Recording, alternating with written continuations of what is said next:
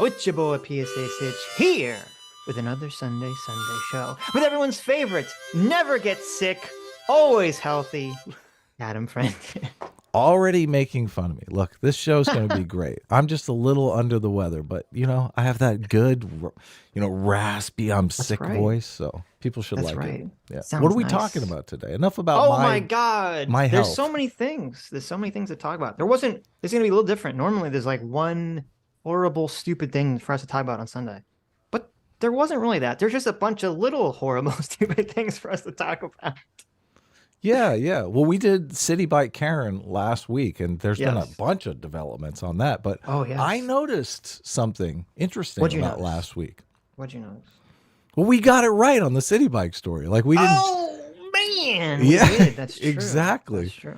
We kept looking at that video, and we're like, it really is impossible to tell what's going on here.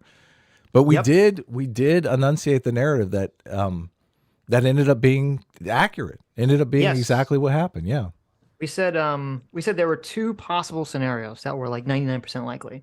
The first was that either the individual, the young black man in the video was either trying to take the bike out on her account, on Sarah Connery, I think her name was, Sarah Jane Connery's account, and kind of like steal it from that way. Or we said that he wasn't trying to steal it on her account. He was just trying to basically cut her in line, essentially, or to just sort of bogart the bike. Right. Hog it, as they say. That's the kids say. Yes. That's true. Bogart is an old saying. Yes. That's true. The bike hog. Well, a bike hog is an old saying too, obviously. That's true. And it turned out that the second one was correct. Yeah. The bike hog scenario. The bike hog scenario, yes. We didn't predict that the exact scenario that he had brought it there in the first place and was hogging it the entire day. We didn't get that part of the story right. So we're gonna watch the updates here. Kind of interesting. The sister of the young man in the video came out with a TikTok, and she sort of gave her brother's side of the story, which hilariously, all the people are pointing to, like Tizzy. You can see his kind of dumb, fat face in the video here. I like that he like randomly just superimposes his face on the video for no real reason other than to just show you that it's on his TikTok. But it's funny because she kind of gives her explanation of the story, and it still makes her brother in the wrong, which is kind of funny. But all the people that were initially attacking Sarah keep pointing to this like it somehow shows that she was in the wrong, and it's like total cope spiral cognitive dissonance land. We talk a lot about moral foundation theory obviously on the show, and I think there is some moral foundation for property rights that they haven't really dug into. And I sent you a video a long time ago, I don't know if you remember it, where they talked a little bit about property rights. The guy is doing a lecture and he gives out like Starburst, I think, and everyone takes one as they pass it around the room, right? But he also tells a story of, when you go to lunch and you set your jacket down on a chair, you set something in front of where you're going to sit, you're kind of claiming that area, right? So I do understand how there could be like a cultural mix up here. He put his jacket on the bike. That's what he's thinking. That's what she's obviously thinking, right? She's thinking, oh, well, he's DIBS'd it, right? Like it's his because he's, he wants it, right? Right. Like he's laid claim to it. Right. That's what she's saying. Yes. He like an old prospector, he stuck his claim. He said, "There's gold in these e-bikes," and he stuck a little sign on it that said, "Belongs to." We don't know what his real name is. Belongs to this guy. Yeah. I mean, do you disagree? I mean, obviously, to the letter of the law, to the contract, he is not entitled to the bike. Sure. Obviously, I disagree with you in that I don't think that. I mean, that what you're talking about happened.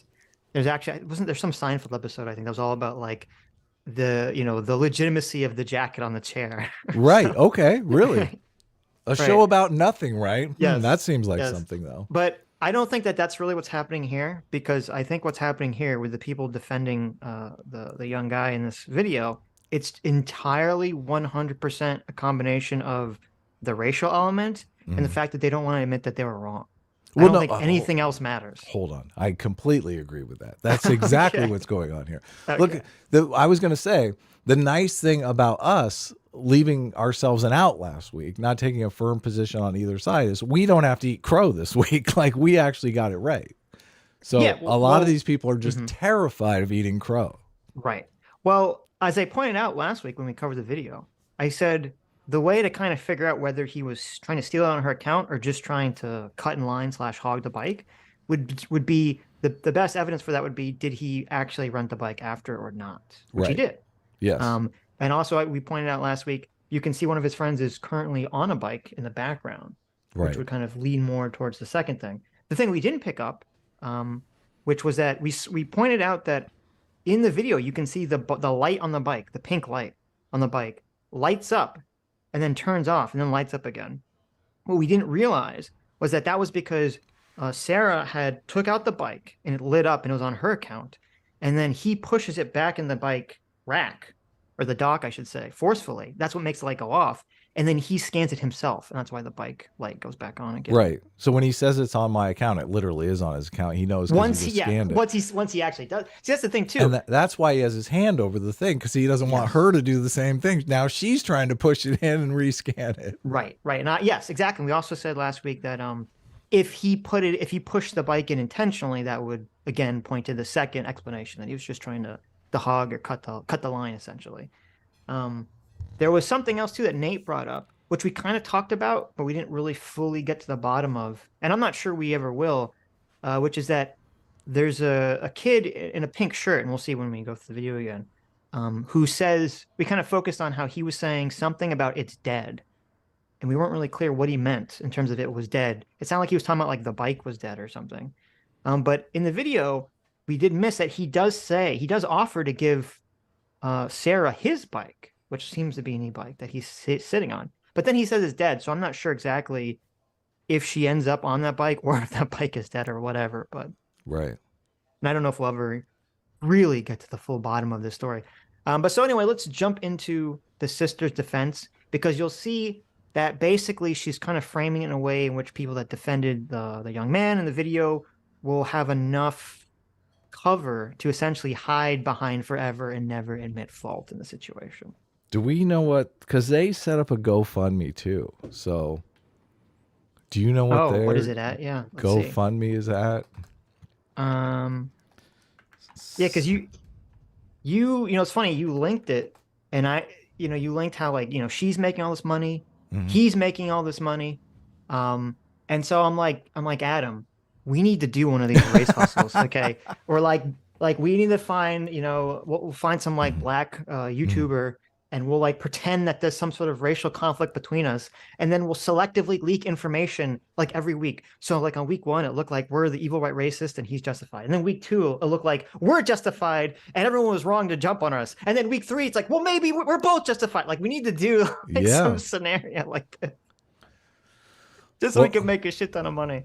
Well, they're up to $73,000. The family of the young man in the CitiBike incident. And this guy hasn't even been doxxed, which is hilarious. Yes. I guess we know which side is the doxing side now, don't we?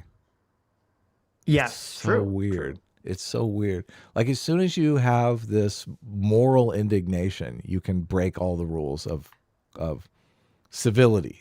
It's since we're trying to catch an evil white racist, right? Doxing is on the table for them.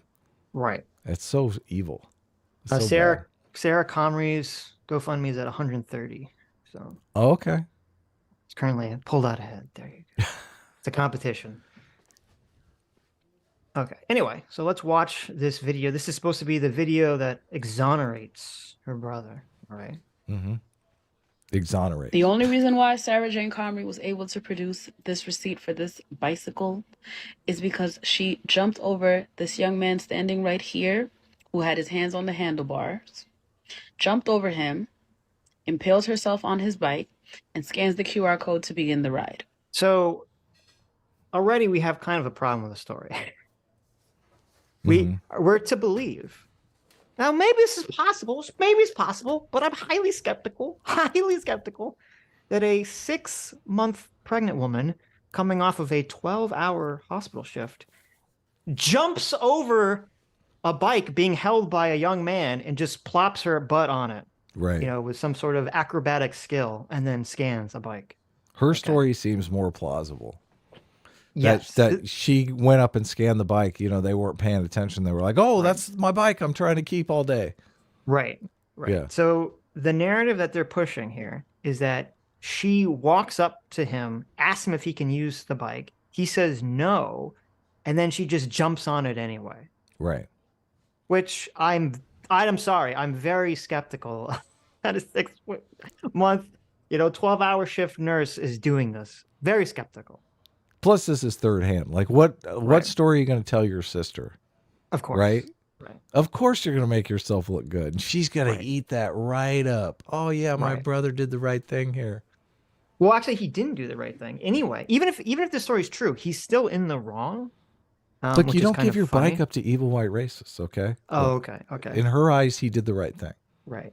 No, we'll talk about that. Even if his story is 100% correct, in terms of like factually correct, he's still in the wrong, and we'll talk about that. But it's just her story, as you said, much more believable, at least in my mind, that they docked the bikes, they weren't paying attention, and she walks up and scans it, and then all of a sudden they're like, "Oh shit, this person's taking the bike," and then they sort of like then they try to hold the bike from going. That seems a lot more believable to me, anyway. Yes, me too. How did all of this happen, and how do I know what happened? Because that young man is my little brother. Bike number 5603915 was in my brother's possession from St. Nicholas Ave, Manhattan Ave, all the way to First Ave and East 30th Street from the hours of 6:33 p.m. to 7:19 p.m. At 7:19 p.m., they dock the bikes. Sarah Jane Comrie walks up to them, asks, "Hey guys, can I use one of you guys' bikes?" She says this as there are other bikes sitting idle at the bike rack. They politely look. She pauses there to exclaim how stupid that is, how greedy she is that she wants this bike when she could just take another bike. No, I want your bike. Look, I like your bike, bitch. That's my bike, bitch. You know how like when you're being bullied in school or you're in prison and the guy comes up and he's like, "You're in my seat." Yeah, like exactly. Seats around. Exactly. That's exactly what she's trying to imply here. That was Sarah Comrie came up. She was six months pregnant. She like walks up with her stomach. She's like, "Hey, you're in my stool, boy." Look, when she knows her brother's squatting on that bike because it's a good bike. I know. It's so self-serving. Like, can people get past their bias just for like 5 minutes? No, of course not. Well, and she knows that like even if this was like the true accounting of the story, there weren't any other e-bikes sitting around. Yeah, totally. Because they had bogarted all the e-bikes. So, but that little pause there, that little just let that sink in. This greedy white racist could have taken it. There was thousands of bikes just sitting there, thousands of e-bikes just available to anyone. There was 1 million e-bikes right there. They're just infinite. There's a pocket dimension of e-bikes right there. She walked up to my brother and she was like, "Hey, that's a pretty looking bike you got there." Exactly. She just did it to be mean. Yes. Get off that bike. Decline. She asks them again, mentioned that she's pregnant, and they still decline. Then, with my brother standing next to the bike with his hands on the handlebars, she jumps onto the bike, sits on the bike, and scans the QR code, thus beginning her ride. Mind you, the bike was in my brother's possession at this time. This is so dumb, Sitch. This is so terrible. I know. Well, it's sort of like so basically what happens in this, we'll talk about this more. So the way this all works is that we find out that he has a CitiBike annual membership. Right. That is, he claims, though I'm not 100% sure how this works, because when I looked it up, the pricing didn't exactly make sense to me. But he claims that they have a reduced price account through snaps. Mm-hmm. So normally when I looked it up, it's something about like, it's like $16 to $17 a month, essentially, to be an annual CitiBike member, which means that you are able to take out a bike, a normal bike or an e-bike, free of charge. There's not like an initial charge, And then the first 45 minutes are free when you ride it. And then after that, you get charged per minute, essentially. Right. And so what people will do if they're riding for longer than 45 minutes is that they'll find a docking station somewhere. They'll dock the bike so it like resets, and then they'll wait like a minute or so, and then they'll unlock it, and then they'll keep riding the bike. Well, I think you got to wait like 30 minutes or something like that. That's why you had to sit on it. Well, I didn't find anything about like a specific length of time in between. Okay. Like I don't know, maybe.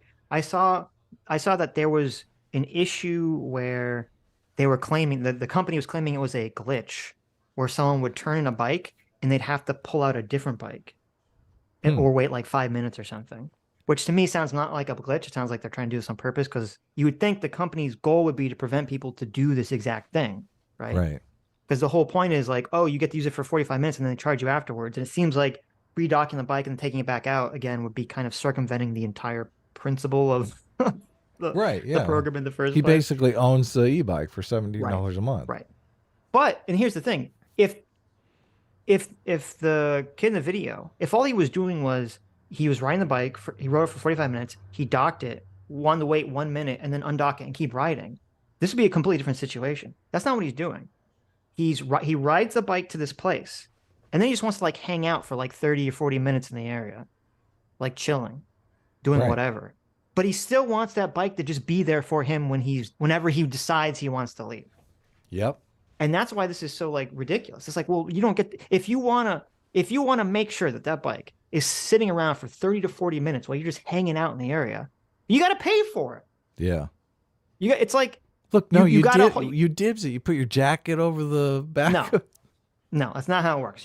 If you want to be there for 30, 40 minutes while you're just hanging out, eating ice cream or just chilling in this area, you have to pay for it. This sounds like white people think to me. You can't just say like, oh, I don't know when I'm going to use this bike. I'm going to use it some point in the future. I don't know exactly when I'm going to use it in the future, but I'm going to use it at some point in the future. So, you can't touch it. You can't use this bike until I decide an hour later to go. And that's what we saw, because what we saw is because he scans the bike when she's on it. Right. Or when she's holding it, because she's not on it. They keep saying she's on it. And I don't know. When the video starts, she's not like on the bike. She's just holding the bike. Seems like she's got one foot on it. It's got like a little scooter base in the middle. Right. But he scans the bike when she's holding it. Or no, I guess she is on at the end of the video. Because she does get off of it. She scans the bike when she's on it after he forcibly redocks it. And then we see from his receipts that he kind of like mills around after she leaves, he kind of mills around and then puts it back in the dock and doesn't take it back out again for like 30, 40 minutes afterwards. Is he charged for that time? I think he is. No, because after she leaves, he docks it like after like 5 or 10 minutes. Right. So he still hasn't, it's not like he just, we had this whole dust up with this lady. She left. We got to go. Right. They just hung around for like 30, 40 minutes. They're waiting for a girl or something. Yeah. So it's just like, I don't know. It's so ridiculous. So the idea that like it's in his possession. It's not his possession. It's not his bike. If he wants to have if he wants to have an e-bike that just exists forever within his permanent care, then you have to buy an e-bike. Okay. I'm telling you, this is not the logic that they're using though. They think they are living under the DIBS logic. They really are. Yes. That's how she can make this video and be like, oh, look, he obviously owned it. He dibsed it. What the fuck? No, you're right. They are operating under the DIBS logic, but it's only because like if the races were reversed, none of them would accept this DIBS logic. Of course they wouldn't. They would say white people are dibsing everything. Exactly. Like white people come in and they just dibs everything. Oh my God. And they'd be saying, it's so funny. They keep accusing Sarah of like having such privilege in the situation, right? Like how dare she has the right to like come up and use a bike the proper way it's supposed to be utilized, with their phone and all this stuff. When I'm like, this kid, he's the fucking one who's got all the privilege here. He thinks that he can just hold on. He's privileged to just hold on to this bike indefinitely just because he found it first and is not paying for it. That's not how it works. That's a lot of privilege. It is. It's wild. It's wild. So this screenshot is from 6 minutes after the previous ride ended. As you can see, 7:25 p.m. Previous ride ended 7:19 p.m. You can't see the exact number because the little TikTok logo's in the way, but you see. So this is when he scans it when she's on it at 7:25, and you see he redocked Keeps it for like 6 minutes. Yeah. Yeah, exactly. So it's not even like he left. He just kind of hanging out after that whole thing goes down. Yeah. Well, then they brought another one out though, where they show him riding home, but I don't know what time he rides home. Yeah, we'll see. I don't remember if it shows the exact time, but we'll see. And you see, it says you saved $6.59 because that's how much it would cost normally. Yeah. These gentlemen, these boys, did not steal this bike from Sarah Jane Comrie. She stole the bike from them. Look at Tizzy comes up. Oh my God! Look, I was right about something. Right. What's up? Yeah. What the fuck? What is? Okay. Is this the simulation winking at us, Adam? We have some idiot named Tizzy and some idiot named Mizzy. Both of them were talking about the same thing. What are the chances of that? I know. I was thinking the same thing. Jeez. I watched a bunch of videos on this Tizzy guy, and man, he's got a sordid history. Oh my God. We're going to watch at least one of those. It's pretty funny. Then proceeded to weaponize her whiteness. Video started being recorded at 7:24 p.m., close to 7:25. My brother's ride that was in the previous screenshot starts at 7:25. The initial ride where my brother rode the bike all the way over to this bike dock ended at 7:19 p.m. There were a number of bikes at the bike rack already there when she arrived. She still proceeded. Look, she does her little push the glasses up. Other bikes. There were other bikes there. I just totally sidestepping the issue. I know. It's like, of course there were other bikes. There was other slop, other shit nobody wanted. Yes. Why didn't he take the other bikes? Yes, it's just so. Oh man. Which first of all, okay. Shit out of me. Let's say let's give let's say that this story is 100% true, like the way that they tell a story. Okay. I can't imagine being a 17-year-old young man who I don't know if. So by the way, he didn't start to pedal home until like 9 o'clock at night or something. Really? Yeah. So he was out for like a long time. It's not like he was immediately going home after this. You know, they're hanging out in the air for like another 2 or 3 hours. He needs that bike. It's his transportation. So yeah. So I'm like, okay, I can't imagine being such an asshole at that age, at 17, where if a pregnant lady, a pregnant nurse or a registered or RN or no, she was a doctor's assistant. I'm sorry, where a pregnant doctor's assistant in her hospital scrubs comes up to me and says, "Excuse me, can I use this electric bike to pedal home after my 12-hour shift and I'm 6 months pregnant?" Can you imagine being like, "No, fuck you, lady." Like, no, I'd be like, "Of course you can ride this. Listen, it's fine. I'll ride a normal bike, and if I find an electric bike, in the next 2 or 3 hours, then I'll switch it out." I don't think so, man. He wants that bike parked out in front of his house. Oh, okay. I'm dead serious. Well, no, I doubt that it would. I doubt he would. So there's an article I'm going to read after this that is by our favorite journalista, also known as Listen Bitch.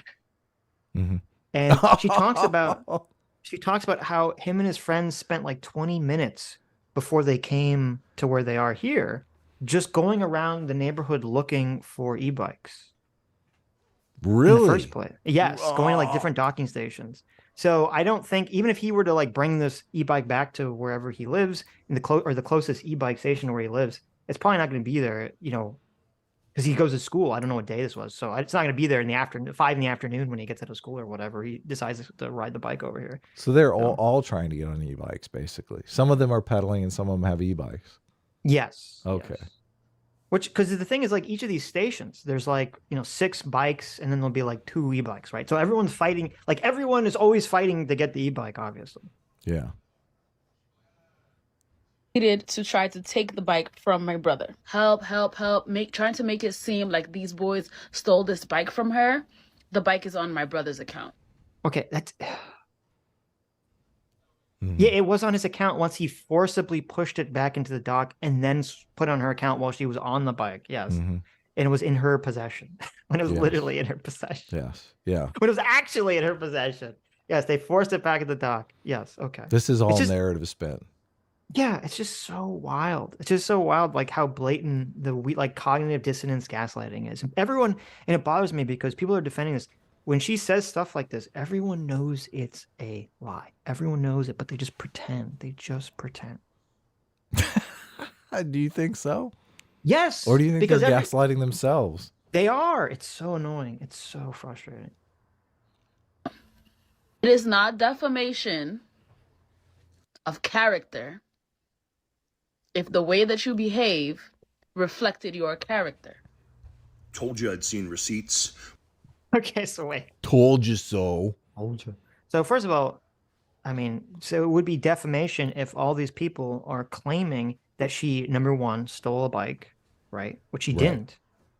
Okay. Even if her story is 100% true, she still didn't steal the bike. Of course. She was still entitled to use the bike. Right. You're not entitled to just stand around and call dibs on the bike. And calling the police is not attempted murder. Okay. No. Like, fuck that noise. Or just saying help, right? She didn't even say call the police. She said help. Number two, you know, all these people were saying that she was trying to use her whiteness to steal the bike, that she was racist. Her sister in the video said that she was using her whiteness to attack her brother. And they're all saying this like, not like it's their opinion. You could say, well, it's my opinion. They're all just saying this like this is a fact. This woman was decided that she is a white lady who was going to come up to this poor black man and poor young black boy and steal the bike from him with her whiteness. Yep. Yeah. Hilarious. But let's go ahead and review some things. First and foremost, I would like to reiterate that for myself and many others that initially posted about this, we weren't talking about a stolen bike. We didn't care about a stolen bike. It was her behavior. It only became about a stolen bike after she released receipts and made claims that they were trying to steal her bike. Remember her? So I keep hearing them say this, and it's like this insane argument. Again, this is like the insane gaslighting. So it has to be about the bike. Unless Tizzy and all these other idiots are going to say that her story, unless they agree that her story is 100% correct, which, by the way, they all tried to pretend like her receipts were fake. Oh, yeah, I remember that, yeah. We watched a video on Sunday. I could do this in Photoshop.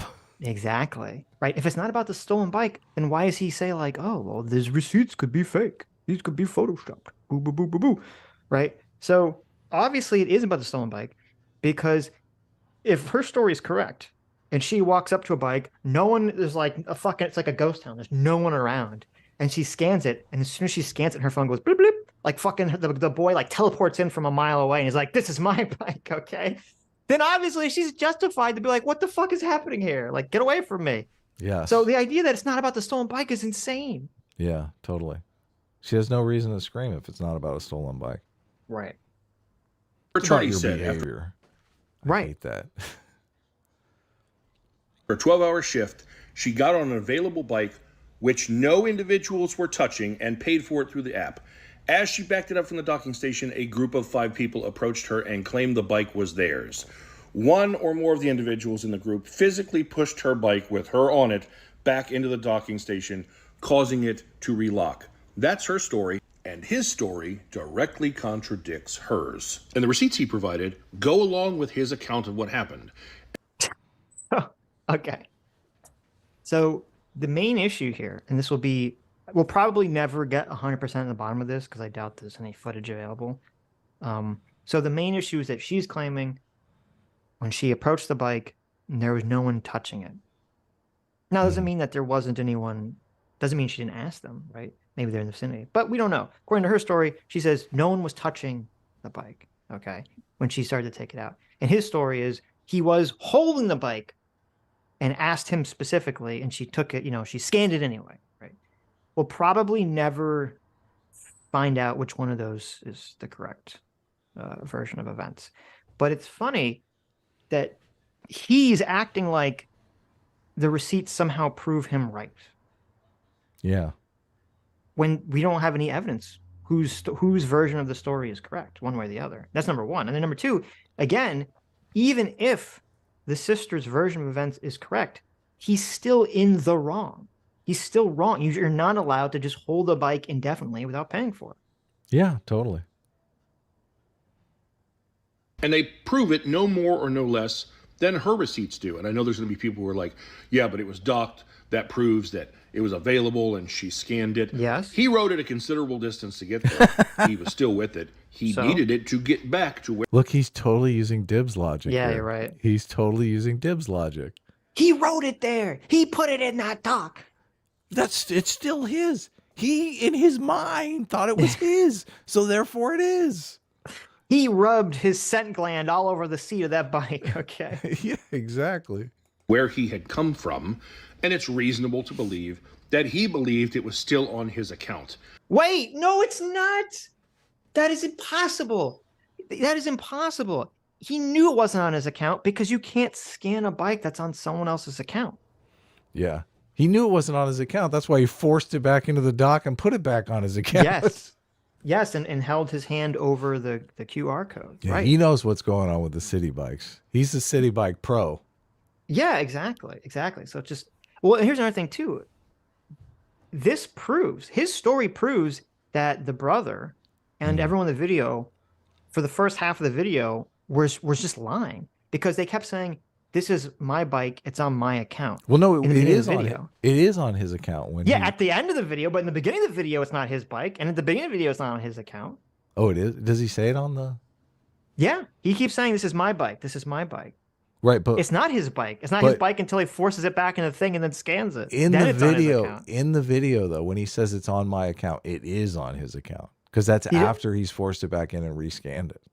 Oh, he doesn't. I thought, well, maybe we'll watch again. I thought he says it's on his account before he even does that. I think is he just saying it's my bike? He's not saying it's on my account. He's just saying I think he says it's my bike. Okay. It's my bike. And then he says it's on my account after he rescanned it. Right, okay. So technically, I don't think he is lying. Well, no, if he says it's his bike and it's not, that is a lie. Oh, yeah, of course. But, you know, in the DIBS logic, it is his bike. Okay. Right.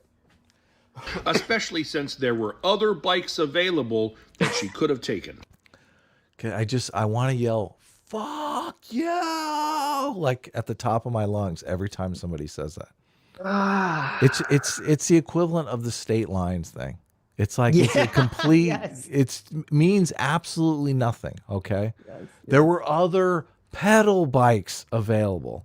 Right. There was other slop. It's like saying, you know, it's so obviously. It's like. Go ahead. It's like if you go to the grocery store. Yeah. And there's like one box of Cocoa Puffs left. Right. And you grab the box of Cocoa Puffs, and someone's like, "Hey, I was looking at that Cocoa Puffs from 5 feet away from you. It's my Cocoa Puffs." And you're like, "No, what? I grabbed it first. It's mine." They say, "No, no, no, no." And you're gonna fight over the Cocoa Puffs, and someone's like, "Listen, there's other cereal everywhere. There's other cereal in the aisle. Look, there's the store brand version of Cocoa Puffs called chocolate nuggets. Why don't you eat the chocolate nuggets and give me the Cocoa Puffs?" And you're like, "I don't want the chocolate nuggets. They taste like dog food." Exactly. It's exactly and everyone what's knows. Going on everyone here. knows that the chocolate nuggets taste like dog food. Okay, everyone knows what those chocolate nuggets taste like. And I'm like, why don't you take the fucking chocolate nuggets then? I'm just not convinced Tizzy knows though. Tizzy doesn't know the difference. Listen, Tizzy's a big boy. Okay, he looks very fat. He knows about the chocolate nuggets and the Cocoa Puffs. He doesn't want that store brand. No. I'm sure people are going to be like, why didn't he come out with the receipts sooner? How about because he didn't have a team and a lawyer working for him, trying to change the narrative in the press? And you want to talk about being defamed? There are a ton of articles that paint that young man as a thief. This is from a day ago. Okay, so critics call. Yeah, this is total bullshit. Because he did have a team. What are you talking about? The whole media was on his side. He had a fucking amazing team working for him. He's like, I'll just shut up, man. They're doing my work for me. Yeah. Well, and also she, you know, it's so funny. There's like, she got a lawyer and she, you know, hired some public opinion press guy to like write this positive story for in the USA Today. It's like, that's because she's going to get fired, you dumb fuck. That's because people like you, literally people like you on TikTok are trying to destroy her life. Okay. Nobody knows who the fuck that kid is. He has zero threats, zero to worry about because nobody knows who he is. I still don't think anyone knows who he is. Yeah. He's fully safe. No one's trying to dox him. They couldn't. No one knew how. No one knew. They couldn't just look. Okay, we don't live in like the high tech, NCI future where like, oh, here's a blurry photo of the guy. Like, computer, do all hand scanning to figure out like this guy's identity. No one knew who this kid was. Look, the team of TikTokers dox this woman, like the Yes. news dox this woman. They could have done that with the guy pretty easily. Well, I don't. Somebody Actually, I don't knows agree. this guy. I don't, because the way that they found out who she was probably mostly through the fact that she worked at that hospital. Oh, okay. And so usually when you go to the hospital, they have all the pictures of the staff and everything at some place. So Called CitiBike Karen a racist. Then the facts came out.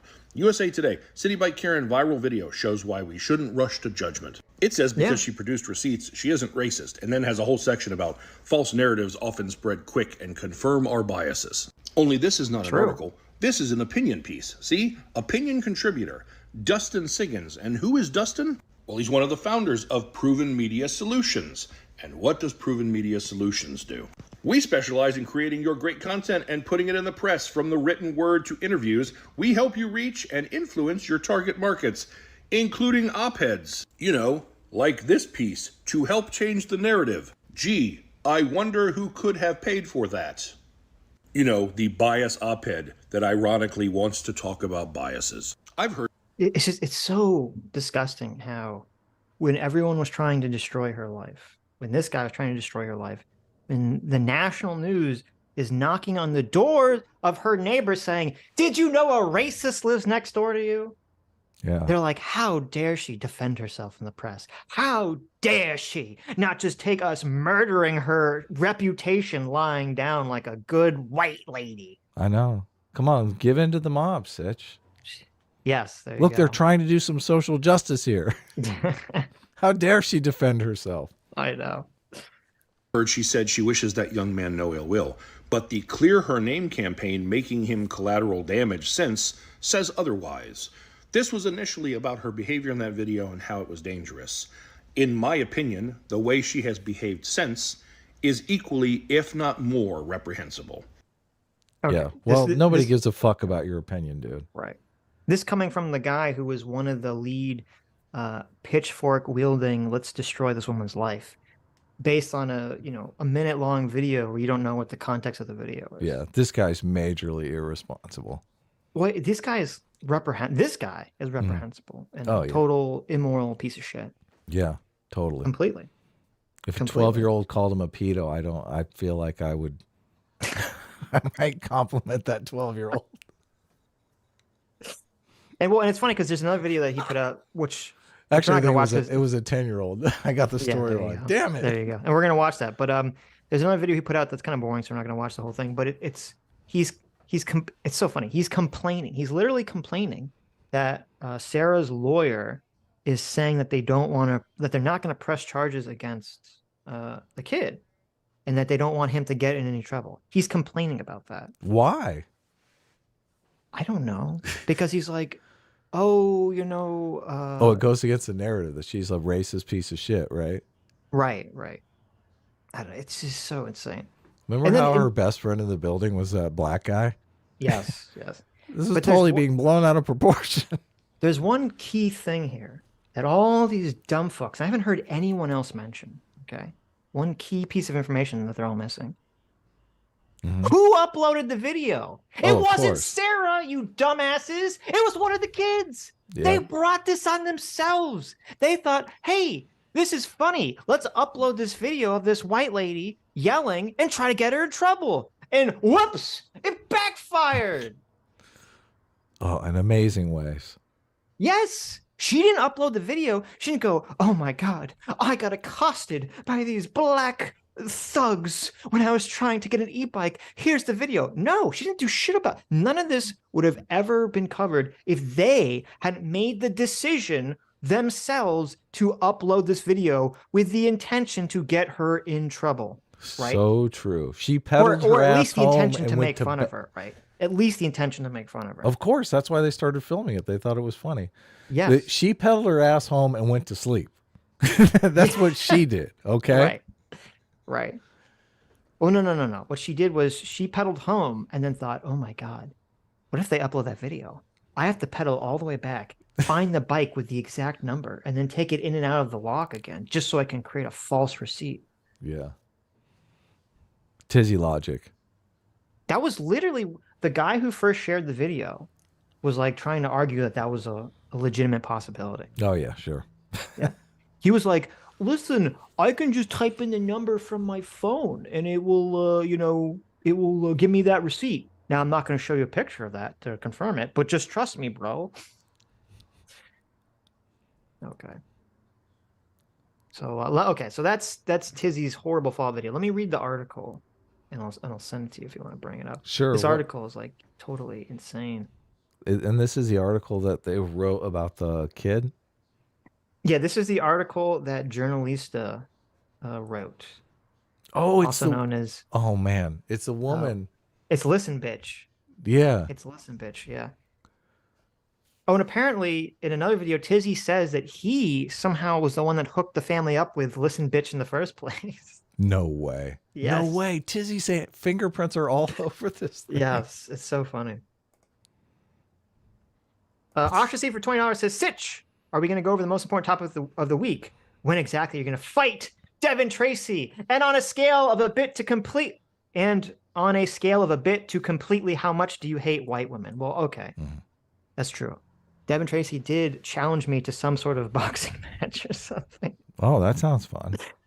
When is that happening? What do they call that? Creator clash? Influencer boxing? Is that? Yeah. We should call autistic clash. You're going to participate in creator boxing? Well, no. So if you remember, last week, Counterpoints, friend of the show, Counterpoints, former police officer, he said he would be my champion and he would stand in my place. Oh, you're right. Yes. Yes. So there you go. There you go. That'd be great. But there is some updates to the Devin Tracy drama, but we'll say that to the end. So, because that's obviously it's less important. Yeah, who cares? And to answer your second question, I hate all white women. Okay, I just despise them with all of my passion completely. I think we should repeal the amendment that allows women to vote, but only for white women. I think all other women of all other ethnicities should be able to vote, but not white women. Really? Wow. Yeah, that's my taking take. A strong stance. There you go. Boa Peck for $20 says she proceeded to weaponize her whiteness. Quote, but Fitch, whiteness doesn't have anything to do with white people. Good point. Oh, yeah. Adam, tangent, are dictators' handbooks and why nation fail talking about the same phenomenon from alternative perspectives? Yes. That's why they're great. There you go. And the point you bring up about whiteness, that's a good point. And when people try to say, oh, when we talk about deconstructing whiteness, we're not talking about white people. It's like, yeah, but anytime there's a white person in any situation, you say, they're leveraging their whiteness. So, EHAF for $20. Thanks so much. It says off topic, but quote, rapid onset gender dysphoria paper to be retracted for bogus informed consent violation. Author reported by Just the News yesterday. Really interesting. There was a second. Are you talking about the original one, or there was a second rapid onset paper that came out, I think, like last week or a couple of weeks ago? So, be interesting. Might be the new one. Maybe. Anyway, so let me read this article. Mother so this is of teen in CitiBike video speaks out. That's right.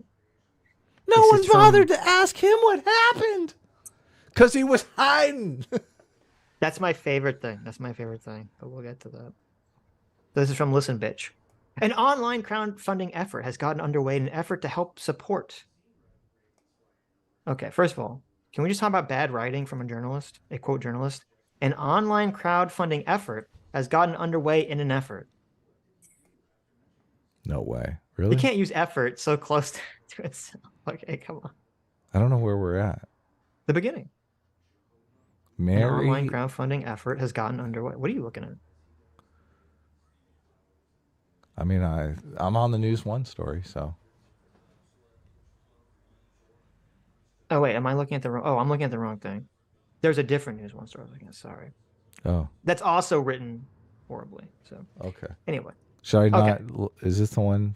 Yeah, no, you're on the right one. I was on the wrong one. Okay. Mary and Michael are eager to talk to me. But Betty, their mother, is reluctant to let Michael speak with anyone. He's only 17-year-old. He's my baby, Betty says. He's a senior in high school. He should be planning to attend his prom and looking forward to walking the stage at his graduation in a few weeks. But instead, he and his family have spent the last week and a half living in turmoil. Ouch. So, wait a minute. Turmoil. If nobody knows who he is, how has he been living in turmoil? Well, I'm sure his friends know. Oh, you're the guy in the story. A lot of people know who he is. Yeah, but no one publicly knows who he is. No, of course. But, you know, could be any second now. Everyone knows who he is. Okay. Michael is a teen in the infamous CitiBike video with Sarah Jane Comrie, the woman who has been accused of weaponizing whiteness and her tears. That was another thing. They all accused her of fake crying. They did in the video, yeah. Yes, yep. Not a tear came down, bitch. Well, not just in the video, but I mean a lot of people reporting on the story. Of course. Saying that. In an effort to take the bike from the teen in New York City, Betty has seen video after video of racists and trolls calling her son a thug and a thief and labeling him as a man when, in her words, he's just a boy. Well, listen, I'm sorry that we all can't magically, we're not like the guy at the carnival that walks up and he guesses your age accurately. Right. Like from a fucking blurry, 420p video, it's hard to tell exactly the age of everyone involved in this fucking thing. It hurts her that people are saying these things that she knows are not true about him. Betty is upset because she says the narrative has been one-sided. Okay. Are you ready to hear one of the dumbest sentences ever spoken out loud? Let's do it. Okay. No one bothered to contact us to find out Michael's story. She said in a low voice during an interview on Wednesday. They write all these things about him, but no one bothered to ask him what happened or look at his receipts. Because he didn't know who he was. How the fuck could those words leave a person's mouth and enter into this space so that they can enter into another person's ear and not think, I shouldn't say this because it's the dumbest fucking thing a person's ever said. Of course, no one asked. No one knew who he was. Okay? How did you want them to ask? Were they supposed to fucking go on the rooftop of New York City and put out smoke signals and say, hey, if you're the fucking CitiBike kid, respond in smoke signals, please. Right. What the fuck? This is so stupid. And they all repeat it. Tizzy repeats it. Journalista repeats it. The mom says it. How the fuck are people this dumb? Well, it's convenient for one thing to be this dumb. It's not. This is like, I don't know how you can eat food and not fucking stop breathing at the same time levels of dumb. It's true, but it is self-serving dumbness, you have to admit. There cannot be a person alive that looks at this and honestly says, that's a good point. What the fuck? There are, though. There are so many people that are saying that's a good point. Of course, it's self-serving for them to say that, but that's why they're saying it. I said on Twitter, this is literally worse. This is worse than the how'd you feel if you didn't eat breakfast yesterday question. This is worse than that. And so me tweeting that out made Listen Bitch block me. She didn't like it. Did she really? Oh, wow. She did. Yeah, she didn't like that I tweeted that. Did you tweet it at her? I guess you must have. I quote tweeted her article and her talking about this because she quoted that specific part in her. So she does this thing that's really pathetically hilarious where she wrote this article and then she tweets like 20 tweets that all have this same article attached to it, and then it's like a different quote from every part of the article. How did this article get out if nobody reached out to get their story? Well, so the sister apparently somehow reached out to Tizzy, I guess. Because I think he was that video of her. I think that was originally posted on Tizzy's account, and then Tizzy somehow connected that family with Journalista. Right. So that's how. So, but anyway, it's just like, this is so dumb. They're like, oh, why don't we live in the Minority Report future where we have precogs who can just determine the people's fucking identities? Yeah. Anyway, Okay. Michael interjected. Maybe Michael was like, listen, Mom, that's really stupid. Can you go away for a second? No, he doubles down saying, that's because if they had my side of the story, she doesn't have a case. That's so... to see it that way is just so... stupid. Yeah, of course. Like, they can't even see the other person's perspective at all. Right. They don't understand. Yeah. No, this makes you look bad. Right. Mary agreed with him saying, right. There you go. That's right, son. That's right, son. Throughout the entire 50-minute interview with Betty and her children, she had her phone out watching video after video of conservatives and racists saying negative things about her baby. I would like to see those videos. Yeah. I don't know. I wonder what videos she was watching. Probably Nate the lawyer. There you go. She's afraid that someone will try to harm her son or her family. Mm-hmm. You know, so again, no one knows the identity of this kid. Okay. Number two, your son or your son's friend made the decision to upload this video in the first place. The thing that's weird is that I believe that the first person that uploaded it was that weird Antifa ACAB white journalist guy. Mm-hmm. So did they send it to him? Like, how did he get the video? Yeah.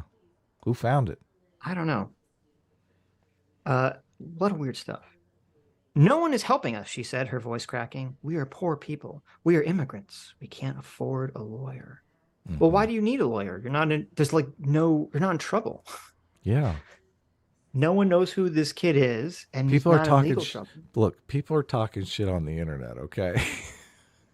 Yeah, but Sarah's like getting fired from her job and getting her life destroyed. I know. This kid is like, no one knows who he is. It doesn't matter. You know? Yeah. A Bronx tale. Mary and Michael live with their parents and another brother in an apartment in the Bronx. Mary and Michael were born in the U.S., but their parents are immigrants from West Africa. Mary and her other brother and both parents work to help contribute to the family income. We live in the Bronx, but my brother spends a lot of time in Harlem, Mary said. He has friends there. On May 12th, the day of the incident, Michael and 4 other teenagers rode bikes from the Bronx to Harlem. So this is the first ride. You see, it starts at 5:53. Mm-hmm. Okay. My brother is an extreme CitiBike rider, Mary said proudly. He is in a group called CitiBike Angels that sends out free stuff to people who have accumulated a certain amount of points. My brother has been a frequent CitiBike rider since 2020 or 2021. Now, I don't know about you, but when I first read this sentence, I thought that since it's called CitiBike Angels, in the way that they kind of she kind of words this, I thought that this was some kind of charity where, you know, CitiBike, if you ride a certain amount of miles, maybe CitiBike will like give stuff to poor people or something, right? Is that how you interpreted that sentence? No, I thought it was like one of those stupid points programs or something. Okay, so you're correct, Adam. It is a stupid points program. Right, yeah. Okay, so I looked this up, and it's actually hilarious because this gets brought up a couple of times. What exactly CitiBike Angels is, okay? So let's see. CitiBike Angels. As a bike angel, you ride bikes from crowded stations to those that are running low on bikes, making the system work better for everyone. And in return, those rebalancing rides will add up to sweet rewards. Wow. Okay. Okay. So this is important and I think hilarious. So basically the way the system is supposed to work is if you take a bike, because like obviously if you're living in a big city, you know, there's going to be like the bikes in the main transit areas are going to be used like all the time.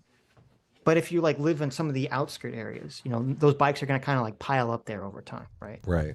And so they actually, CitiBike will actually give people points, which they actually can turn into like, you know, gift certificates and shit like that. Or if they drive bikes from these sort of outlier stations into more common areas, so other people can use them, right? I'm getting so educated on CitiBike. Right. But the reason I bring this up and the reason I think this is funny, because first of all, she brings this up like it's some sort of defense of her son, when he's literally doing the exact fucking opposite of what the CitiBike Angels are supposed to be doing in the first place. Right. Because the whole point of the program is you're bringing a bike from a lesser used place to a more used place to help everyone else. He and his friends are going around finding all of the e-bikes so that they can hold them for the entire day. And it's just bogarting them and hogging them for the entire day, which is the exact opposite of being a CitiBike angel.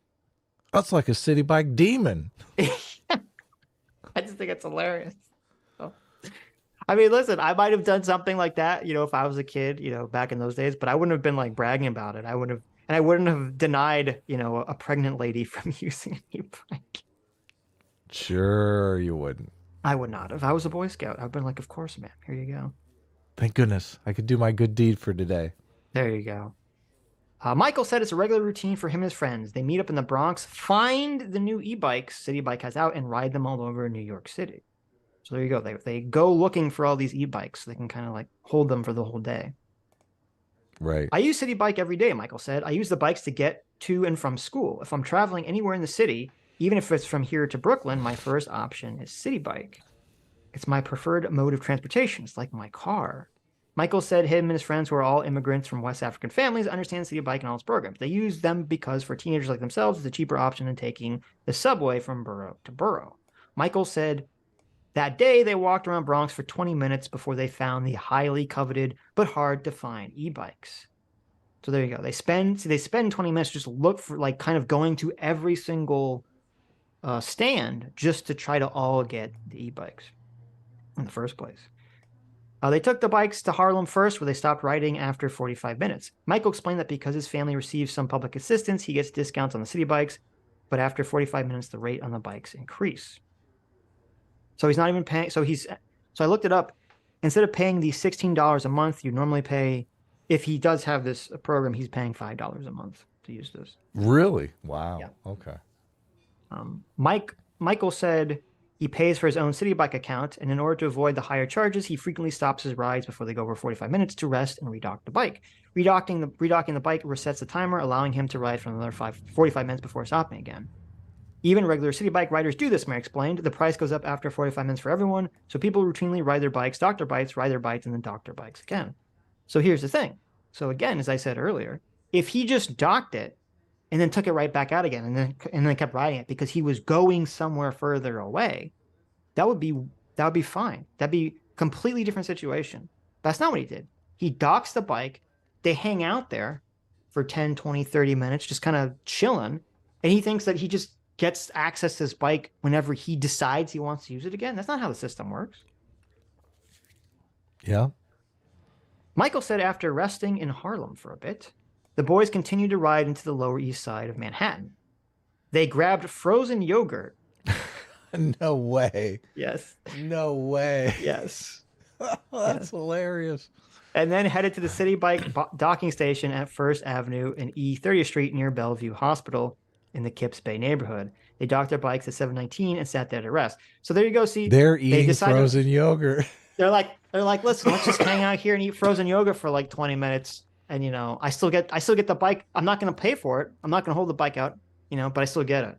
We can't. He can't really do that because it'd be charging him the whole time. That's the point. If you as an individual want to make sure that you retain ownership or control, I should say, of this bike, then guess what? You have to pay for it. But that's the rule. But Sitch, how is he supposed to ride the bike all day for free? Come on, Sitch. Well, I'm sorry, but that's not how it works. If you want to do that, then sometimes you're just going to end up having to ride a pedal bike at the end of the day. Oh, okay. Man. Or you're going to have to look at the end of the day to find an e-bike if you want to ride back home. That's just the way it is. Why are there even pedal bikes in this system? I mean, it's such a slap in the face. That's the real question. I blame this CitiBike scam here. True. Well, eventually, I'm sure they'll all be replaced, but they're obviously way more expensive to make. So, Michael insisted he and his friends never left their bikes unattended. They claim they don't leave their bikes. Left the bikes. Michael said all four of his friends also had the same CitiBike reduced fare membership, so they docked their bikes to stop the timers from going over 45 minutes. Four of the boys were sitting on their bikes as they rested, but Michael was standing next to his with his hands on the handlebars. He put his jacket on the bike. He said, "DIBS." Okay. Of course. It doesn't say that in the story, but we know. No, it doesn't. Yes. They were there for a few minutes when he said Sarah Jane Comrie approached the group. She initially asked one of Michael's friends if she could take the bike he was resting on. He politely declined, informing her that they were going to be leaving shortly and using the bikes again, which turned out to not be true, but okay. She next approached a different boy in the group and asked him the same thing. The boy also politely declined. Michael was standing near his bike with his hands in the handlebars. According to Michael, Sarah J. Comrie asked him, "Can I please have this bike?" Michael said he declined. "No, I'm about to take it back out," he told her. Michael said Sarah Jane Comrie then said to him, "I'm pregnant. Can you help a pregnant woman out?" He said, "Fuck you. Your baby's going to be retarded." No, that's not what he said. He said, of course. According to his story, he said in the most polite way possible. He said, "I'm sorry, ma'am. I've ridden this bike all the way from the Bronx, and I need this bike to get back home to my ailing mother and take care of her." What a sweetheart. Michael then says that it was at that moment that Sarah Jane Comrie moved closer to him and his bike, leaned over him, and scanned the QR code with her phone, even as he had his hands on the handlebars. Oh my God, she's totally jacking him. That's right. She said, "I don't care about your..." She took his jacket, she threw it out the chair and said, no dibs. Look, she can see that that bike is available on the app. She tells that in her story. She's like, I went directly to this bike rack because I knew they had a e-bike there. Yeah, well, yeah, you're right. It's in the docking station, so it will say on the app that it's available. It's in the, she can physically see it's in the docking station. She can and the light read in the the front handle. is not on. Yeah. She knows what's up. Right. I mean, I'd be pretty pissed if if I'm getting off work, open my phone, I see, oh, there's, an electric bike here. I walk there and I find out, oh, there's just a couple of kids. They're just sitting on the e-bikes in the docking station, not using them. Yeah. Right. That pissed me off. But anyway. But no, listen, they called dibs on it. Okay. They just get it indefinitely, forever, for the whole day. Robbie from the Hill said, and I don't know if it's a CitiBike service, but he uses some bike service where you can actually reserve it. And he says his experience is sometimes the bike will be reserved and he'll see someone there trying to rent it out. And, he'll just kind of stand back and wait till they figure out, okay, well, it's not rentable. Right. So move on. Yeah, I heard him say that, and I don't know. Yeah, I don't know. I've never heard anyone else say that that's how the CitiBike works at all. Right. It doesn't seem like it's this situation. So yeah, maybe something different that he did. But she pushed her way onto the bike and attempted to remove it from the docking station and take it. Well, she succeeded in removing it from the docking station because we saw that in the video. It was at 7:24 p.m. and that is when the boys began recording. You can hear them in the video calling for someone to record Sarah Jane Comrie at the beginning of the footage.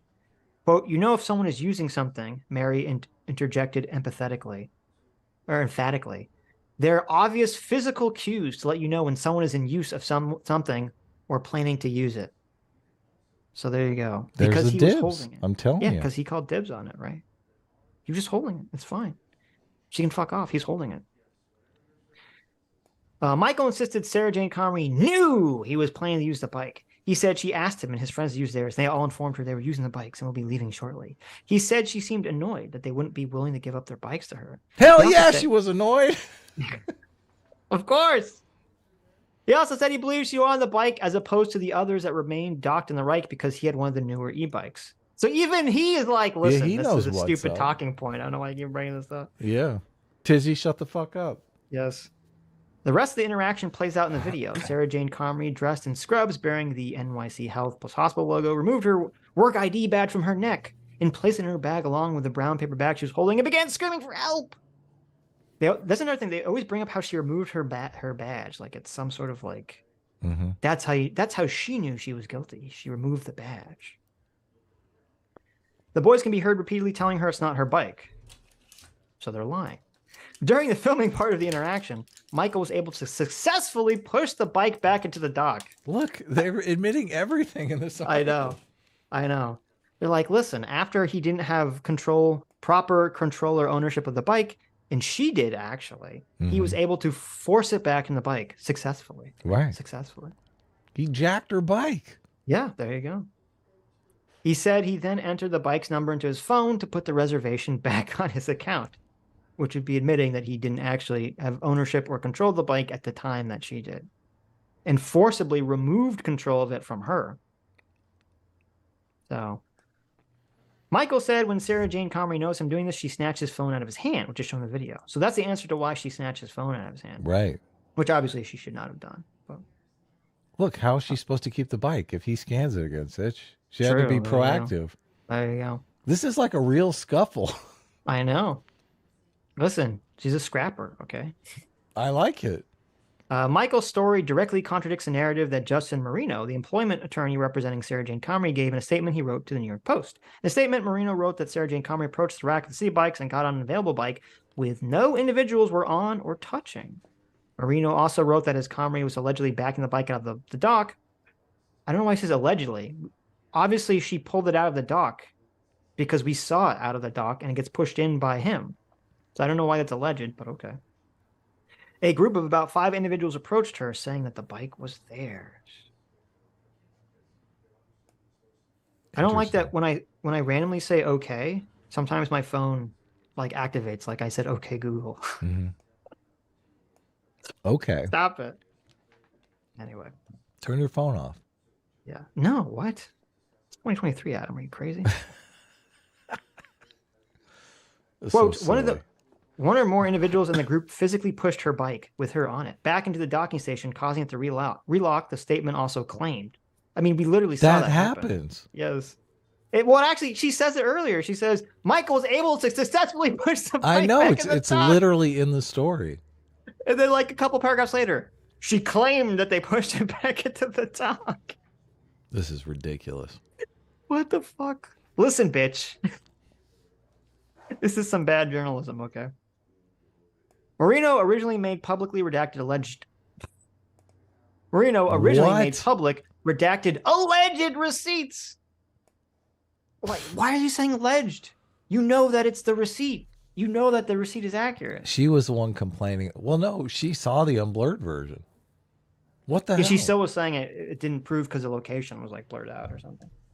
Oh, yeah. They didn't give her the address and stuff. Yeah. They didn't trust her with that stuff, and I wouldn't either. I can't imagine why.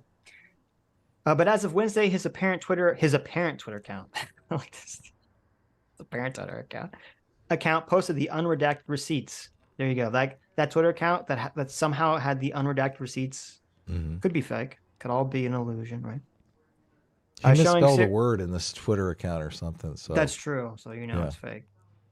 Showing Sarah Jane Comrie had rented the bike for 1 minute at 7:24. The timestamp matches both the video and Michael's version of events. Well, then I guess you don't have to say it's alleged every 2 seconds, but okay. Michael provided News One with copies of all his receipts for the bike from that day. They show he originally rented the bike at 5:53 p.m. and he returned it after his final ride at 10:12 p.m. Right. 10:12. Okay. Right.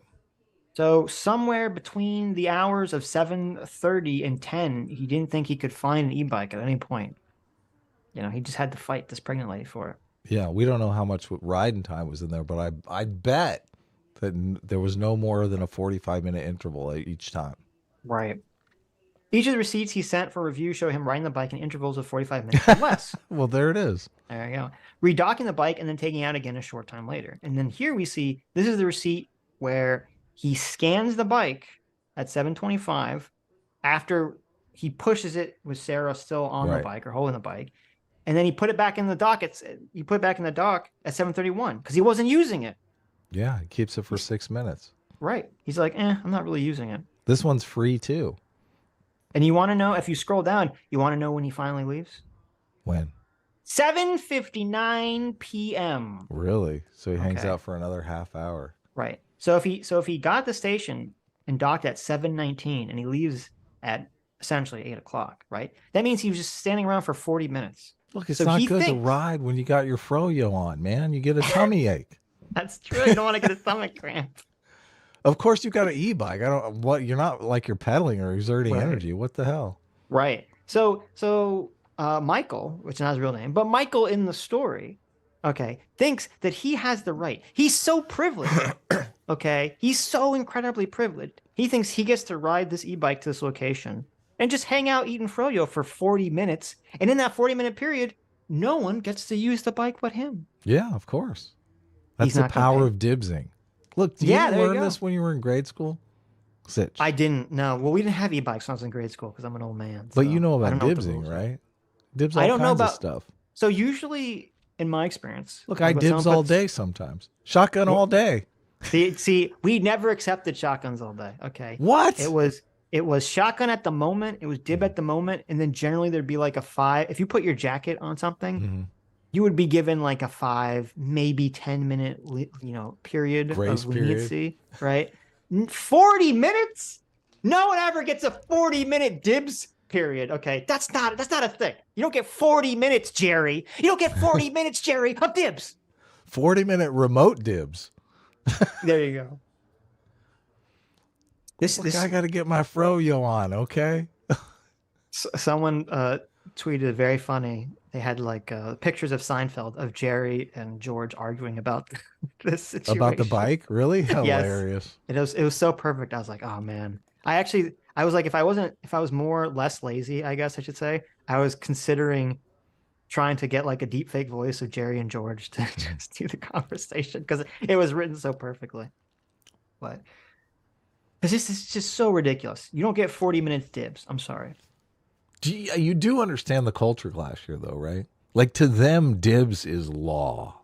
No, I don't. I completely disagree with you. You cannot go against the law.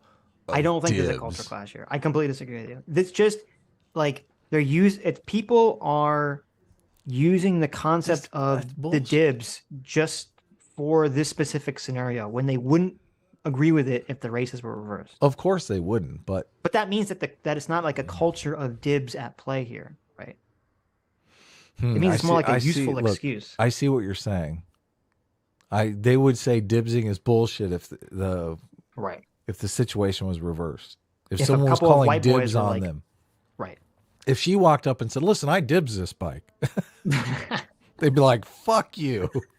Well, she's like, "Listen, I rode this bike here 12 hours ago before my shift started." Okay.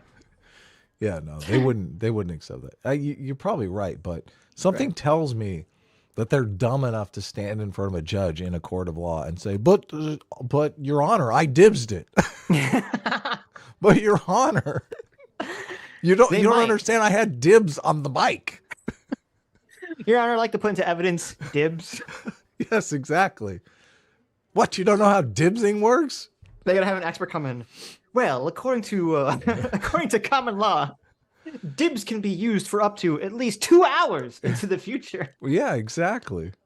Let me cite Johnny versus Jimmy at the Jungle Gym at Southwood Elementary School. Exactly. Johnny called dibs on this one swing before recess started, and 2 hours later at recess, he was granted the dibs. Clearly, when he unlocked the bike this morning, he said, "Dibs all day." We've had enough here. This case is closed. I've heard enough. We in American society must respect the dibs. Yes, we have a culture that respects the dibs. He's closed. Get out of here, Karen. Fired from your job. Oh, God. It wouldn't surprise me if that happened. It still wouldn't surprise me if that happened. Yeah. Okay, let's go back to all these Soros-appointed judges. There you go. All the Soros-appointed judges, they love the dibs. They do. They do. They do. Okay. The impact of all this on a 17-year-old black boy in America. In America. That's like a heading. That's a heading. I know. That's a heading. What the hell? I mean, no impact on a lady who's threatened to lose her job and while she's pregnant, right, in her career. Of course. And you know, if she did, like, and this is why it's just so despicable. These people are fucking evil, okay? They are evil. They're like whining about this kid who his friends made their own decision to upload this video. He's not been identified. So it's not like he's threatened or anything with any sort of repercussions whatsoever. No. While this woman was not only threatened to be fired. By the way, if she hadn't produced receipts, probably would have not only been fired, but probably would have never been able to be hired at any sort of medical job ever again. So branded a racist. She's working at 7-Eleven. Yes. So all of her years of experience and all of her work career would be utterly destroyed because some fucking pieces of shit We're like, we called dibs on a bike, and now we're gonna film it and put it on the internet. And some greater pieces of shit like Tizzy and are going out there trying to get this woman's life destroyed. Yep. Yeah. The mob, the fucking stupid low IQ mob, just out there to like moralize.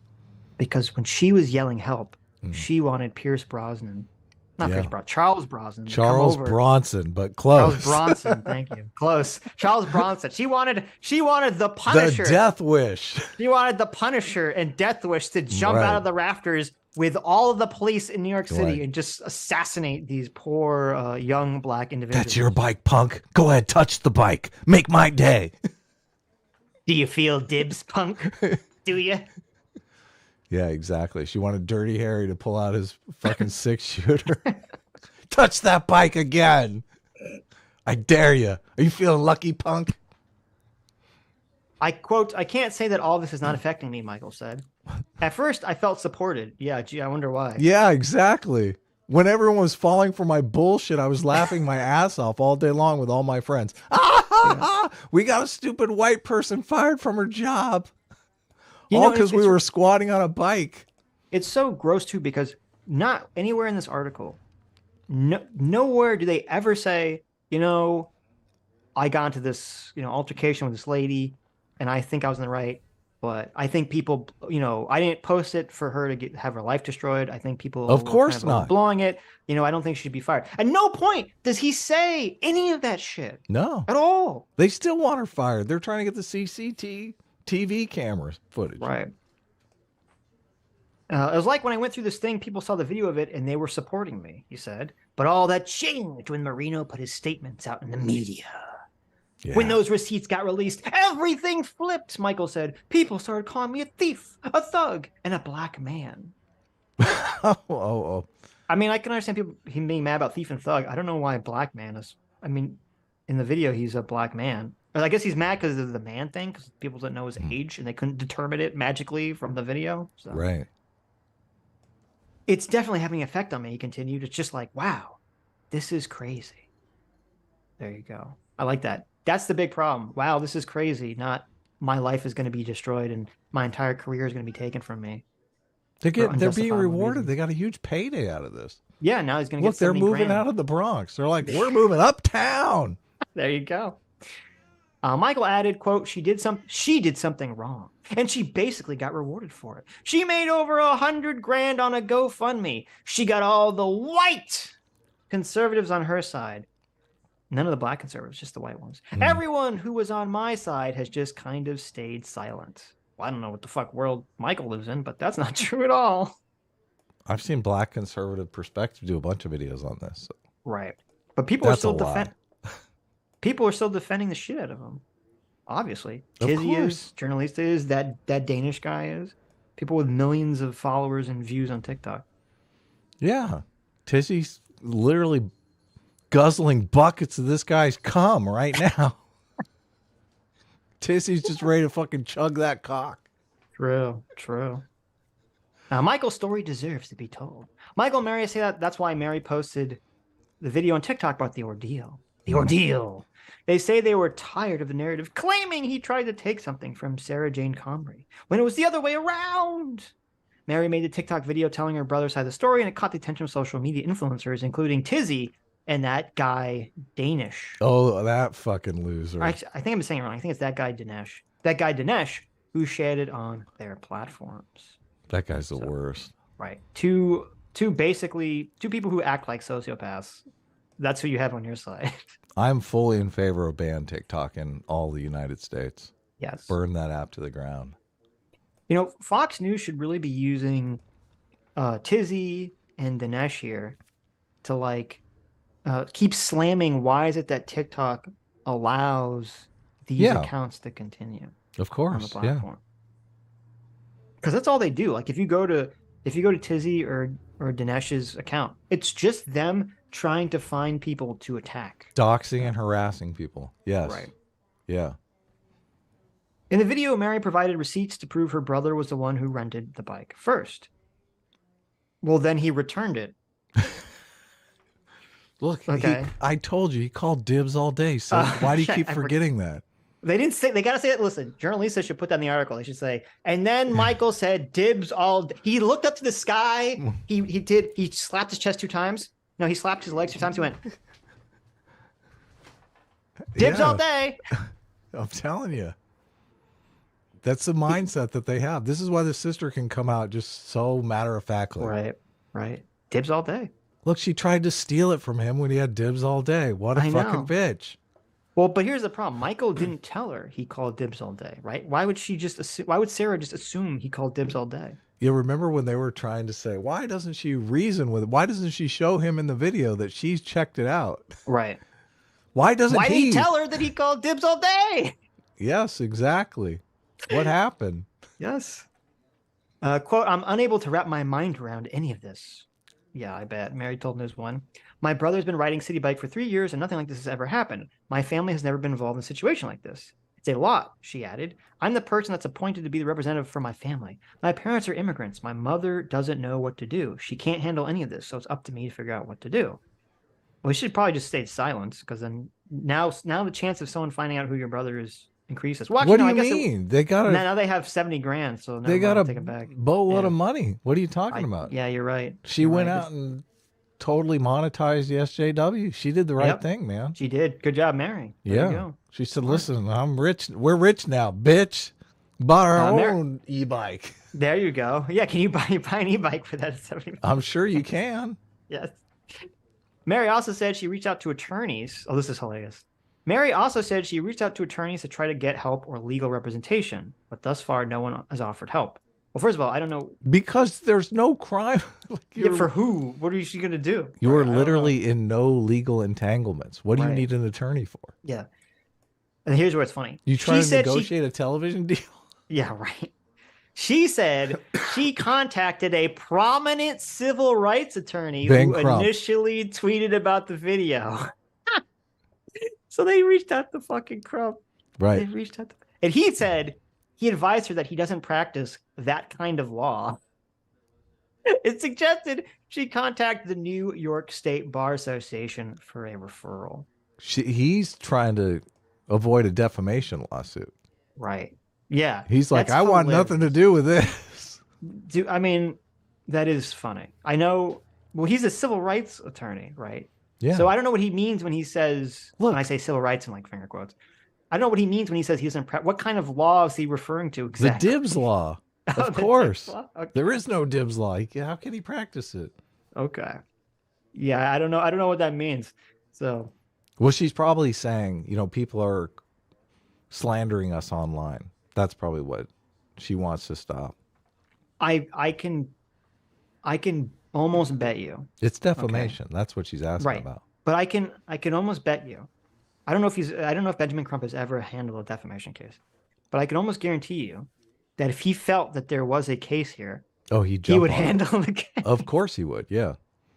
Okay. Even if he's never done a defamation case in his life, he would handle the case. Yeah. That kind of law means you got no case. Yes. There's been a bunch of roadblocks to getting my brother's story out here, Murray said. He's only 17. He doesn't deserve to be going through this. This woman just comes up and starts harassing a bunch of teenagers.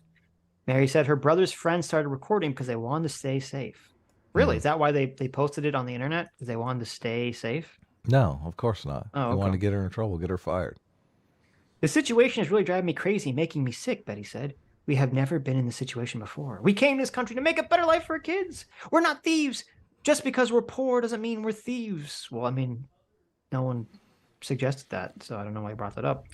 Betty said Michael had to stay home from school for a few days because of the mental anguish of the incident. I'm sure. And all that has come out after it. I'm sure. I rember senior year. Yeah. I had to stay home for a lot of mental anguish. Oh, my God. Yeah. I had to smoke a lot of weed, too, to get over it. I mean, I had to self-medicate. All these people who don't actually know who I am are accusing me of being a thief. The mental anguish. Oh, I better stay home from school, Mother. Right. Yes. Yeah. I couldn't possibly go in this state. Oh. Yes. Fetch me the fainting cat. As a mother, you don't want to see your child like that, she said. Betty said she was horrified when she first saw the video. My reaction was like, oh my God, I almost lost my son in that moment. Do you understand me? I am not from here, but we all know this country, she said. Oh, we do we? But how the policemen here do our sons and our husbands and our fathers, they kill us. That's such a bullshit line. Because she's from go. West Africa where they actually do come out and fucking kill you. Yes. Yes. But the police just run around killing innocent black boys. Yeah, no. Betty continued. So with a white woman standing right there and screaming for someone to help, if the police had come and my son was standing there, they're going to shoot him. If he runs, they're going to shoot him. Everyone is taking her side because she is rich. What? Mm-hmm. I mean, I saw that apartment. She didn't look like she was rich to me. I don't think the doctor's physician's assistant in that apartment is rich. She didn't seem rich at all. Yeah. And she is white. That's the real reason. And she hired a lawyer. Oh my God. Well, hiring a lawyer is a good thing to do. Well, and also people were saying, I don't know if it's true, people were saying that the lawyer, she didn't even hire a lawyer. The lawyer was appointed to her through her union. Oh, really? That was a claim. I don't know if that's true. Oh, okay. Interesting. And the lawyer is defending her. They put it all over the television. And no one tried to find out who the boy is who could have lost his life. Oh, my God. I hate that. She's upset no one tried to dox her son. She's like, why did nobody try to dox my son? Right. Why? Yeah.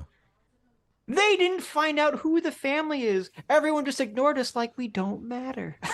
It's so insane. I don't care how much money that lady is getting, because if I were to lose my son, the whole world full of money would not bring him back. Yes, we're immigrants. Yes, we're poor, but we are not thieves. I get EBT because I wish I could afford to feed my children, but I can't. I work 7 days a week. We aren't hurting anybody, except, of course, for my son's friend who tried to get this, woman's life completely destroyed over an altercation that lasted a minute or less. Mm-hmm. Yeah. But my son could have died. Someone asked for help and my son could have died. Betty got emotional several times during the interview, something for which she repeatedly apologized. That lady asked my boy for his bike and he said no. Betty said, why couldn't she just go and get a different bike? Oh, my favorite at the end there. Just another bike. Why couldn't he go and get another bike? That's a good question. Yeah. Because it was his bike. He dibsed all day. Look. Oh, you're right. There's the rules. Forgot. There's the rules. I do feel somewhat empathetic because it really is the media narrative that's just speaking through her here. Like, she probably believes all this crap. Yes. And the media loves it. Oh, let's keep everyone just scared at each other's throats. Everyone terrified. Yeah. Of course. Yeah, she doesn't know. Good morning. Oh, sorry. Hold on. Setting up the next video. We're gonna talk about this. I'm gonna read the $20 super chats are up, and then we're gonna watch the saga of Tizzy harassing a 10-year-old girl. This is hilarious. Yeah. Oh my, it's so good. But no, you're right. The mother. And it's so funny because this kind of goes back to our debate that we had with Socked and Left last week, where he's like complaining that people on the right only complain about culture issues in the media.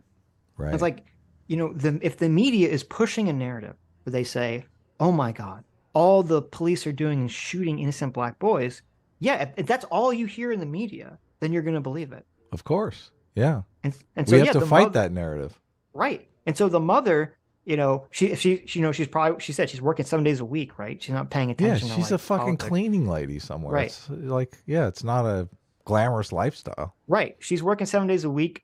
She probably watches the regular news like everyone else, and she's just fed this, dog crap of, oh my God, everywhere you live in America is a white supremacy. All the police are just going to run up and just going to kill your innocent child, blah, blah, blah, blah, blah. Yeah. So. Fat Brown Buffalo for $20 says, even for memberships, e-bikes are not free unless there are only e-bikes available at the station. So by holding the e-bike until all regular bikes are taken, he can ride an e-bike for free. Yeah, that's basically what he's doing. Well, okay. So when I looked at the website and I looked at the plans, I've heard other people say this. I'm not sure what they're talking about. Or I think there's some confusion. So when I looked at the website, and you look at the either Lyft Pink or the CitiBike year pass, it says the unlock is free, and then afterwards it says 17 cents a minute.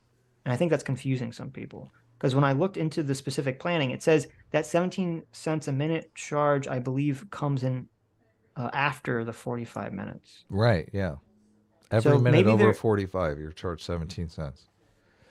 So I think some of there's different annual plans. So maybe one of the annual plans, that's the case where you still get charged extra for the e-bike, unless that's all that's available. But some of them, it seems like, at least from their website, if someone has something that contradicts this, send it to me. From what I've seen from the website, if you have certain annual plans, you can use the e-bike for free, regardless of whether there's other bikes available or not. So,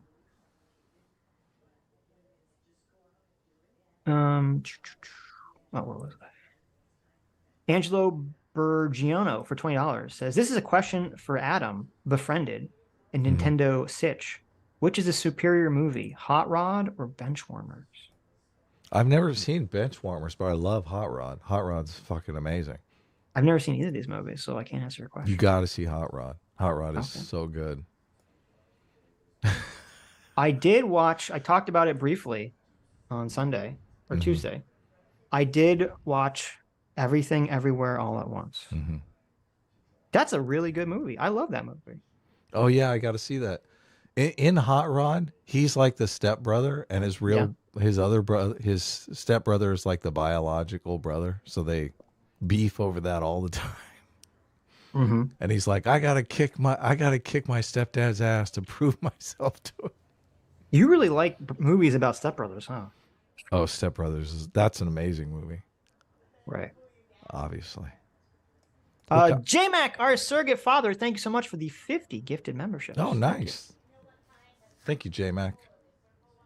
What's your first thoughts for 22 Canadian? Thank you so much. It says, I don't care who you are. If somebody look at me and says, quote, hey, that beef jerky is mine, I'm coming back with, I'll give my beef jerky when you pry it from my cold, dead hands. Boys, what jerky are you having tonight? Old Trapper. You got to get some different jerky out. Look, I go to the store. Some variety in your life. Okay. We don't have a jerky store here. 75 different kinds of jerky. You got to get one. I'm currently eating the whole shebang craft jerky gift bundle. That's right.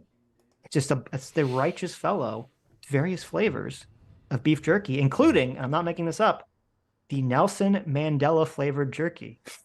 Really? That's right. If you want to taste, what does Nelson Mandela taste like? You'll have to taste and find out. Which part of Nelson Mandela does it taste like? I'm just curious. That's a good question. If you want to taste the flavor of Nelson Mandela, try some Righteous Fellow jerky. Okay. There you go. Look, I don't know if I can get my Old Trapper at Target anymore. Oh, that's right. Yeah. What's going on? Akila Akilan, I've said the name like a million times, I can never say it. Akilan Naryananswamy for $20. Thank you so much. It's amazing how a minor dispute over a bike that resolved peacefully became a major news story because racist assumed a white woman was trying to kill black men by calling for help. Anyways, S-Class is the best class. True. Look at that. He's even got the Thank you. Thank you, Keelan. But yeah, that's a great point. The situation resolved without further conflict. And yet fucking disgusting people on the internet blew it up because they wanted to get this woman in trouble. Yeah. They wanted a scalp. Insensitive for $20 says, none of this explains why they didn't want to reset the bike. So I guess we'll have to go back and watch it. I think once when the other guy came over and said to reset the bike, I think that was after he had already reset it himself and put it on his account. Yeah. That's why he didn't want to reset it at that point. Yeah. Yeah. Twitter sucks for $20 says, this honestly reminds me of the video of crackheads that walk up to Teslas at charging stations trying to convince the owners of the Tesla that it's actually there. That's the thing? Oh, we got to watch that. That's hilarious. I've never seen that. Okay. That's my Tesla, bitch. Yeah. Also, I'm guessing that doesn't work very often. Okay. Did that happen this week? Was there the Ron DeSantis launching? I feel like that did happen, didn't it? Yeah, it did. Maybe we'll talk about that later. Sure. The not so great launching of DeSantis's opening presidential Doesn't bid. really matter. Who cares? No, it doesn't really matter, but wasn't great. It is a lost opportunity. That's about True. But anyway, smash that like button, guys. Mhm. Smash that like button. Smash Okay. that dislike button just for Sitch being needy. There you go. Don't listen to that. Okay, let's watch. This is a video. Now, this is Tizzy, one of the guys who was making it his job to basically destroy Sarah's life here. This is some past behavior of Tizzy that'll kind of let you get some insight into his character. Okay. Right. We're just gonna let you guys see this for yourselves, right? What's he got on his shirt there? Oh my God, it's a gun. It is. Oh my God. Assault rifle there, right? It's a weapon of war on his shirt. Right there, yeah. Everyone, if you have a moment, hop over to Iona Loves Sean XX.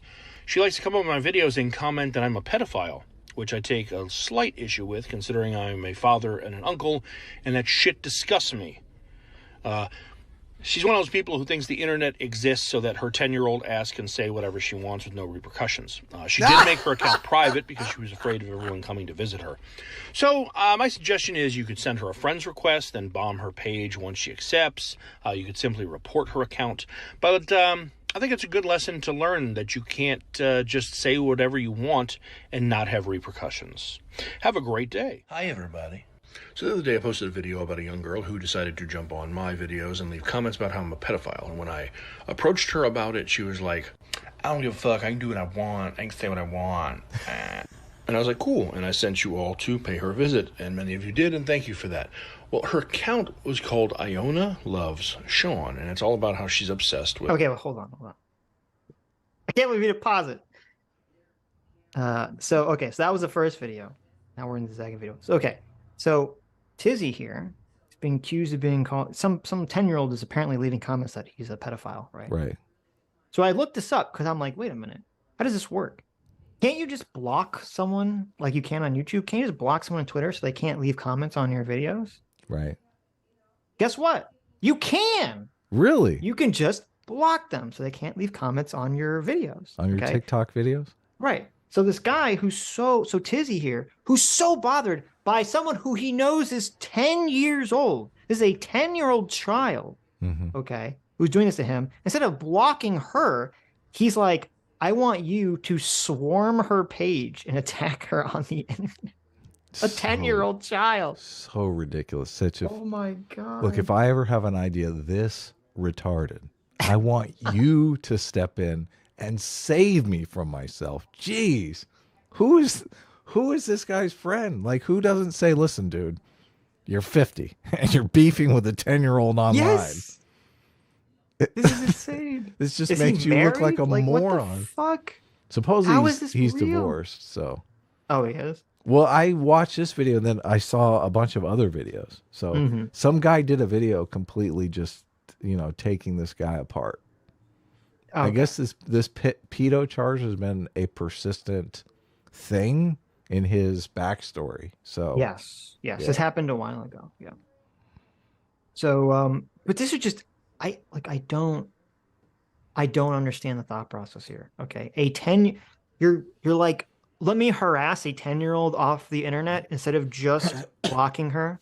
And then he's even like, listen, she's privated her account, so send her friend request to try to get around it. Yeah, no, it's weird.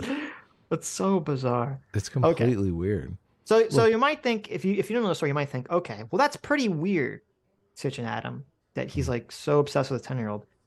But that's like the end of it, right? Like, it can't possibly get even weirder, right? Oh, of course not.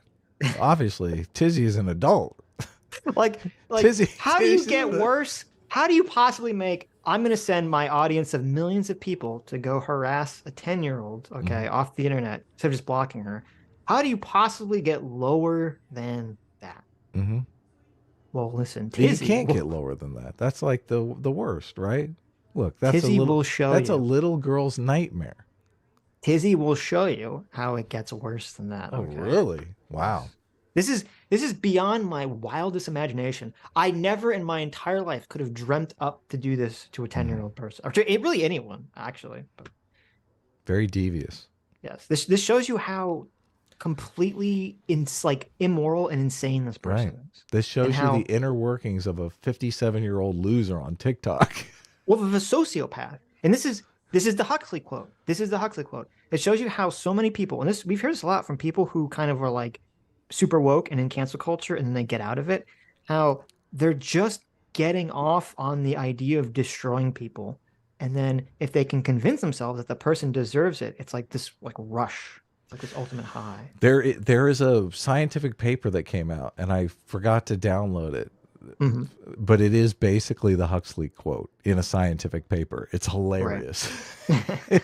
It's basically all of these social justice warriors are just like vulnerable narcissists, just living like rampaging just for their narcissistic needs. Yes. Yes. The quote is, the surest way to work up a crusade in favor of some good cause is to promise people they'll have the chance of maltreating someone, to be able to destroy them with good conscience, to be able to behave badly and call your bad behavior righteous indignation. This is the height of psychological luxury, the most delicious of moral treats. Moral treats. That's Tizzy's entire personality. Yeah, Tizzy's getting off on this. He's like, let's all just assault this Tizzy. Like, who does? Who thinks that's a good idea? But it gets worse. A video about a young girl who decided to jump on my videos and leave comments about how I'm a pedophile. And when I approached her about it, she was like, I don't give a fuck. I can do what I want. I can say what I want. And I was like, cool. And I sent you all to pay her a visit. And many of you did. And thank you for that. Well, where's this 10-year-old's dad or this 10-year-old's mom? I'm like, I know. Tizzy, what the fuck are you doing? It's so funny because he sounds like, I mean, this is a guy who's like LARPing like he's like the mafia boss. I sent you all to her house to pay her a visit, and you did. You taught her a lesson. Thanks. Like, yeah. This is like so disgusting. What do they do? Say, I don't like your videos. I don't like your 10-year-old video. Jeez. Oh my God. Her account was called Iona Loves Sean, and it's all about how she's obsessed with her boyfriend, Sean, even though they're 12 years old. Well, today, I found Sean. Now, here's the thing. I don't want anyone to go give Sean hate. Actually, Sean seems like a really sweet guy. Okay, so I want to play this. This How is creepy fucking, is this? this is psychopath. Like, imagine, Sitch, he's out there Googling, I gotta find this girl's boyfriend on the internet. What a fucking psychopath. No wonder you're getting called a pedo, dude. You're trying to track down fucking 12-year-olds online. How are you so good at finding 12-year-old boys, Tizzy? That's what I want to know. I don't understand when you're trying to squash the pedo narrative, yet you're spending all day in an incognito browser browsing fucking Facebook pages. 12-year-old boys? What a weirdo. What a fucking weirdo. How many 12-year-old boys named Sean did you have to like scroll through their pages to find the right one? Yes. Oh my God. Sitch, what is happening here? Oh my God. Can you imagine? Can you imagine Sitch? Look, I'm going to spend my Saturday looking at 12-year-old boys' Facebook pages. I really have to get to this person. Oh my God. It's so creepy and weird. It I have is. to listen. I have to find this 12-year-old boy's Facebook page to prove that I'm not a pedophile. It's so weird. It's so weird. We've literally found the stupidest person on the internet, Sitch. It took us 3 years, but we found him. He's gonna make it worse though. He's gonna make it even worse. Yeah. Okay. But I rolled it back because I want, like, the way he says I found Sean is so fucking creepy. Okay, we have to like focus on. I know. He does like a cutaway. Yes. He's like, oh, look what I found today. Yeah, he does an edit. Yeah, he does a separate edit. Yeah. On, even though they're 12 years old. Well, today I found Sean. Oh my God. It's like he's doing pedo pornography here. What? It's so creepy. What the fuck? What is this? Like, how are you so stupid? This beef starts because someone accuses you of you being a pedophile. You go and you like spend your day trying to find some 12-year-old, and then you say it in the creepiest fucking way imaginable. I know. It's that weird, creepy, come hither sex voice. Yes. Yes. 12 years old. Well, today I found Sean. Oh my God. This is the weirdest video on the internet, Sitch. This is the weirdest video on the internet.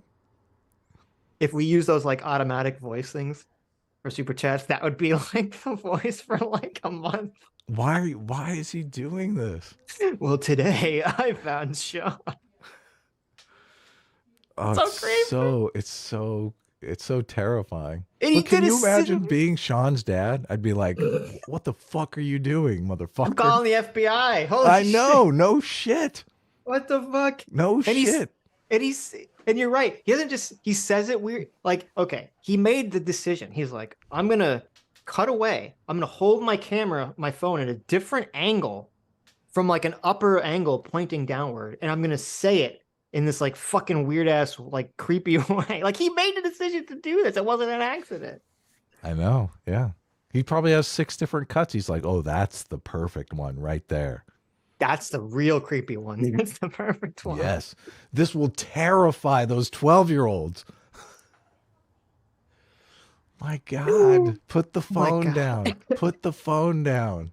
I'm shocked that he wasn't wearing a shirt with pedo bear on it or something. You know. Look, the Chinese Communist Party has a whole division devoted to this guy. He's like, the blow his videos up. Yeah. Now, here's the thing. I don't want anyone to go give Sean hate. Actually, Sean seems like a really sweet guy. If anything, I think Sean deserves better. Well, first of all, why? So he finds this guy, this 12-year-old, and he looks on his page long enough to determine that he thinks he is a sweet person. Well, he's also sizing him up attractive wise. Yes. The description of him is scary. Like, this is so weird. Yeah. Yeah. How did he not get banned off TikTok for doing this? Yeah, I have no idea. Like, well, the answer is because China doesn't care. Well, they love it. Yeah. Yes. They're like, oh, great. Look, he's a pedophile. Let's blow up his account. This will fuck with the Americans. Okay, let's keep going. So I figure there's got to be some followers here that are around the age of 12. Lovely young ladies who are also nice. So why don't you hop over and pay Sean a visit? That is, if you like good-looking young men with chestnut brown hair who also have Australian accents. And maybe explain that he deserves better than someone who's nasty on the inside. That's so wrong. What the so fuck? Wrong. What is wrong with his brain? Yeah. Like, I can't even put myself in the headspace where I would think, you know, someone called me a pedo, so I'm going to go and find their 12-year-old boyfriend. Yeah. And then I'm going to tell my followers, I'm going to say, hey, if there are any 12-year-olds out there, can you try to steal her boyfriend away from her? Yeah. What the fuck? This is insane. It's totally insane. Oh my God. It's insane and stupid. And it makes him look like a creepy pedo. It does. I know. That's the thing. Look, Tizzy, when you're trying to fight a narrative, you shouldn't play into that narrative with, with you know, yeah, with all your vigor. You really shouldn't. Yeah. Like the description of the guy is just, I mean, he's got chestnut brown hair. I know. What the hell? He's very sweet and he has an Australian accent, ladies. Why don't you send him some DMs? I'm not telling you what to send in those DMs, but, you know, wink, wink. I know. It's just so creepy. This is so creepy. This is so fucking creepy. It is He's way like, creepy. Like, hey, can you, hey, 12-year-olds, can you go solicit something from this boy? This is so fucking weird. What the fuck? Yeah. Wow. This guy is a psychopath. We got in some trouble for this, I guess. People actually pointed out, like, the obvious things that we're pointing out. Hey, this makes you look 10 times worse. Yeah, he did. Yeah, you said we. You mean him. Yeah. Yeah, he got in trouble for this. Well, he sort of got in trouble for this, but not in, like, real trouble. But obviously, like, oh, my God, this is insane. Thanks. Bye. Okay, so that's he is talking. Hold on, there's some stuff on the screen there. What did it say? he's talking about a 10-year-old child. Right. Right. Yeah. This is where I not always try to discern. I'm like, am I arguing with a 10-year-old here? When I'm arguing on Twitter, sometimes I think this seems like a 10-year-old. I'm gonna mosey along, right? right. So here's some comments that are like, bro, stop. And then someone says, get a reality check because Sean loves Iona, and I personally know them, and they're an amazing couple.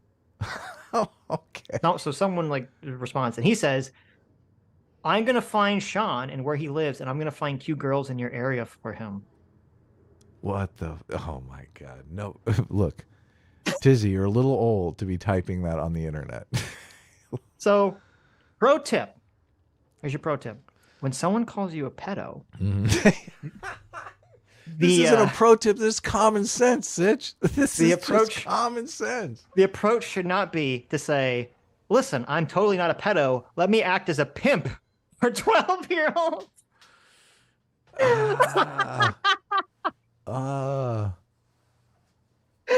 Yeah. Yeah. Not a good look. God. Not a good look. Oh, my God. Then someone says, she's also 10. That's not okay for TikTok. And still, he's right. You can get a beating. And then he says, means the government won't arrest you for saying what they don't like. You can still catch a beating. What? There you go, 10-year-olds. You can still catch a beating. There you go. Oh my God. Is he really advocating violence? I don't know. Okay, that's not important. And then he goes kind of back and forth with all this stuff. Okay, so then I don't even know if it's worth it. Should we watch his apology? I'm not sure it's worth watching, but his apology? Yeah, no, he grovels a bit. It's good. Right. Say I'm not here to make excuses. This video is being made because I don't want people to attack others. I don't want. Did you like that he's got like this like filter on it to make it more dramatic? Yeah, no. It's like, this is my sad video. I got to turn the saturation way down. Yeah, no, he gets it. He understands. Optics. Finally he gets optics. Supposedly he directed something, so you think you would know that, acting as a pimp for 12-year-olds doesn't really help fight the pedo charge, but yeah. I want people to attack Nursnaya or Dinesh or our exorcist or Aunt Karen or anyone for having a problem with something that I've done. People, especially those who are mutuals. Hold on. He says, I don't want anyone to attack my friends. Now, if you're attacking a 10-year-old enemy of mine, that's perfectly okay. If you're trying to sabotage a 10-year-old's love life, that's fine. Right. Yeah. What the hell? Oh my, this is the worst apology video ever. And you know that someone tried to catfish that 12-year-old boy, right? Oh, of course, yeah. So. Some fucking real 57-year-old pedo tried to fucking catfish of course. him. Yeah. Why would you do that? Dang. What a maniac. I know.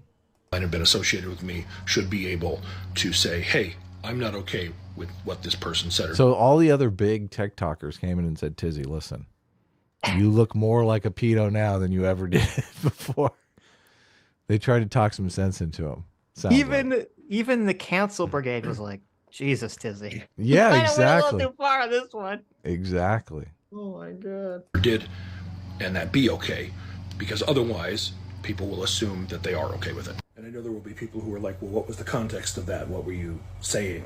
So I'm going to explain that again, not as an excuse. So this is back when I was still just lip syncing on the app. I wasn't doing any kind of advocacy. I had maybe 100K followers at that time, and I had. Look, he has 100K followers and he's just lip syncing. Do you like that he says that like 100K is like nothing? I only had like a mere 100K followers. No, I know. Yeah, that's why I'm thinking TikTok is just a scam. Like, how do you get 100K followers just being some old tubby dude lip syncing? Who is watching that shit? The kids like watching old fat white guys lip sync to K-pop. Okay, I don't know. If this makes me think CCP is like pumping the numbers or something. CCP is doing some sort of mind experiment on Tizzy. We're just out of touch. We just don't get it. No, they're like, look, we've got the perfect crazy psychopath here. Let's pump his numbers. Give him 100K followers. but only 6 people are actually watching him. Just do it. Look, it'll drive him insane. Making my own for $2. Says TLC's new show, 12-year-old matchmaker. Yeah, exactly. Exactly. It comes on right after Cougar Island. Oh my God. We still haven't seen Cougar Island. We got to watch that. That sounds like a good show. We got to watch it, yeah. There you go. Don't you want to bunk with the guy who's screwing your mom? Oh, Jesus Christ. That's so weird. Thing ever, yeah. Make it stop. A girl who came into my comments and was making posts calling me a pedophile. I think people have realized at this point that that's triggering for reasons I won't go into. Well, you don't need to go into them. We understand why it's triggering. Yes, yes. Thou dost protest too much, methinks. Right? Wow. Wow. Why don't look? Come on. This guy spends all day on TikTok calling everybody racist. True. That is true. If you're gonna swim in those waters, you're gonna get the pedo charge thrown at you. That is true. Yes. Yeah. So I first reached out to her and was like, wow, that's really not cool. You can really hurt someone by doing that. And her response was, fuck you, I don't care.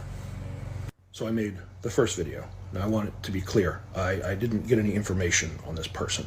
I never sent anybody to like their Instagram or somewhere else or where she goes to school. All of this was contained on TikTok. Well, wait a second. Okay.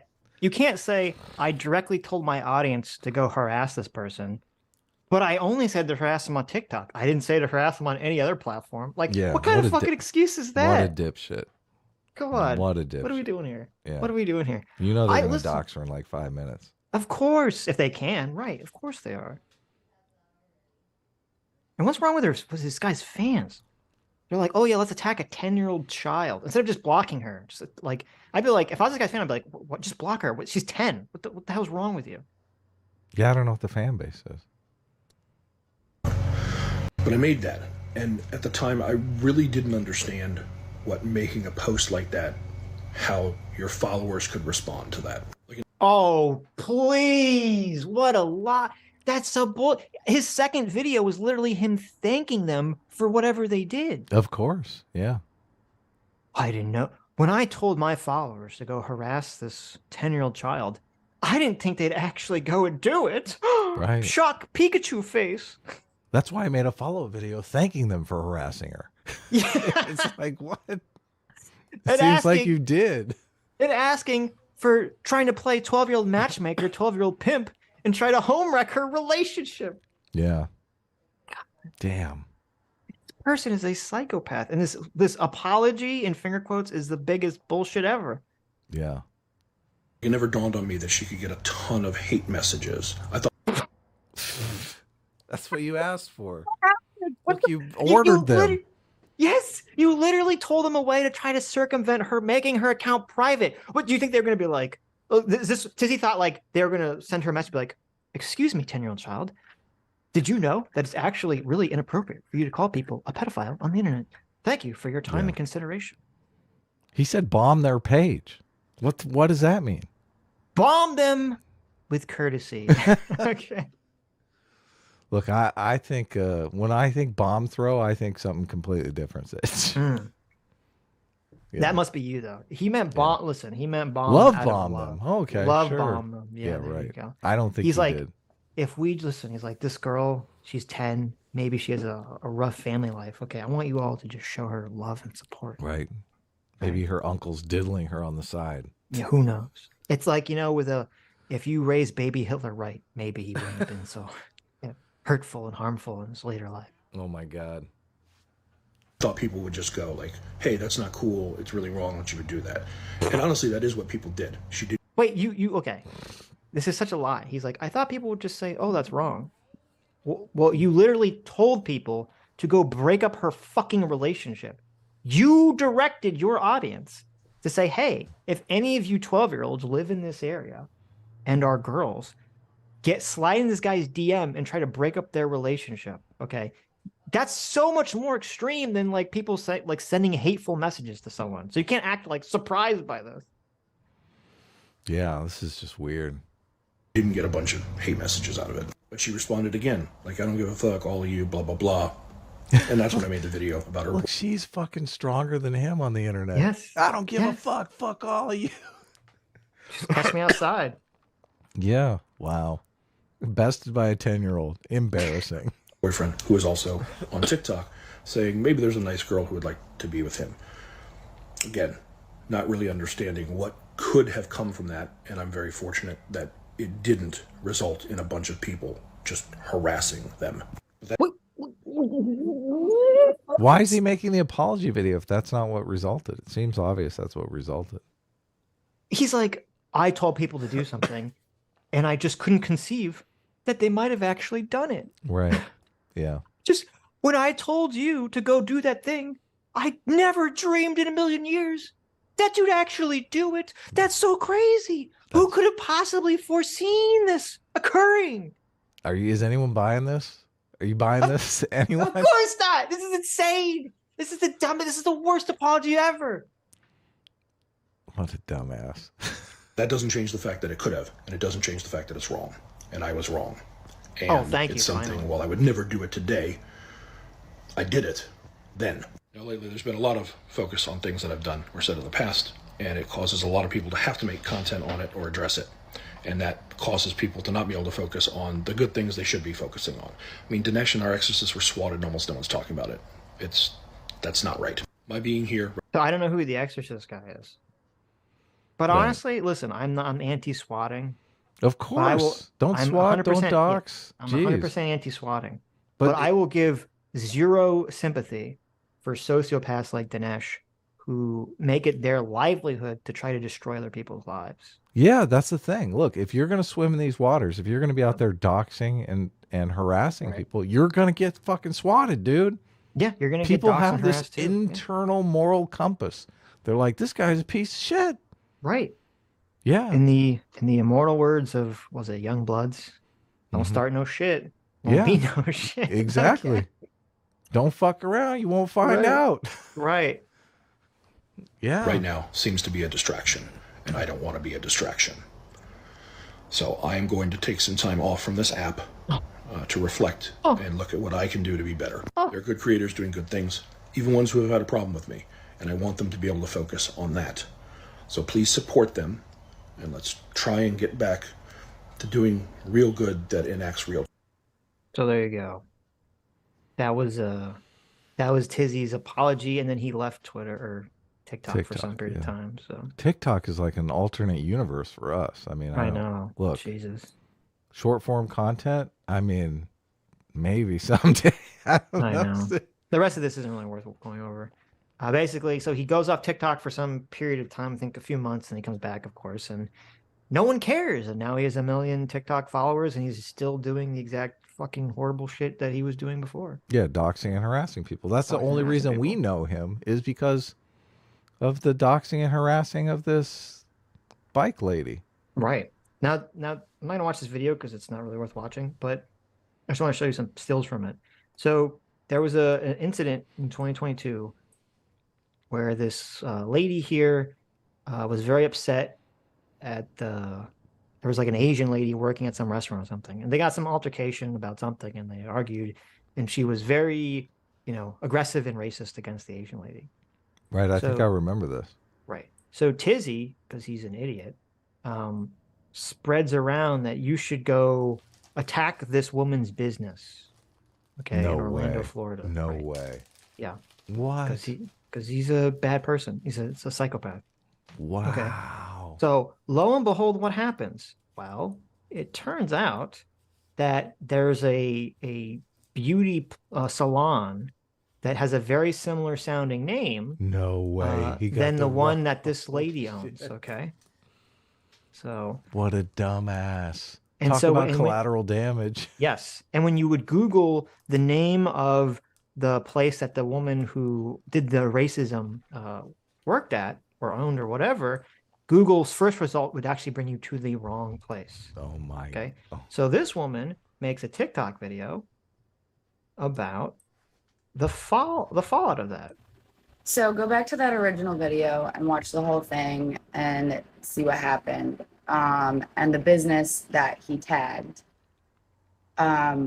unfortunately, I work at a business in the area with a similar name, and people have been threatening and harassing us since Monday. When we got to work today, you see this lovely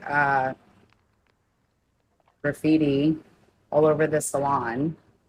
But remember when, was it in 2019? Okay. In 2019, when Tizzy attacked the 10-year-old and he said, I had no idea when I told my fans to harass this child that she would actually get harassed. Okay. Right. Yeah. And 2022, doing the exact same thing. Oh, go harass someone. And guess what happens? They get harassed. It's making me think that that reflection time wasn't well used. No. Makes me think the reflection that he did was like, oh, I can harass people indiscriminately now. Right. Who cares if it's the wrong person, right? Whoops. Whoops. Oopsie. Ouch. Oopsie. Ouch. Hang on, there's more. This is the front door. Racist. There's the other side. Fat bitch. Well, yeah, so because of this post and other posts like this, these are the dangers of doxing people. People don't actually do their full research, and the wrong businesses are targeted, like mine. We are in no way, shape, or form affiliated with the racist lady in that video. Unfortunately, like I said, the only similarities are the business name. And she has since removed all of her business from social media and Google. So when you type it in, our business gets pulled up. And yeah, that's cool. That's really fucking cool, guys. Thankfully, we have a good community who came out and tried to cover it up today. This is what's left. As you can see, like, it still is going to need like another coat of paint, maybe some more primer, and the doors still need to be painted because they say racist bitch on them. It's just heartbreaking. It really sucks. We're fearful to go to work, and the woman who owns my salon, you know, unfortunately, she even kind of resembles the lady in that video, but it's not her. She's like the kindest person I've ever met. She's so sweet. She would never do any of this, and this is completely undeserving. So everyone wants to get all high and mighty and be offended on behalf of someone else. That's fine. That's your prerogative. You go ahead and do that. But, like, make sure you find the right fucking business, because this is not okay. Okay, so anyway, then she goes on, she talks about how, she also says about how, like, people were flooding their calls, so they couldn't make any appointments because people would make all these fake appointments and then obviously not show up. Yeah. So completely disrupting the business. And then so we don't really need to watch it. So Tizzy does his bullshit apology where all he really says is he doesn't really apologize himself. He just says the people who targeted the wrong business were in the wrong, right? Which, first of all, they should have done their due diligence. Right, which first of all assumes they should have done their due diligence, but secondly, sort of would imply he doesn't really say that they shouldn't have graffitied the correct business either. Like, he doesn't make that. That's the scary part. Right. But and then, you know, at the end he throws up, you know, their GoFundMe. But I'm like, okay, you know, these TikTokers, if Tizzy and all these other fucking people promoted this story with this woman and said to go out and harass her business, fuck GoFundMe. They should pay for the damages to this business. They should fix that shit. They're the ones that leverage their entire fan base to fucking harass these people. It's disgusting. It's completely disgusting. So there you go. That's your Tizzy story for today. Wow, I just found out about this guy and I already hate his guts. Okay. Well, are you ready for the other horrible person whose name ends in Izzy? Tizzy and Mizzy? Mizzy time! Right. Ready for some Mizzy time? Sure. I saw... You like the name of the video? Mizzy the moron. Did you title these? I did title Okay. I saw Mizzy. I saw his interview with Piers Morgan. Oh, there are clips of that in this. Yeah. I made a best of. That interview is hilarious. Yeah. I would highly recommend everyone watch the whole thing after this. Piers Morgan was taking no prisoners. Yeah. Pierce Morgan was rightfully brutal against Mizzy. Right. Yeah. So if you don't, I'm sure most of you probably know to some extent. If you don't know, the broad strokes are there's this guy named Mizzy, I forget what his real name is, and he is I believe he's 18, and he lives in Proto America, also known as the UK, or Great Britain sometimes, or sometimes also known as Great Britain, sometimes known as Britbongland. And he has made a TikTok career recently, though he has a bunch of old videos that I think only recently took off, where he basically just harasses people, says it's a prank, and then puts it up on TikTok. Right. That's his strategy for success here. Okay. Yes. So very nice individual. He's been arrested twice. I believe he's still currently in jail right now. So do we know what he was arrested for, or was that in the video? So the first time he was arrested for this incident that we'll see, where he walks into a stranger's house. That was the thing that blew up, him walking into a stranger's house. But he got a slap on the wrist. Wow. Insane slap on the wrist for that. They gave him a fine, and they told him he can't use social media anymore. I think. No. He can use social media. They said he couldn't film videos without other people's consent. Oh, really? Okay. Yeah, so he could still use TikTok. He just couldn't film people without their consent. And he couldn't go to some mall or something that he drove a bike through, which we'll see. Okay. So he got this, and he had to pay some fine. It was like 300 pounds or something. I don't know. Yeah. It was very super minor for all things he'd done. Kind of despicable. Right. And then after that, he did a couple more incidences, including going into the control room of a train, which obviously you're not allowed to go in there, and picking up the phone and pressing the buttons in the train. Oh. And he also went on television and on his TikTok and said the UK laws are bitch made and soft. And so he has been re-arrested. So I guess we'll see if they actually throw the book at him now or not. So, but before we watch this, let me just read some super chats. Afro Fry Cook for $20 says, Adam loves films with stepbrothers, especially when they ask, quote, "What are you doing, stepbrother?" That's it? Is that true, Adam? You like that? I thought there was I thought there was going to be something like, "Stepsister, what are you doing in that dryer?" Brother, well, you're stuck in that washing machine. Yeah. Do you need some help? Oh, yes, stepbrother. Can you please pull me out of this washing machine? I don't know if that's from a movie or what, but you like those movies, Adam? I do like the movie Step Brothers. Step Brothers is pretty funny. You like movies where Catalina wine mixer. Come on. Don't mess with my nut. Oh, there you go. I need my nut from the Catalina wine mixer. There you go. You've seen Step Brothers, right? There you go. You should see Hot Rod, man.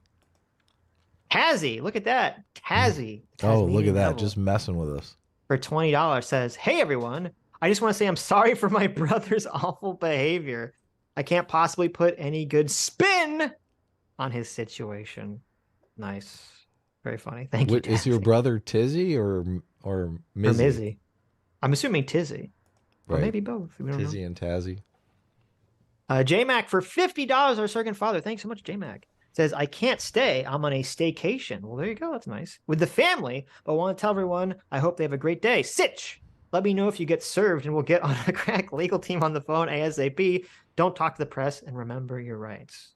That's right. So at the end of the stream, when we talk about the very hilariously stupid Devin Tracy drama where he ridiculously threatened to sue me, which is obviously, I'm assuming, was him just trying to fuck around. What a nightmare, though. Yes. Live. It's not real. Well, there's a guy in Comicsgate that goes around suing everyone, though.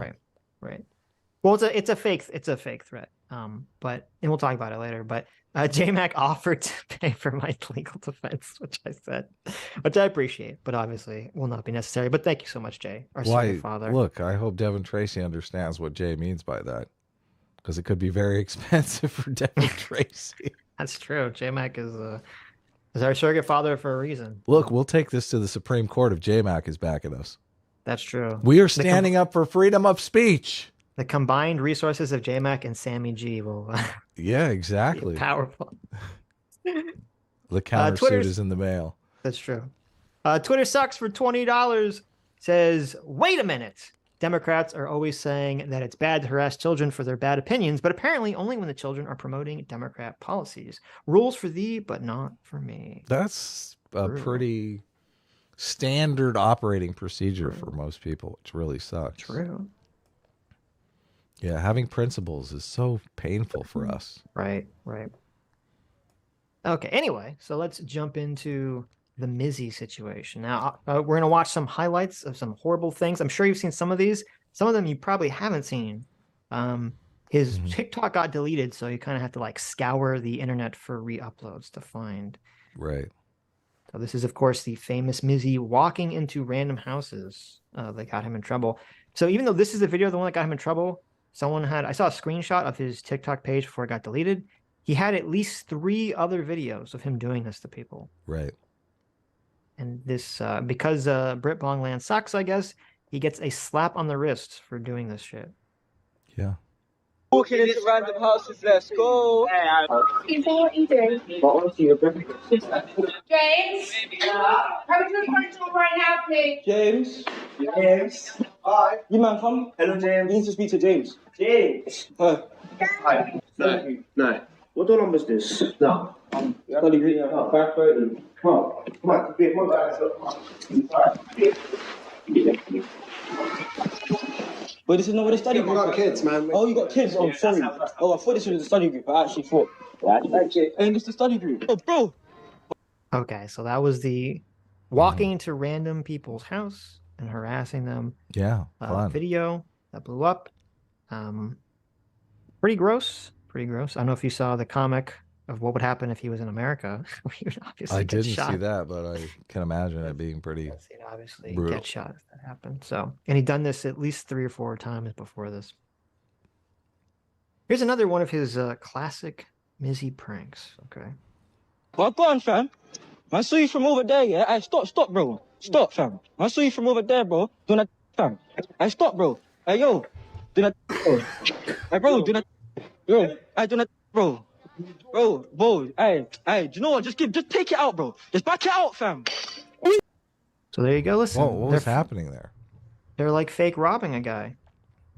It looked like they were really robbing a guy, though. Yeah. Well, it's for TikTok. It's just for the laughs, right? Oh, well, not very funny. Hilarious. Right. Very hilarious. Where you going? Yo, where you going? Where you going? What do they punch for? Bro, what type of bike is that, bro? No, bro, give me this look, bro. Hey, where you going, bro? No, chill. No.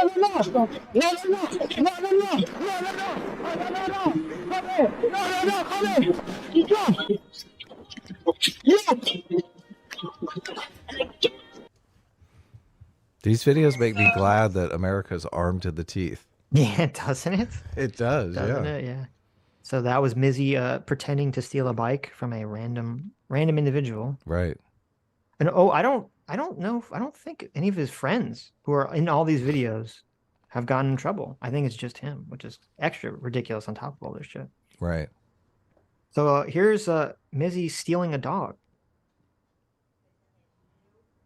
Right? You didn't think it could get worse than this one. Stealing a dog is pretty bad. Mizzy stealing an old lady's dog. Hello. Hi. You got a nice dog? Sorry? You got a nice dog? She's lovely, she's a big dog.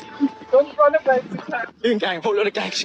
You're outside! You're outside! That was Mizzy stealing an old lady's dog. I love how his Very mom funny. doesn't approve of these. Why do you think his mom doesn't approve of these videos? Yeah.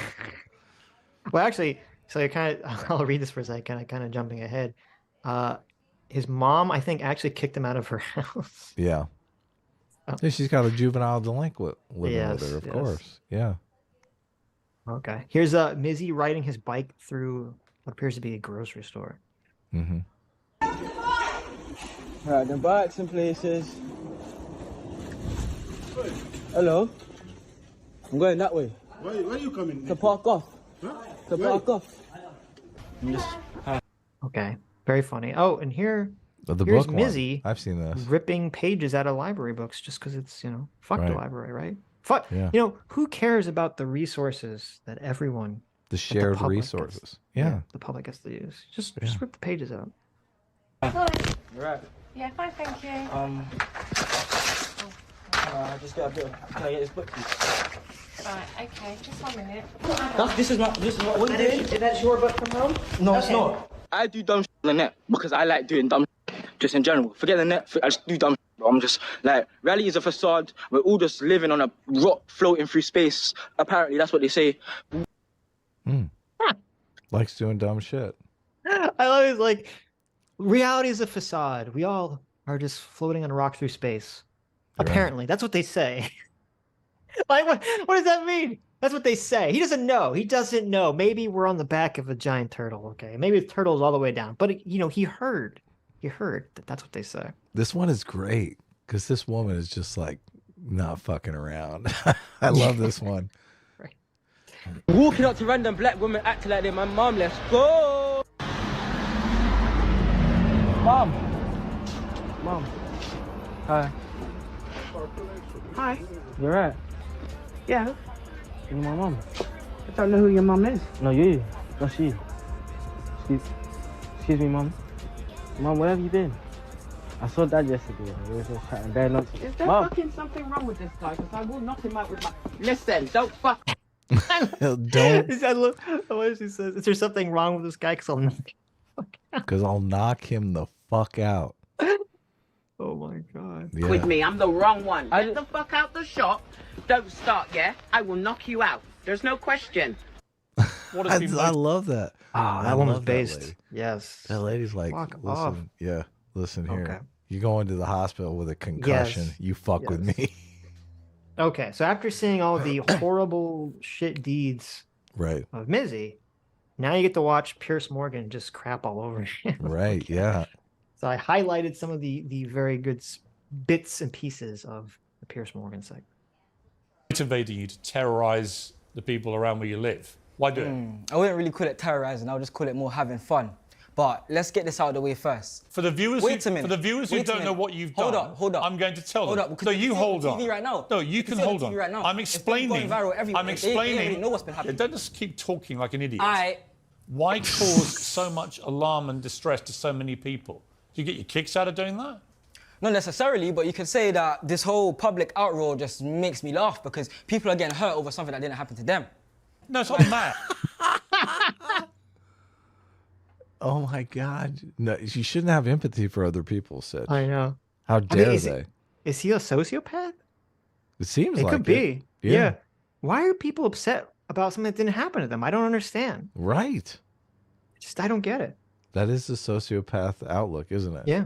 I wouldn't be surprised if he has some like anti-personality or sociopathic tendencies, because that's wild. Yeah. It's moronic. It's the kind of thing anybody could do. Well, you said you know nothing about your life. Tell me about your life. Because you're trying to get onto me because I'm black. Because I guarantee. Because you're black? Yeah, I guarantee. If I don't there's give a white person- damn about your skin colour. Really?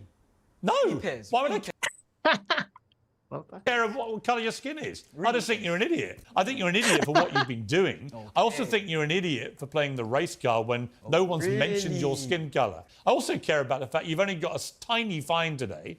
No deterrent to you whatsoever. You don't show any real remorse. You don't really care, do you? The UK laws are weak, simple as. And that's not, the UK laws are weak, simple as, and that's not my fault. Okay, well, you can... So listen, it's not his fault that the UK laws are weak. Right. Okay. You guys need to strengthen those laws right up. Right. Right. I think Say you that. felt bad. You can say that. I'm I think telling you you. felt bad. No, see, you're interrupting me. Why are you interrupting me? I'm talking. I'm talking. Yeah, it's fine. I'm talking. Carry on being an idiot. Okay, Yeah. okay, we are siding Mizzy. the districts every time. Your I went actions to are go being- apologise off social media. I could have recorded that apology and that would have been another viral video, whether it's hate or whatever. Literally, hate brings money, hate brings likes, hate brings views. It doesn't matter. Love or hate, it still brings views. Why do you prefer to do the hateful stuff? It's not like I prefer to do the hateful stuff, it's just like it's easier to do the hateful stuff. Why are you laughing? You think And it's fun? obviously, I don't think it's funny, but you're a funny person. You do think it's funny? At the time, I think it's funny, my fan base thinks it's funny, and it's outside, innit? It's a movement. But What's the deep movement? down, What's the movement? Deep down, being free and not letting anyone tell you nothing. That's why I can do all of this stuff. I'm the most hated person on the internet right now. No, you're not. Most people don't know who you are. Okay then. It's so despicable. Oh, I'm not just fucking people. It's a movement, Adam. Okay. Yeah. It's a movement about freedom. Like this kid, it's so despicable. He's like basically trying to get a bunch of other kids, you know, around his age or younger, to just become fucking shit hooligans, essentially, and just fuck with people and delinquents, right? Yeah. It's about not letting anyone tell you what to do. It's a movement. I'm fighting a cause. Yeah. The backlash is going to be incredible, Sitch. I hope so. I hope so. I don't know. I'm worried, man. I'm worried we're going to be in Nazi Germany in like 2 years. Oh, that backlash. I mean the backlash against Mizzy. No, I mean the backlash. I don't hope so, yes. The law and order backlash that's about to start taking place, yeah. You sneezed in public, 2 years. You know, I don't know how it works in Proto-America. Yeah. In America, generally, if you go before a judge and they kind of give you a slap on the wrist and they tell you not to do X, Y, Z. Right. And then you go on television, a national television, and you tell the world that the laws are pathetic and weak in that country, and you literally go out the next day and do the very thing you were told not to do. Usually in America, anyway, when you go back before that judge, he's going to fucking throw the book at you. Yes. Okay? He's going to slam you as hard as he possibly can. I don't know if that's what happens in Proto-America, but I guess we'll find out. Yeah, I don't know. Hopefully they hit this kid with some serious jail time for all this stuff. What did he get arrested again for? Was it for violating the social media ban, right? Well, for violating the order, but they can add on additional charges for the additional things he did. So he was filming people without their consent again. Who's going to consent to this? He's filming people without his consent. He went and I think he went back to the place he wasn't supposed to go back to. And also, we'll watch it. Though it's on Twitter, it's not on this video. There's the video of him going into the control area of a train, which I believe he did after he was first arrested. Wow. Okay. Whatever you say, innit? Whatever you say. Most people watching this will have never heard of you and care even less. They'll just look at the way you're behaving now and they'll think, yeah, he's a complete moron. If you were white, I'd have exactly the same view about your moronic behaviour. But I'm curious, who in your family is there to tell you this is wrong? Why do you need to go to my family? I'm my own person, so talk about me. Because you don't... No. Because you don't... Talk about me, not my family. Yes. Of course people have told me it's wrong. Family, friends, everyone's told me it's wrong. Who's told you it's wrong? What do you mean? My own mother told me it's wrong. There's been situations between me and my mum where Right, so your mother doesn't like what you're doing? Of course, yeah. So why don't you stop doing it? Because my mother told me to stop doing something. Okay, and that's your mother. You listen to your mother. You listen to somebody else. I'm my own person. I'm legally an adult now, so I can do what I want. What are you going to do now? Here's Morgan. That's how you know someone's a child, right? When they say, of course. I'm an adult. I can do whatever I want. I don't have to listen to anybody. Your new mom's going to be the prison warden. or your cellmate. Yeah, totally. You're going to be taking orders from somebody pretty quick here, kid. Yeah. Okay, why'd you keep interrupting Let me tell you, we're going to put both of ourselves out of this misery and we'll just end it there because you should end it. As I said at the start, you're just a complete moron. And so are you. So until you stop just being a talk over moron, people, bro. you will be You just treated talk like a over moron. people, bro. You are Mizzy, The man didn't really the know. moron. Mizzy, the moron. Yeah. Thank you, Pierce. Thank you, Pierce. Beautiful. They were attacking... Well, they were attacking Piers online for being racist, right? Because he brought up because he had that, like, hasn't anyone told you not to do this? Right. Comment. Which is somehow, I don't understand. How is that racist? That's like, and I tweeted this out, I said, that's like the most common thing an old person asks a young person when they're doing something wrong is, didn't your parents ever tell you not to do this? Yeah. That's like the most common, that's not a race thing. How's it a fucking race thing? Somebody wiped your ass and changed your diaper. Like, nobody's truly their own person. Like, somebody raised you. That is true. Yeah, you weren't raised by wolves, dude. No. Yeah. Well, with this kid, I mean, who knows? Who knows? It's definitely possible. Hello world, it's your boy Mizzy. As you know, I got arrested the other day for the mad thing. The video I walked into the random house. I got fined £365 and I'm banned from this place. I cannot go in here. The UK law is a joke though. Guys thought I was going to be burning off. Well, yes, hi! So there you go. That was him again making fun of the walls in the UK being weak. Right. And now here's him getting arrested again. For going.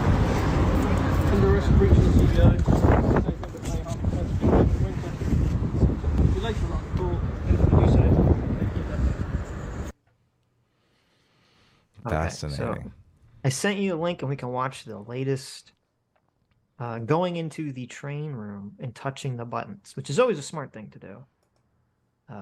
That he did. I believe he did this after he was arrested the first time. So hopefully this will help them lock him up for some extended period of time in prison. Because I think that's the only thing that's going to hang beat, him high. beat some... Well, listen, Mizzy and all of his friends should go to jail. Should go to jail. They should spend time in prison because that is the only way that they will learn. And I don't even think that will teach them because I'm not convinced that Mizzy is not some kind of crazy sociopath or something. Judging from his answer of, why do people care?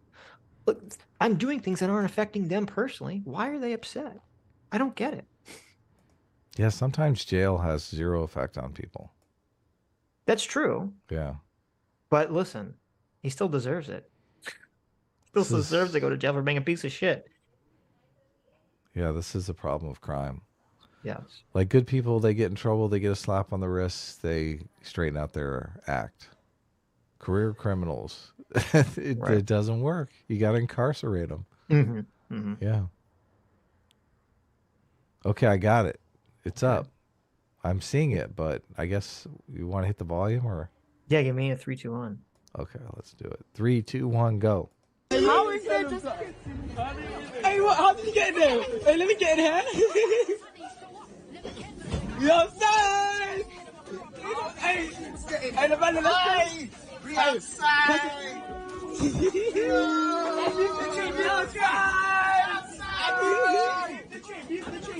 Hello, can I call the police? The people on the train! There you go. Looks like he's really learned his lesson. He's completely reformed, Stitch. Completely reformed from his $300 fine. They need to give this guy the Clockwork Orange treatment, man. He needs to like strap him down in the chair. Strap down in the chair, yeah. Right. So according to the Daily Mail today, it says the 18-year-old remained in custody last night after appearing on 3 separate charges at the magistrate's court in Bow, East London yesterday. He's been kept behind bars as his fed-up mother refused to have him back home. Of course. Why would you? I love that. Sometimes you get a bad egg and you're just like, look, I got to cut my losses here. Mm-hmm. Says under the 2-year criminal behavior order handed down as a result of the original charge, he was banned from filming people without their consent. But he's said to have breached that order later that day and was arrested on Friday. Wow. The prosecutor, Rose Edwin, accused him of displaying a disdain for the justice system. Really? Really? Yeah. Okay. She also said the defendant has shown a blatant disregard for complying with court orders. Shocking. He has, however, pleaded not guilty to these charges. He will remain in custody. Yeah, I know, right? And will remain in custody until his court appearance on Tuesday. So maybe we'll have an update on Tuesday. We'll see what happens. At least he's recording his crimes for everyone so he could document it for the police, right? Yeah, a lot of times criminals don't record their crimes because they don't want the police to find out about them. That is true. How does he plead not guilty to this? Yeah. I'm kind of confused here. He's like, he's filming himself doing the thing. Yes. So. Thank you for providing evidence to the court. Right. Right. Okay. So that is the current Mizzy situation. So hopefully he gets slammed super hard and gets some serious jail time. That's what I'm hoping for. Nice. Sitch, you're such a hang 'em high. Look, I'm normally in the hang 'em high position here. Oh, there was a video I forgot to show. Oh, there's a Tizzy video I forgot to show you. We'll have to jump back to Tizzy for a second. Okay. Okay. Oh, really? Yeah. So that was the Mizzy. I don't think there's anything else about the Mizzy situation. There was a Tizzy. So our good friend. Let's give you an update. Oh, yeah. Yeah, our good friend Rashid Ritchie. So it's funny because, Rashid Ritchie, he originally came out and he had some like really spicy video with some mayor of, I forget, some town where they were basically like really attacking Sarah here. accusing her of everything awful. The video was so bad that they took it down. They completely took it down. And he kind of made a soft apology, non-apology for the video and was like, please don't sue me. So it's funny because now in the update, he's not even there. It's some other lady, even though it's still his show. And I'm not going to play the beginning because the beginning is just them kind of going over the article that we already read. That I read. Yeah. But look who shows up on the show. Look who shows up on the interview. It seems. When? Let's see, where is it? Here it is. There. That suspected pedophile. Well, let's not say. Let's say suspected harasser of 10-year-olds who's trying to send 12-year-olds to be homebreakers to 10-year-olds and 12-year-olds. I feel like we have enough. I feel like that's not really suspect though. Don't we have enough information on that one? That's true. Yes. I learned the suspected thing from suspected pimp of 12-year-olds. So anyway, so Tizzy, our good friend Tizzy, shows up on Rashad Ritchie's show. Right. Rashad Ritchie's show. Yeah. A certain type persuasion points the finger. What say you? Yeah, I've been a part of this story since the beginning. I've been talking to his sister since last week. And that is the issue. I mean, I can't speak for anyone else. I can only say myself. I made a video initially about that video, and it had nothing to do with a stolen bike. I didn't care about a stolen bike. That was not what I saw that alarmed me. What I saw that alarmed me was the response to him, her screaming help like that, and pointing out, this is dangerous. This gets young black men killed, a la Emmett Till. Don't do this. I just like, Sitch, this completely triggers me. Like, fuck you. Don't tell me what to do. Look, I'm fully Mizzy here. Like, you're going full Mizzy? Fuck off, dude. I don't care if you're alarmed by this. Go sit in your fucking closet and be alarmed. Like, just go fuck yourself. Yeah, but Adam, he could have got Emmett Till, okay? In the year 2023. Those kids were not, look, they didn't have the posture of being worried. They were more worried about losing the e-bike than the cops showing up and helping somebody. It's just, it's ridiculous. You're living in a fantasy world here. No, you don't understand. Look, he might as well be saying he was worried God was going to smite them from heaven above. It's like, it's such bullshit. Listen, this is your white bullshit. This is your white privilege talking. No, this is Uncle Ron here. I'm serious. This is your white privilege, okay? Because everyone knows that when a white woman screams help, help, help, a mob of angry white people will just pop into being wherever a white woman is complaining about a black person, and they'll just go and kill that black person. You know, just like with Emmett Till. I don't really buy that narrative. You don't buy that? I don't buy that picture of reality. It's not like the exact opposite thing happened in the original Fallout of the video, right? Yeah, the exact opposite thing did happen. A white guy came over and rescued the poor black guy who was losing his e-bike. Right. And then the woman they tried to fire her and destroy her life. Yeah. Right. The mob came for her. Sent her on her merry way. Yeah, it's completely antithetical to reality. That's what just look, I hate this narrative. This narrative. And to just parade around as if this is the factual case and we all have to pretend that this is reality. It offends my sensibilities.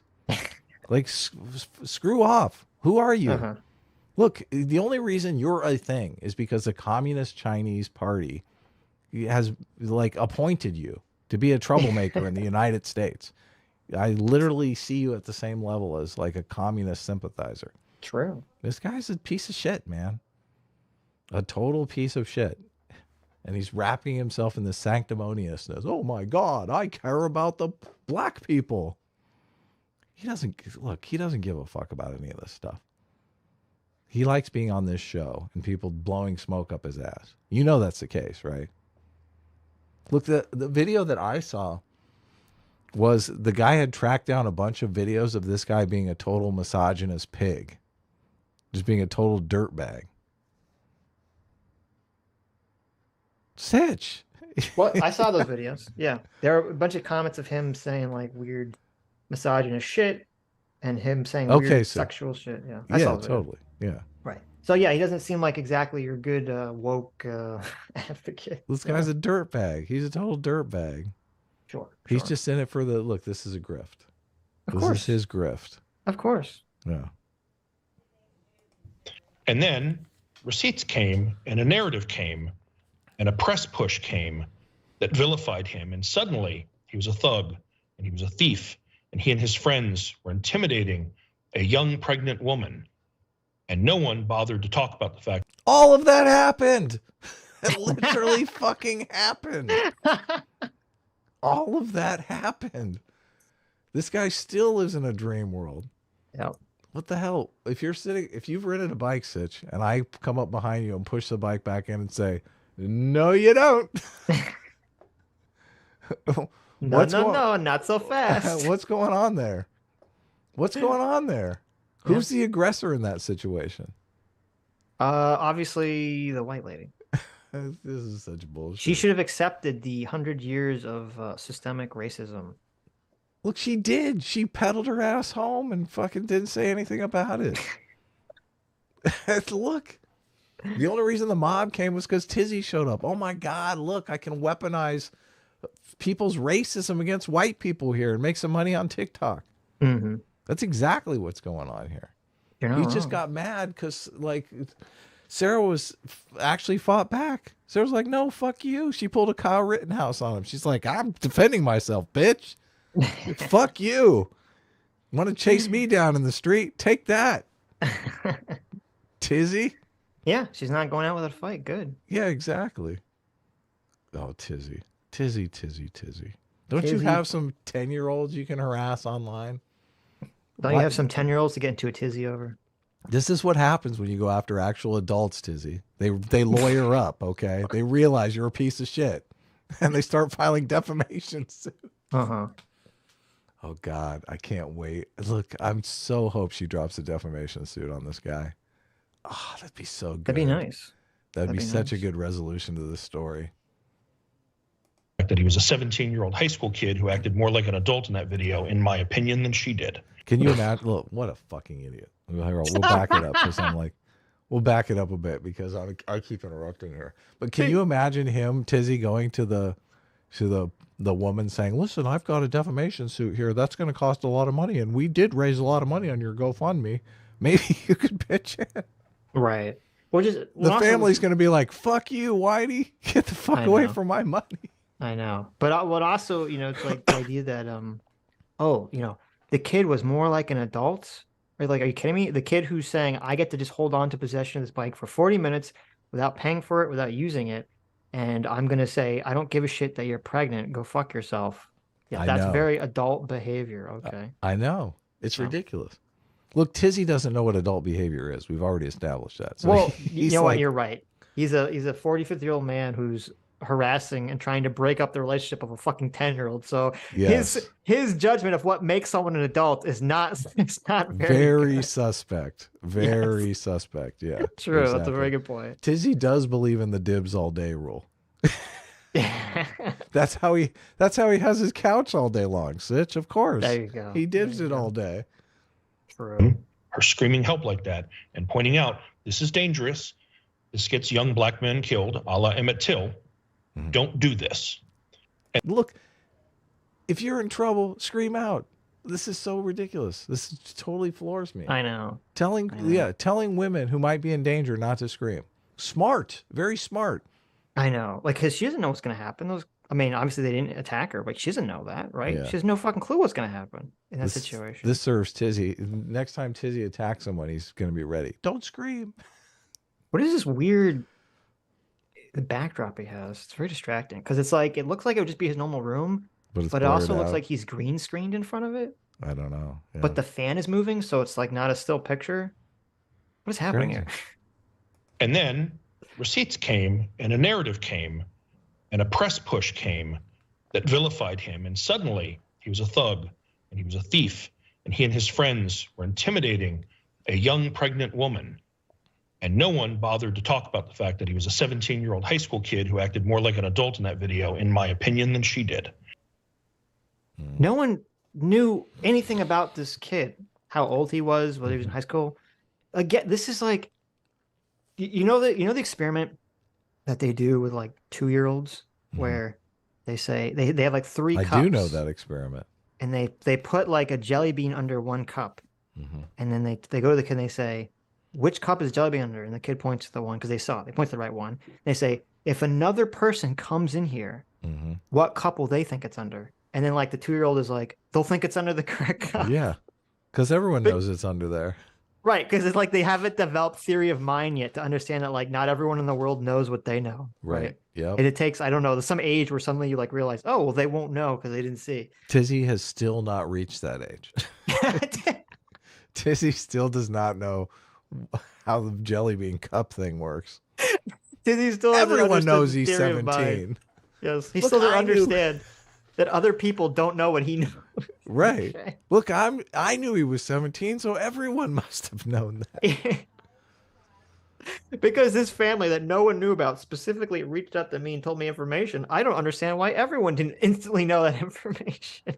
Yeah. Oh my God. Crazy. I mean, listen, he should know that because from the look of him, he's been eating all the jelly beans. Oh yeah.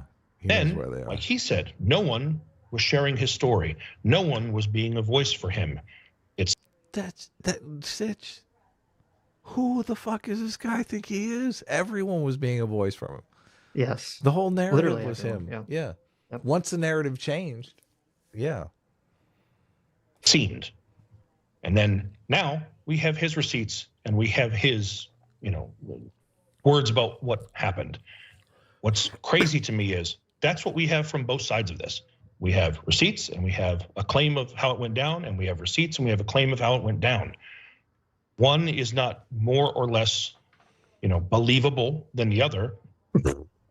Well, first of all, yeah, it's funny because when he's on his TikTok and on his Twitter, he's definitely saying that the kids is more believable, right? Oh, of course. Now he's like, we don't know.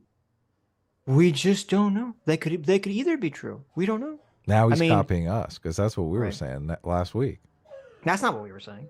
You're not even giving us enough credit. We were saying that the kid was in the wrong 100%, but there were two possible ways in which he could have been wrong.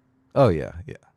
Tizzy over here thinks that this kid's explanation, which even if his explanation is 100% true, he's still in the wrong. He's still in the wrong. Well, unless you accept dibs all day. That's true. I don't. Right. I'll accept dipping dots all day, but not dibs all day. Tizzy, though, does accept dibs all day. I really wish someone would ask Tizzy, well, did he dibs the bike? Right. Like, I want someone to dig in. This is the beautiful thing of what we do on the Tuesday show. It's like we dig in, we ask those tough questions. Why are we having an argument over dibsing? Do you accept dibsing as a thing? Right. Well, I mean, also these idiots, none of them really watched the video that closely because they were all accusing her coworker of coming in and I know. Yes. And telling Michael to reset the bike so that she could have it, when in reality he was saying the exact opposite. He was saying, you reset it and you get it. Yeah. And they were trying to dox that guy and get that guy fired. Yeah. Too. Have you ever had dibs? Me? Yeah. Nestle dibs? Yeah, they're delicious. They're so good. Ice cream? Little ice cream. Yeah, they're like these. You guys never had it. They're so good. They're it's like little like vanilla ice cream and it has like the crunch bar coating around it. Look, it's a little early in the show to get into to talk about food. But we're talking about every time we say dibs, I think of dibs because I haven't had them in like forever. Nestle Crunch dibs. Oh that's why dibs is a good brand because we all know what dibs is. I mean, fuck. When I see some Nestle dibs, I'm like, dibs.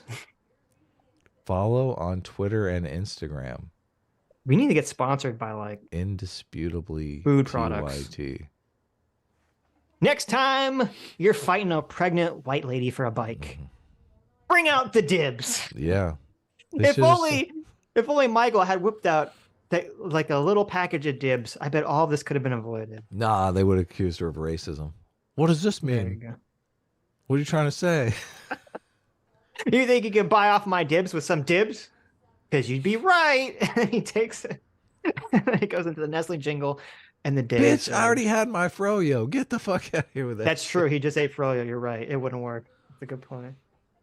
I just love the idea that they're eating frozen yogurt. They're eating froyo, yeah. These gangsters, these urban youth. How dare you, you racist. Jesus.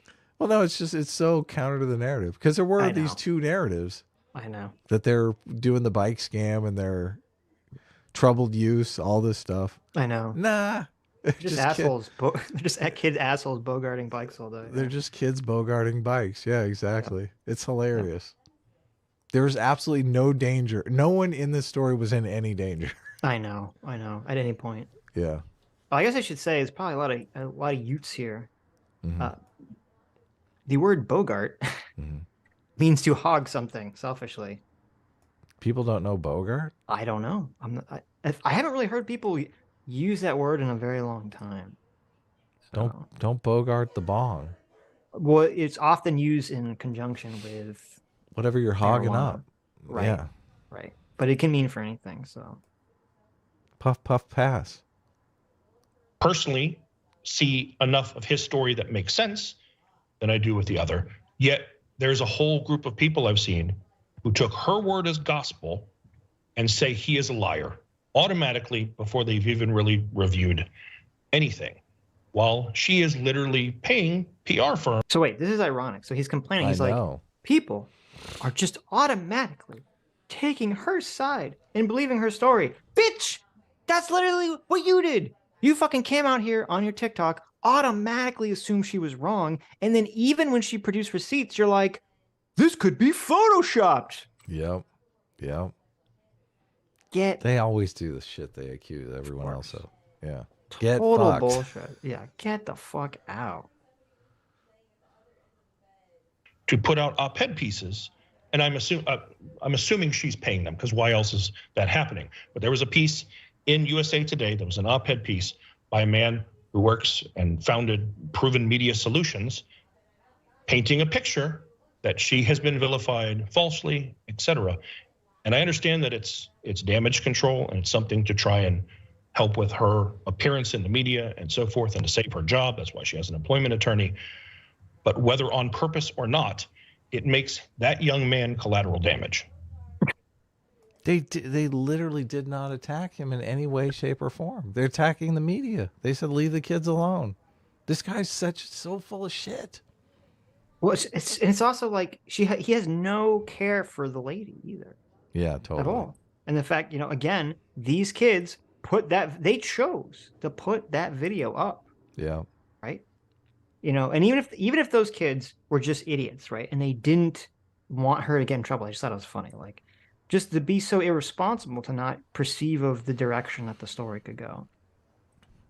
TikTok is paying his ass to do puff pieces too, because that's exactly what's going on here. The only reason he's given the black kids a puff piece is because he gets paid on TikTok to do that. That's what everyone wants to hear. Mm-hmm. Everyone wants to hear racist shit.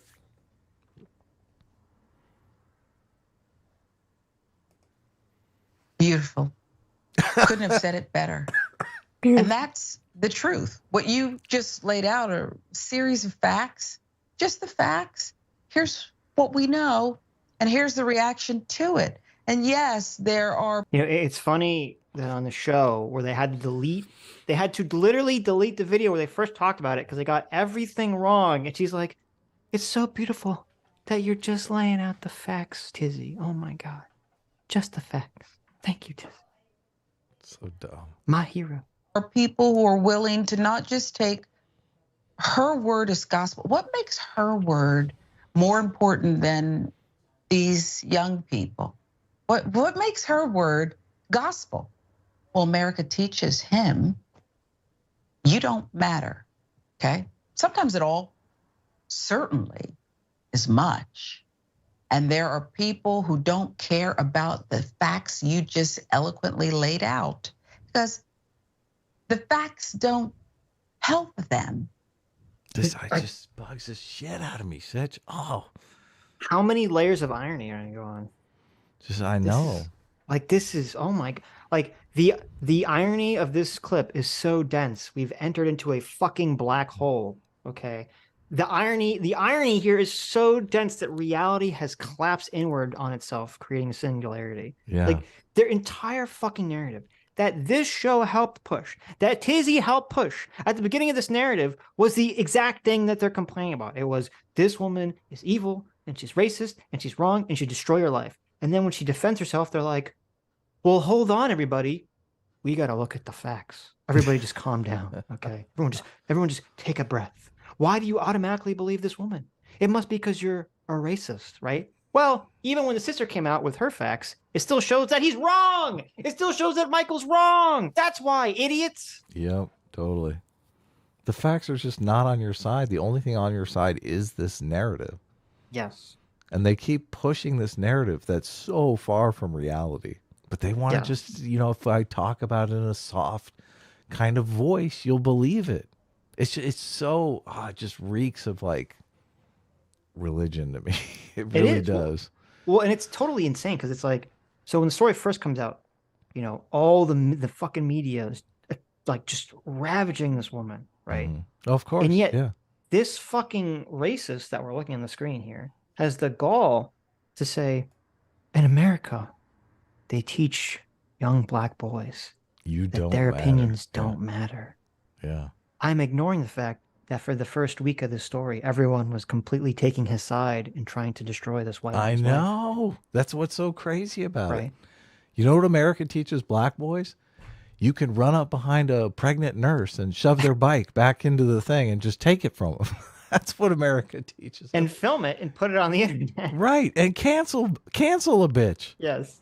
That's what America teaches black boys. And this person is so fucking stupid she can't even see it when it's right in front of her. I know. What? This is like, it's bizarro world, Sitch. This is what is so frustrating about it. Like, it's a emperor's, emperor has no clothes situation. Like, we're all supposed to sit around and pretend like this didn't happen or this happened a different way. What? Of course. Well, it's like the meme. We have to like staple the meme comic to our skulls of the, you know, the feminist lady who's shoveling shit over the wall. Totally. And then the shit gets thrown back at her, and she's like, "Oh, help me!" It's like, okay, the kids put the video up in the first place on the internet. Right. The cancel mob who wants to cancel everyone for being racist blew the video up. The national fucking news blew it up even further. Right. They're going around. They went to her house or her apartment. Yes. They knocked on her neighbor's doors and they said, "Did you know you're living next to a racist? Yeah, totally. Look at this video for being a racist." How do you feel? How do you, black neighbor, feel about this racist lady living next door? What is that teaching the black boys of America, Sitch? That they don't matter? They fucking start all this shit. And then suddenly, when she provides the receipts and people push back, they're like, "Oh, I can't believe what they're doing to these poor boys. Oh my God, there's humanity. Think of the children." No, fuck you. You guys are the ones that blew this story up to high heavens. Yep. And now you're mad that there's a backlash. Okay. Yeah. Get the fuck out of here with this weak shit. Well, they almost had the kindling lit. They had her up on the cross. They were ready to burn her at the stake, They did. Sitch. You're right. Like, oh, damn, we set all this up, and she's not burning. They had her on the pyre. And they're just throwing all that straw there. Yeah. And at the last minute, someone threw some water on it and said, "Hold on." Yeah, exactly. The sheriff came to town. Yes. And now they're very mad. A video we clip went of to Tim all this Pool work. saying, "Hold on there," appeared. Hold on there, partner. Just said, let's calm down for a second. And now they're like, "Oh, wait a minute. Whoops." Look at the look on her face here.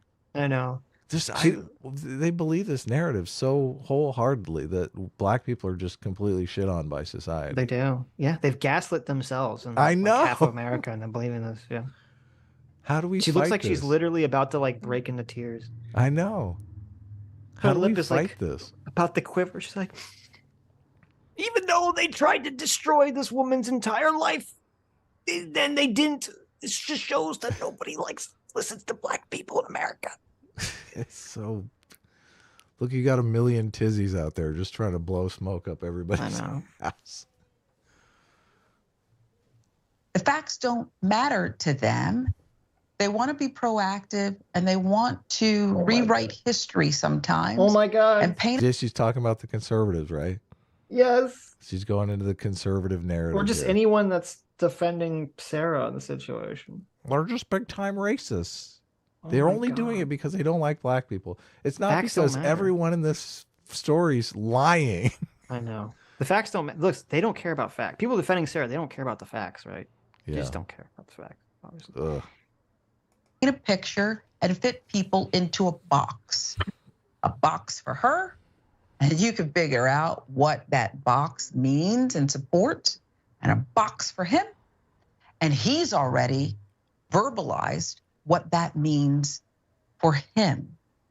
I don't know, as the mother of a Black child, if you can have enough talks to keep people safe. Oh my God. But one of the things, Tizzy, that you said that I need people to understand, it's not hyperbole. This kind of thing gets Black young men killed, okay? It did in the 50s, and it does today. It's such bullshit. It is such bullshit. You seen that great Family Guy meme where there's like a trans woman at a bar, and the bartender comes up and he says, "You can't watch porn in here." And then they say, "It's all right, I'm trans." And then he says, "Oh, we just keep doing whatever you want." Yeah, no. It's like, this is like, what the fuck? Oh, you can't ask for help. Can't call the police if there's any situation that involves anyone who's a minority, because we live in a world. They think we live in a world where the police just fucking gun down minorities. Just, they just run on the scene and start going, bah, bah, bah, bah, bah, bah, bah, bah. Those kids don't believe that narrative. Yeah, they were not acting scared at all. Yeah. They thought it was funny. Yeah, you're right. That's a good None point. of them believed that they were going to get hurt by the police. No. Yeah. They thought, this is a lady who's, a retard, and her baby's going to be a retard. Yeah. Let's film it and let's put it on the internet because it's funny. Yeah. Right. That's what they thought. They were more worried about losing their e-bike than they were about getting shot by the police. Right. And the fact that people are indulging these delusional fantasies is what drives me crazy. But these people are just delusional. They're delusional. Yeah. Well, another great irony here is that when this, what is the story called? It's called the CitiBike Karen. Okay. Yep. Karen, I know, and it's funny because Dinesh, whatever his name is, he was very upset that people were calling out that Karen is a racial slur, which it is. Oh yeah, it is a racial slur. You might think you might say it's an acceptable racial slur, but it is a racial slur. It is a negative name that you're giving to people partially on the basis of their race. It is a racial slur. Mm-hmm. And the fact that she's complaining about the racism against Black people, when the story came out and was still referred to, is literally a racial slur against white women specifically. And that was the narrative of the story, was this lady is a Karen. She is a racial slur. Okay. She's acting in some racialized way because of her skin color. Yeah. Like, imagine if the people who were attacking Michael were like, instead of calling it the CitiBike Karen, they called it like the CitiBike Tyrone or something, Oh yeah. People are like, wow, it's super fucking racist. You can't just start calling like everyone Black a Tyrone. What does that mean? But for some reason, you can just call everyone that's a white lady who gets in an altercation or something, you just call her a Karen. That's totally accepted. That's totally fine. Right. It's evolved. Karen means someone that endangers Black people too. So it's like doubly racial.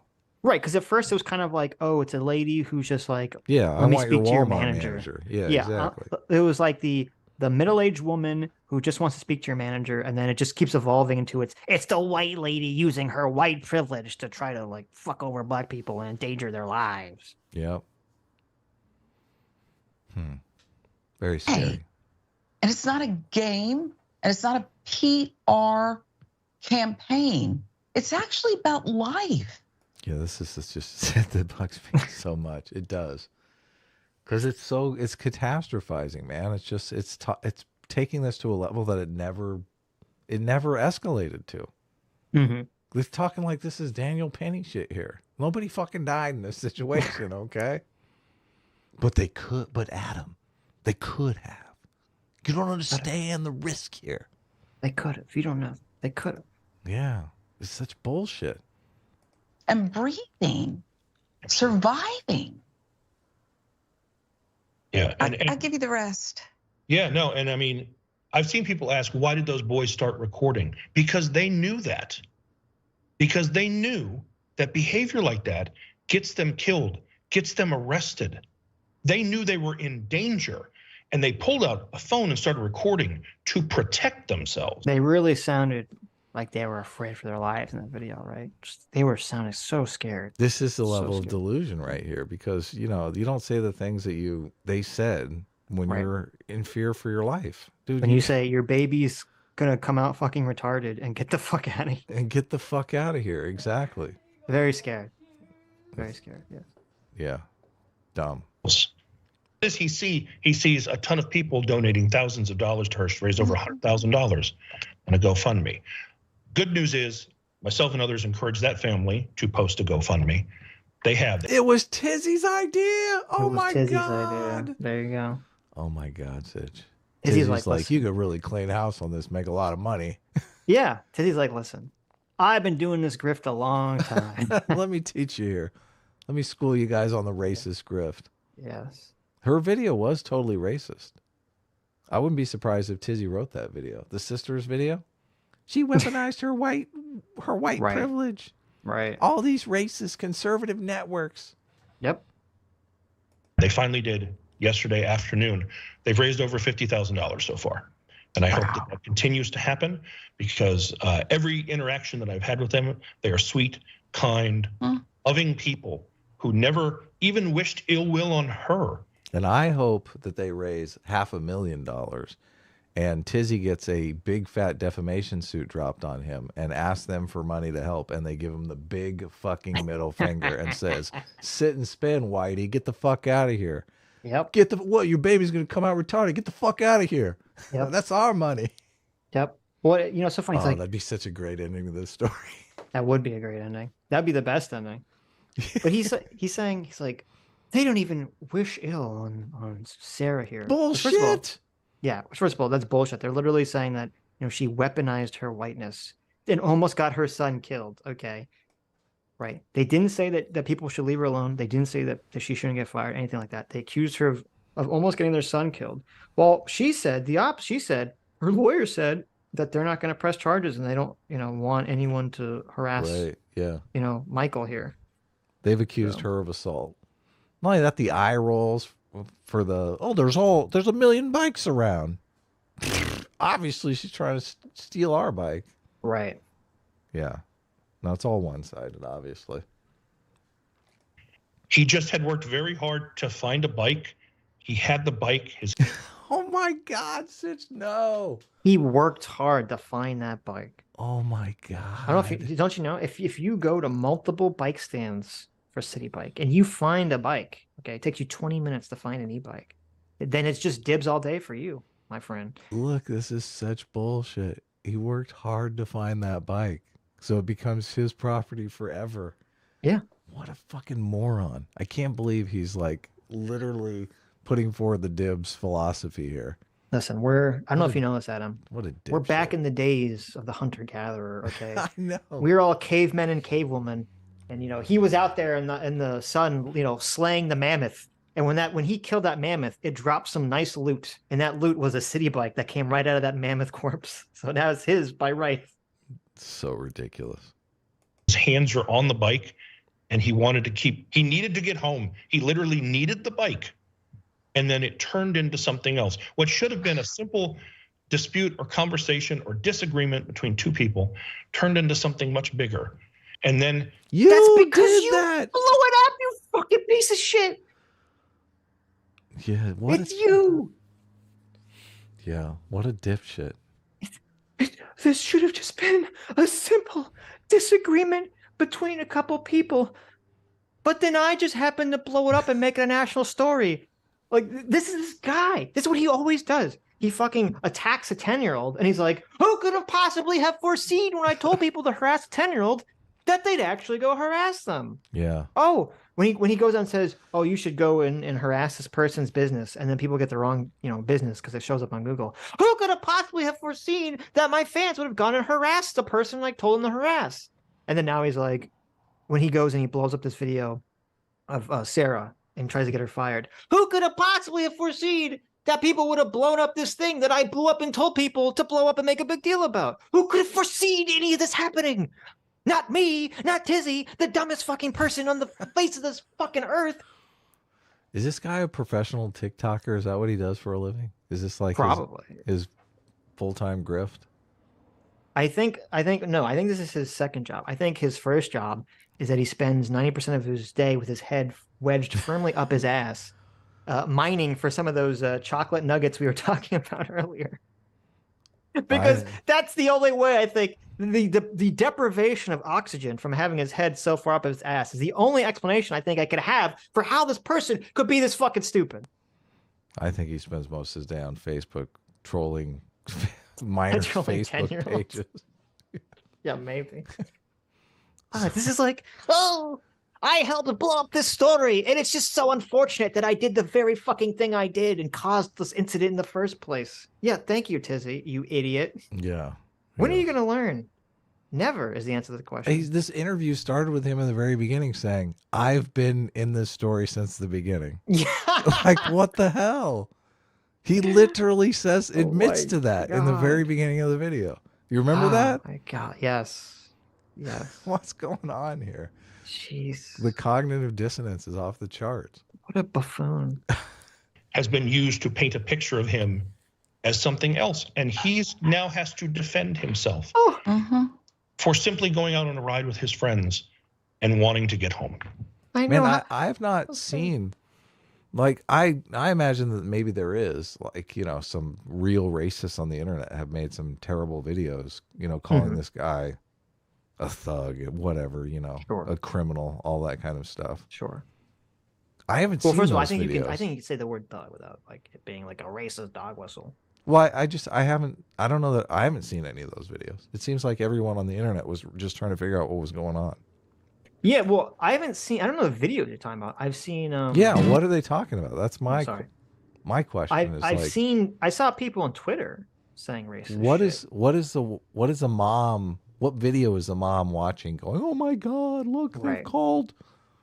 Like Fox News didn't come out and say, look, this is the black crime problem right here. It's like, but that's the way they're painting it. They're making it out like that's what's going on, right? Yes. Where are those videos? I want to watch some of those racist videos. Let's check those out. See, like, I want to see the racist videos. Well, no, let's tear those up too. You know what I mean? Sure. I don't think people are being. Yeah, no, I mean, I didn't see any racist videos. I saw people, you know, defending her once the receipts came out. I saw people being racist about it on Twitter, but I didn't see these racist videos that, you know, they're claiming exist. But I don't really trust their judge. I mean, they're saying that she leveraged her white privilege against them. When the kid was being the super privileged one that thinks, I get to have this bike for an extra 40 minutes without paying for it. Right. Which is a position of privilege. No, I get it all day long. Listen. Yeah. He worked very hard to track down that bike. If he has to beat up, you know, a half a dozen pregnant ladies to keep it, like it's well within his purview to do that. Listen, he spent all day, and by all day I mean he spent 20 minutes looking for that e-bike, and once you find it, you don't have to pay for it after that. It's just dibs all day. Dibs all day. Yeah. Okay. Anyways, I feel like I should run to the bathroom before we. Yeah, you run the bathroom. I like medicine head. Okay. So let me read some super chats, and then we're going to get into moving away from the CitiBike Karen story. Although I think we'll come back to it later because we're going to watch a clip of TYT of Ana seeming to have a kind of revelation, just kind of shocking. And we'll watch after this. We have Emma Vigland of the Majority Report, who is sort of getting a reputation recently of just, you know, stacking up L after L, terrible take after terrible take. She had a quite awful take that was being shared around the other day that has to do with trans women in sports. So we're going to check that out in a second. Okay, let's see. EF for $20. Thank you so much. Says if 3 or more people I don't know walk into my house without permission like that, the 12 gauge comes out. As it should. As it should. That's fucking weird. Good Faith Gary. Hey, look. It's Good Faith Gary for $20. Says maybe it's not very characteristic of me, but I think this Tizzy guy might have a fetish for getting yelled at. That's the only explanation for these constant bad takes. That's a good point. I'd believe it. I would believe that. That does make sense to me. Aussie R for 2 Aussie bucks. Thank you. Says Tizzy and Mizzy, the simulation is laughing at us. True, I already said that, but yes, it is kind of weird. It is kind of weird. We have back-to-back shitty behavior from Tizzy and Mizzy in the same week. Unexplainable. And Good Faith there. Oh my God, Good Faith Gary for another $20. Thank you. Says trailer for the new sequel called Karen 2, the CitiBike incident. The boys just wanted to enjoy their froyo. Do. They just wanted to go home. But Karen wasn't going to have that on her watch today. Dun dun dun. Then you see the pregnant lady comes out. She it's like a low angle camera looking up at her, fire in the background. This summer, CitiBike. This summer, Karen 2, the CitiBike incident. That's literally how people try to set it up. That is how people try to set it up. What's the takeaway for $5? Says Tizzy and Co. Have no idea how racist it is to say, quote, people calling for help gets black people killed. Progressives also say welfare reform is anti-black. Yeah, that's true. I'm back. Welcome back. Welcome back. Welcome back. Welcome back. Welcome back. Okay, let's oh, this is good. This is Emma, our good friend Emma of the Majority Report. Mm-hmm. Now this is a long, like the clip everyone saw was like 30 seconds. And that's the end. That's like the end of this 10-minute segment here. Mm-hmm. So we're gonna watch the full, well, it's actually like a 20-minute segment. We're not gonna watch the whole 20 minutes, but they're responding to what's her name? Who's the lady that's running for president? Her name escapes me. In the Republican Party. Marianna Williams? No, the Republican. The Republican? Yes. The woman? Nikki Haley. Nikki Haley, thank you. Yeah. Responding to some Nikki Haley press thing she did. How do you not remember? Look, you're the young guy. You're supposed to remember. I don't remember. Everyone knows that I don't remember names or places or really any information of any kind. So Nikki Haley. You know why? I don't remember the names of women. Okay. Because I don't think it's necessary. I learned a super interesting fact this week that I will never forget just because it's so fascinating. What's that? Did you know that the atomic tests, the first atomic test, fucked up all the steel in the world for very precise instrumentation, and that they have to find steel that is like buried at the bottom of the ocean or something that was not exposed to this radiation? No, wait, I don't. So you're saying the very first nuclear bomb, right? It sent out enough radiation that the entire world's steel was affected? Yes, yeah. This feels like this is not true. So they have to find shipwrecks and stuff like that as steel has not been exposed to the atmosphere since that test. Yeah, test for instrumentation. The first tests of the atomic bomb were a milestone in many ways and have left a mark in history on the surface of the Earth. The level of background radiation in the air increased and had an effect on the production of steel, so that steel produced since 1945 has elevated levels of radioactivity. Yes, so you can't use it in precise instrumentation. Precise in what way? I'm not sure. Like maybe some sort of machinery or electronics or something like that. So they got to mine steel literally from under the ocean. This can be a problem for sensitive instruments. So there's a demand for steel called low background steel, which has been made before the Trinity test. Yes. Isn't that fucking crazy? Is that not insane? Well, was it only because the first, was it every time they do a test it did this? Or was it only the first one they fucked it up because they didn't really understand what it was going to do? Talk about unintended consequences, right? Right. Let's test this bomb. Fucked up all the steel. Can you imagine? That's so hilarious. Yeah. That seems insane to me. Yeah. As soon as I heard it, I was like, okay, that's bizarre. Because that means that we have all that radiation in ourselves. Like if it's in the steel, right? It has to be in everything, right? Oh yeah. We're totally irradiated. It's a very low amount. presumably. Well, and some people, and people like Emma, you know, it's obviously much higher. Maybe that's Emma and Tizzy just got too much of a higher levels of radiation. Right. I think they got a higher levels of lead. I think the radiation might actually help. Who knows? Why do we need low background steel? Imagine you have a sensor that needs to be extremely sensitive to low levels of radiation specifically. This could be a Geiger counter, a medical device, or vehicles destined for space exploration. If they have a container that is slightly radioactive, it creates an unacceptable noise floor, and that's where low background steel comes in. Yeah. So where do they get the steel? Which is a man-made material, which was made before 1945, primarily from the ocean in sunken ships from World War II. Shipwrecks, yeah. That weren't exposed to the atomic age air when they were made and haven't been recycled and mixed with newer radioactive steel. We literally cut the ships apart underwater, scrape off the barnacles, and reuse the steel. Wow, that's fascinating. It is crazy, huh? There you go. I learned about that on the China show, which I listen to quite often. On Tuesday, maybe we'll do a shout out to them, and CT can clip it out because I listen to that show all the time. It's amazing. We should give it a proper shout out though. I don't have the information in front of me, so. Right. Well, there you go, guys. There's your random fact of the day. Yeah. That's impossible to forget. If you're someone like me, but you say that, but I'm gonna forget it next week. I'd be like, Sitch, remember the thing about the steel? And I'll be like, what? So they're arguing about Nikki Haley because Riley, what's her name? It's the swimmer.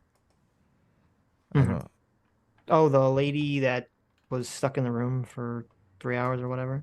Yeah, I used her in the thumbnail because she's obviously the face of transgender athletes right now because she's going around saying, listen, right, you're all the records are going to be in the hands of transgender women. I don't know. Give it 2 years, right? I mean, who's not after the records? Sure. Yeah. Sure. Okay. Ecosystem is over focused on it for their own set of like financial goals that don't really translate electorally. Honestly, it's just a bunch. Oh wait, I gotta go back. This is a really stupid point. Times Square. But they're not spending all their time like watching YouTube videos. That's a very small portion, even of the Republican Party's own base. Well, to your point, Brandon, like they're having a hard time squaring the high numbers for like Matt Walsh's anti-trans stuff with what actually translates to voters. And the reality is just like, yeah, the right-wing media ecosystem is over focused on it for their own set of like financial goals that don't really translate electorally. Honestly, it's just a bunch of hateful people that keep like clicking on that content.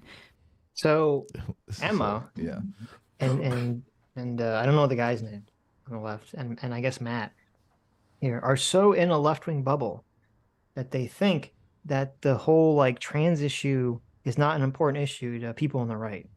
Yeah.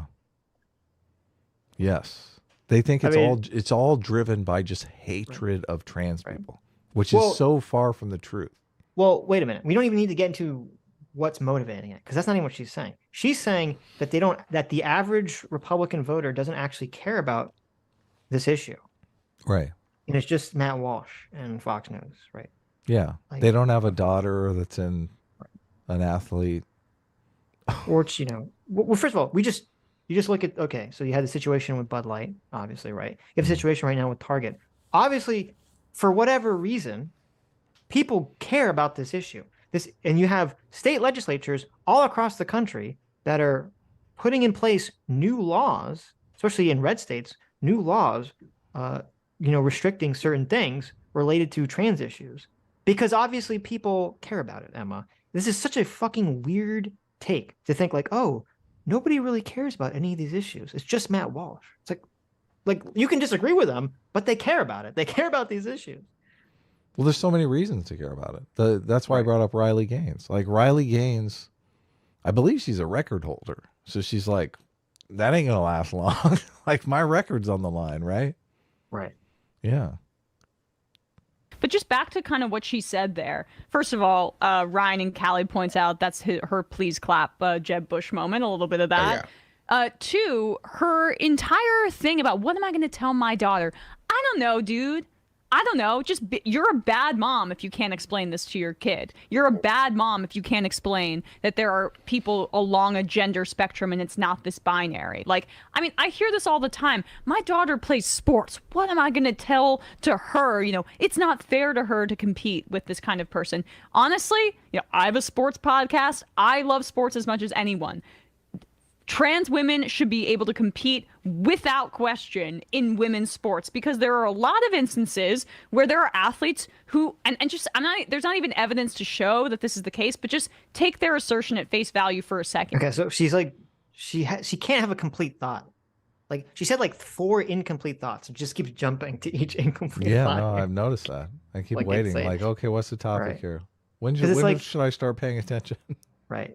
Because she's talking about how, you know, Nikki Haley's saying, like, you know, she has a daughter in sports. You know, what is she supposed to tell her when, you know, she's getting, you know, she's losing to someone who's a trans woman, especially if they're young, right? Because that's generally going to be before they start taking, you know, cross-sex hormones, right? So you essentially just have like a boy biologically competing with girls. Yeah, biological male. Right. And also it would depend on, you know, if they have they, especially if it depends on like, have they taken puberty blockers? If they've never taken puberty blockers, if they've literally gone through male puberty and now they're competing with your girl, you know, your daughter or whatever, like they're going to have a significant biological advantage. And Emma's just like, you can't explain that to your daughter?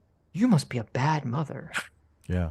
If you can't explain to your kid how sex is a spectrum, if you can't explain this completely illogical thing that just popped up 15 minutes ago that nobody that, you know, half the country doesn't actually believe in because they're not gaslit into believing it over politics, then you're a bad mom. Which is not even backed by science, by the way, which we'll find out later in the clip. Emma doesn't literally care about what is scientifically accurate or not. Right. Of course. She's like, this is the narrative. Must stick with the narrative. The narrative must survive. I'll be right back. Keep it going. That this is some unfair advantage. I mean, there's an unfair advantage all the time in sports. That's actually quite, that's the nature of sports. That some people are physically or more gifted, or they have like a better mentality. We should have banned Yao Ming from basketball because he's just too tall. It's not fair for everybody else. The children of professional athletes through. Oh my God. They actually have 3 people on screen that are actually in the conversation, and the side guy from the peanut gallery is the one talking again. Why do they do this? Why? This guy's more a regular part of the show than these people are actually on the show. Through like having wealthy parents and access to gyms and like say height genetics, they have advantage. I mean, Serena Williams, her serve is faster. Was way faster. Did you know that some people are just have biologically stronger bodies than other people? Yeah, they're called men. Yeah, I do know that actually. Like this argument is so stupid. It's like, well, just because in the categories that we've already created, okay, we've already said, you know, we're gonna have categories based on sex, we're gonna have categories based on age, we're gonna have categories depending on the sport based on weight class, we're gonna have categories based on, you know, level of, you know, generally every sport has like level of, you know, how good you are you gonna be in the major leagues or the minor leagues or, you know, whatever. Competence. Right. Yeah, we have all these categories that we've created to try to make it so that as many people as possible can engage in competitive sports in a way that is not just like completely fucking, you know, one-sided, you know, destruction of them, right? Yes. That's the whole point. So for her to give, and for them to give this like idiotic fucking argument, like, well, just because at the highest fucking levels, at the tip-top levels of professional sports, okay, some people still have physical advantages that push them to the top of the 0.001%. Therefore, it means everyone else under them can just get fucked when it comes to sort of like or every woman under them can get fucked when it comes to the trans question. Yeah. Like, if that's your argument, if that's your dumb argument that it doesn't matter if people have advantages, then why don't the trans women compete with the men? Yeah. When they're gonna, you know, be on puberty blockers and take cross-sex hormones and all these other things that are make them, you know, weaker than than a cis man. Why don't they compete I know then if why. That's the issue. Because they'd lose. They'd lose their fucking asses. Right. It's such. This argument is so stupid. Well, not and only they that, know it's stupid. The entire classification process is to group people together so they aren't very far apart in their ability. That's the whole point of it. But the trans stuff comes along, and it's just like they're way outside the distribution of everyone else. I think there was like a deadlifter or something that beat the record by like 100 pounds or something. It was some ridiculous amount of weight. Right. No woman even, like, that record is never going to be touched by another biological woman. Yep. But okay, whatever. Look, the whole idea that it's not going to be every single medal holder, every single record holder is going to be a trans woman. Right. The fact that they can't see that's obviously going to happen is, like, why don't they get that, Sitch? Well, why don't they understand that? Well, I'll tell you why. So when we talked to Sock Dunn left on Tuesday, he didn't understand the concept that little extremes will group at the tail ends of a distribution. Right. He didn't seem to understand that mathematical fact. So maybe that's a feature of leftists not understanding this concept. That you're right. You know, if you have trans women who are able to compete in sports, sure, some trans women, right, might be on the same level as a cis woman because they're just naturally, that's their body was never in a place or whatever. But that's not going to be, at the end of the day, you're going to have a lot of trans women who are significantly stronger than a cis woman in a lot of these categories, in a lot of these sports. And they are going to basically, every record will just slowly get taken over. And, you know, top level will be, basically the top slot will be accompanied by a trans woman. They're going to be untouchable records too. That's the thing. How does that affect the motivation? Like if you were going to, you know, engage in any kind of endeavor, any kind of competitive endeavor, whatever it is, if you know there's absolutely no way that you can achieve the top spot or even come close to it ever, why are you even doing it? Why are you even engaging in that? Right. Well, I mean, and the irony is, like, you know, if we lived in an alternate universe where there were no women's sports, so women had to compete in the same category as men, and instead it was just like, they were just like, you know, in the low, like a much lower level of, you know, professional category, right? Yeah. You know, minor leagues. And so there was no, like, you know, women's deadlift champion. It was just like the men's are the champion. And then, like, you know, the deadlift thousands champion down was like the first woman, right? Yeah. All these people would be screaming and saying how unfair it is that women don't have their own league to compete in. Right. So some woman can be the best. Right. Yeah. Right. They're so willing to just throw that in the garbage. Like, nobody's thinking about this on the left. No. Well, they don't care. Not that I think, they just don't care. And it is ironic that her statement earlier, she's like, no one cares about these trans issues. These aren't the issues that voters care about.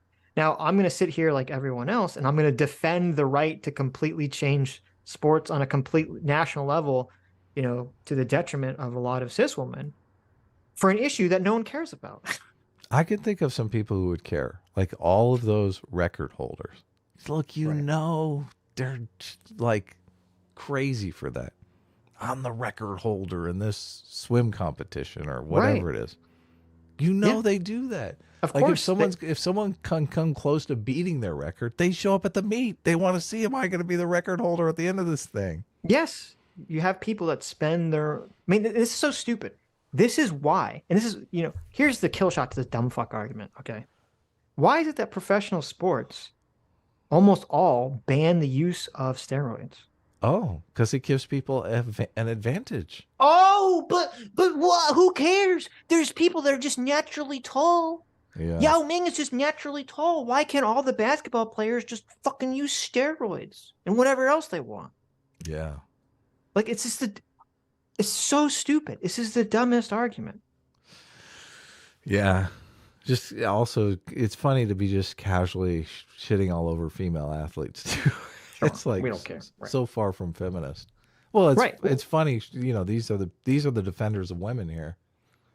Yes. Well, they only see, here's the thing. They'll only defend women if they're defending women against men, right? Because these sort of since we live in the since they basically abide by the woke cultural Marxist perspective, where life is a series of conflict struggles between various groups of people, we have to adopt the intersectional approach where we have the race to the bottom, reverse privilege hierarchy. So on the privilege hierarchy, women are above trans women. So therefore, you have to throw out any logic and any arguments that would apply. And you just have to automatically take trans women's positions and their side on anything. Yeah. Just because they're lower on the, quote unquote privilege hierarchy than cis women are. That's all that matters. This is where the term political correctness comes from. Because it's like, this is the correct political opinion. Don't concern yourself with reality here, okay? Well, they're not making an argument based on facts. They're not making an argument based on logic. They're just saying because one group of people has less privilege, according to them, than another group of people, you have to just automatically take their side. Yeah. Period. She even mentions this in the this will be better for society comment. Right. Right. Than the other women. I mean, it's time to ban her.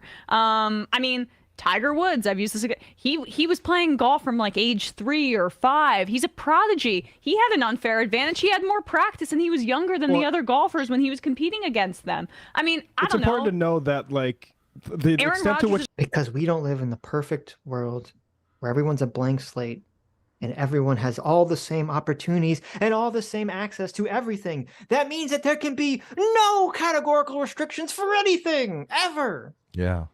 It's weird. His hands are a lot of other quarterbacks. Let's ban him. Well, and the extent to which we understand what the actual differences are on these things, we have very little understanding to the point where last Olympics you saw women who, as far as why is Matt Binder and this other guy even there? Look, the host is already he's talking to Emma from off camera again. Why invite these guys on the show?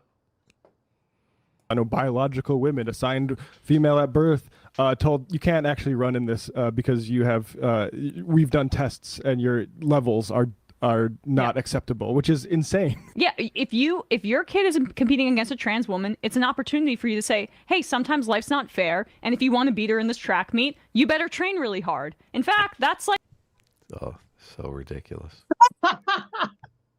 So ridiculous. Well, first of all, she just admitted that it's not fair. Yeah, she did. That's a step in the right direction. Right. So thank you, Emma, for admitting it's not fair. But slightly the idea, listen, that's why I put my child in sports, to teach them that life isn't fair. That's a good fucking message to teach my child. Right. Life isn't fair. That's why you're going to do sports. Not about you should work hard so you can win, so you can learn how to cooperate with the team, so that even, when you lose, you still accept, defeat gracefully. No, it's life isn't fair because sometimes political correctness is all that matters. That's a good lesson to teach your child, Emma.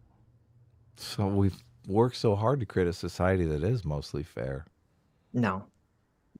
Fuck it. No, I'm serious. No, fuck it. That's what's so scary about this. It's because it is. Look, one of the things, and obviously this is aspirational. I wouldn't be delusional enough to think, obviously a rich man in some sort of legal battle has much more resources at his disposal and is in a better spot, right? Right.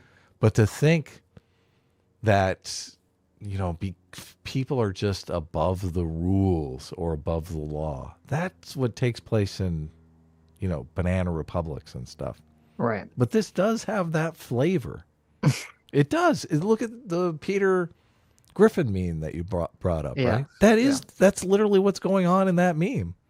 Yeah. The rules are this here. Oh, the rules don't apply to you. Never mind. Right. It's what? You have a special identity that lets you break the rules. Yeah, that's what we used to do with royalty. Remember what the Americans said to the crown? We don't do it like that around here. Right. Everyone is created equal.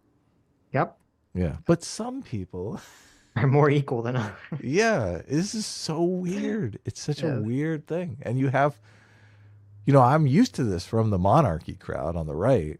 Mm-hmm. But on the left here, they're basically making the same argument. Yeah, it's unfair. Yeah. Suck it up. They're royalty. As long as they view your part of a group or class that is less privileged. That's all. Yeah. That is the fundamental principle of current leftists. It's who is the lead, who's part of a group, not as individual. They say fuck individuals. Who's part of a group or class that is less privileged? That's who I have to side with. That's the foundational privilege for leftists right now. Yeah, they're the royalty. Yeah. They're the ones you got to suck it up. They make the rules, okay? And if they want to change the rules on the fly, well, you just fuck off. Yep. Like a pretty good hallmark of like a parent that's engaging in their child's sport in a productive way. I mean, yes. And also this for me fits into that same bucket of things like I always bring up where parents complain about their kids not getting into Harvard because of theoretical affirmative action case, a theoretical, you know, not even legacy because they never complain about that, but they affirmative action case takes their job. And the reality is like the people complaining are always people who weren't going to make it in anyway. You know, it's always 20th place in the race. It's always someone with a 3.4 GPA and no extracurriculars who want to go. What about Riley Gaines, dumbass? Well, Riley Gaines is complaining because she's got a record on the line. Right. Well, and you know, whether you support affirmative action or not, the argument he's making is idiotic because he's like, oh, well, it's a person with a 3.4 GPA who's complaining that they're not going to get in. We understand that the person that you're allowing to go in under the affirmative action program has the 3.4 GPA that you're saying that the other person's not going to get in, you know. Look, that's the whole thing. I don't know if Riley Gaines is a record holder, so don't hold me to that. You can look into it. Yeah, I'm looking it up. Wants to go to Harvard, but feels like they deserve to be there. And it just paints a picture of people who just feel as though their place is being threatened by Wasn't the lawsuit against Harvard, wasn't it Asian people suing, saying that they were raising the criteria for Asians? Wasn't that the lawsuit? Yes. Yeah. So his whole argument is just insane. Right. Yeah. The introduction of minority groups into traditionally white spaces, male spaces, cis hetero spaces that they just feel are designated for them to use to get ahead in various social situations or in life in general. What it's not supposed to be a competition. Yeah, I'm sorry, Brandon, but what do conservatives always say? Like, what the liberals and their participation trophies. I mean, not everyone gets to be number one. Sorry, not everybody gets to be number one. And not by cheating, though. It's so, oh, man. Well, but so he was saying this in terms of affirmative action policies, and she's mocking, saying, well, not everyone gets a participation trophy. You're literally lowering the bar of entry for other people on the basis of their skin color or some other class, protected class. You don't get to then turn around and say, not everyone gets a participation trophy. The right wingers are, you know, being hypocrites about this. That's an insane take. Yeah. But also, like the idea that trans people go into these things and just clean up is that's not actually the case. The idea, the advantage isn't actually that clear. You only ever hear about it though if a trans person has some sort of success. Exactly. You just and the most ridiculous one I saw, and I had to look this up because I remember it. And yeah, listen, Adam, that time that you brought up that trans woman that got the record for weightlifting, that's just an outlier. It's only happened that one time. Well, no, they do this weird Mott and Bailey thing where they're like, every single trans person that competes doesn't do well. And I'm like, yeah, but the record holder is always going to be a trans woman. Right. Like some trans woman is going to come in and destroy the record. That's inevitable. Inevitable. I remember, this is like last month or 2 months ago, the right wing was going crazy over this a trans woman running in the women's marathon in London or something. And they were complaining that, all the women who placed after this trans woman, imagine how they felt. The trans woman placed in 6,159th place in the marathon. They were complaining over people who placed after the 6,159th place trans person. It is ridiculous. Yeah, and I'll just say one final. Did you hear about that? I never even heard about this. Yeah, I don't know what he's talking about. The big event that everyone was complaining about. I'd never even heard of. Okay. So I looked into this. As a 54-year-old some sort of like No way. public marathon. Like no one gives a shit about this. This is the total like bullshit drama. Some 50-year-old trans woman who I think just started transitioning, by the way, too. Right? You know, congratulations. Like, okay, who cares? Good, you know, good for them, I guess. Final thing, because there's I really like skeptical of this. This issue, to the extent that there would be like an unfair advantage in a certain sport or whatever, given like say a trans person not given the ability to say go on puberty blockers or something like that. Like just to grant that is an issue for the athletics department. That is not a national politics issue, and it is insane. It is a pathological that it has become a matter of political importance widely. Yeah. So it's interesting. So we have the faceless voice. Even he's saying, well, maybe this should be left up to the individual sport associations, right? So even he's willing to say maybe there's some criteria that should be upheld here. Or Emma's just like, fuck that. Yeah, because they know how much leeway they have. Right. Yeah, we've naturalized girls' sports, right? As if they need to be like this incredible national priority. To be honest, the real national. Right. She said we naturalized girls' sports. And then she means nationalized. I don't know. Well, so the word. Well, I don't know what does she mean by that.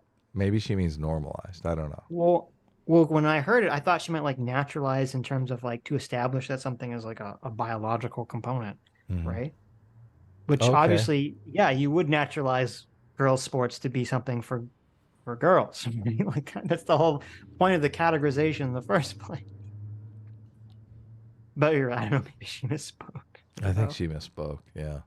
National priority, to Matt's point there, is making sure that trans women and people have every opportunity to participate in the joys of life, in competition, in social institutions. And that means and to be a record holder, of course.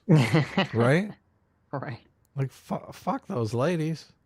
I want my record. Where's my scholarship, bitch? That's my scholarship. Sports, full stop. But like that was one of her dumbest, aside points. But the macro point here about Nikki Haley is like, let's just put up this image of her really quickly. Is still, I just want to people, she presents herself. She's got that cross on, right? Or maybe that's not what she's wearing, right? Well, I don't know. I thought that was the. This is what's hilarious to me. They zero in on that religious stuff. Yeah. God, they're like, I hate religion. She's thinking to herself, religion, evil. Well, and she's found a bunch of fucking nonsense. I know. What the fuck? I know. I thought she hated religion. I know. I thought she hated religion because, religion. They believe unscientific stuff. Let me talk to you about the sex spectrum. And how biological males and biological females are identical. It's like, what the fuck? You're in a cult, bitch. At least Christianity has had some sort of evolutionary process for like thousands of years. Mm-hmm. This shit came up in 2017. What are you doing? What are you doing? You're devoting your life to a cult. It's so bad. I think it might be a South Carolina. That doesn't matter. Yeah, but like her campaign video. Look, they even make excuses. They're like, that cross. Look, she's so mad about the cross. Oh, that's a South Carolina thing. Look, she has to wear the cross. Okay. Well, it doesn't matter. I don't even think it's a cross. I think it's just something else.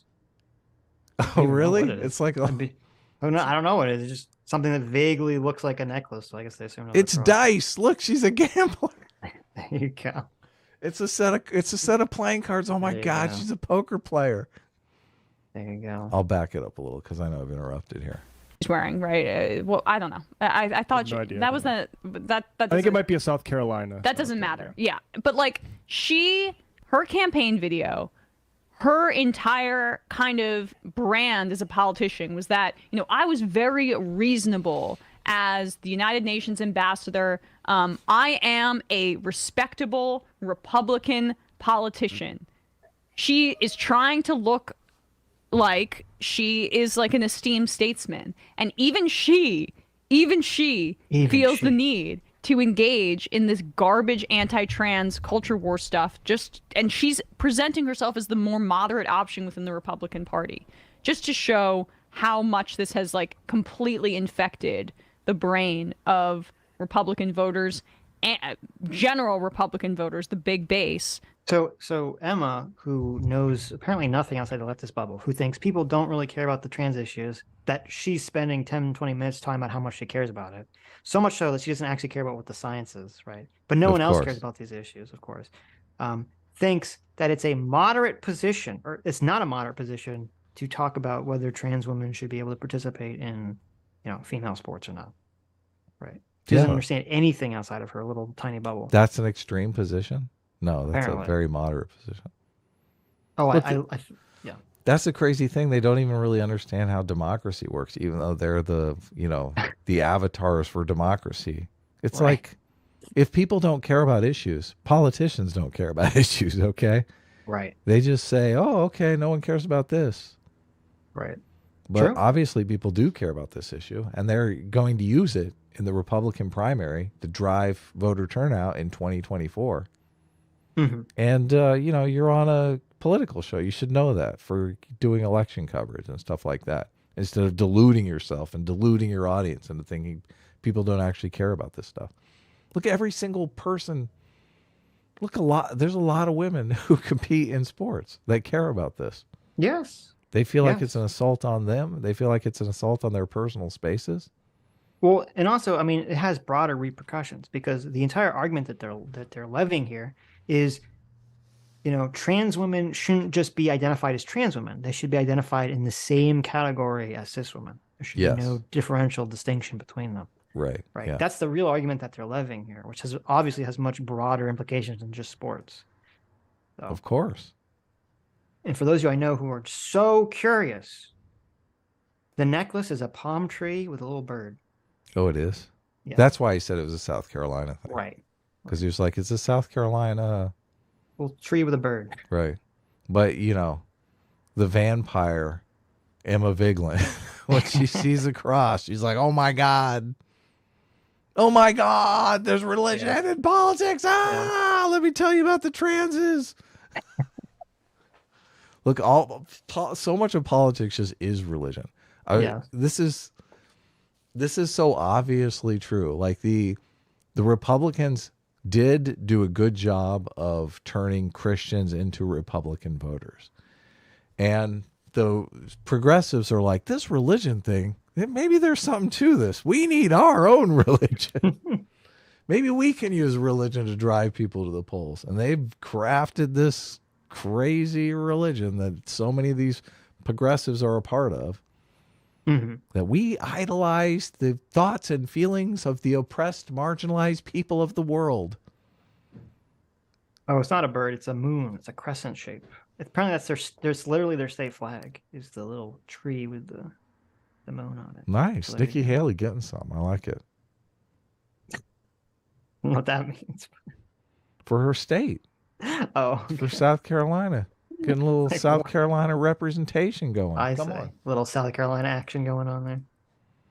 South Carolina is an important state because that's usually the make or break state during these primaries. So that's why a lot of people, I believe Tim Scott is from South Carolina too.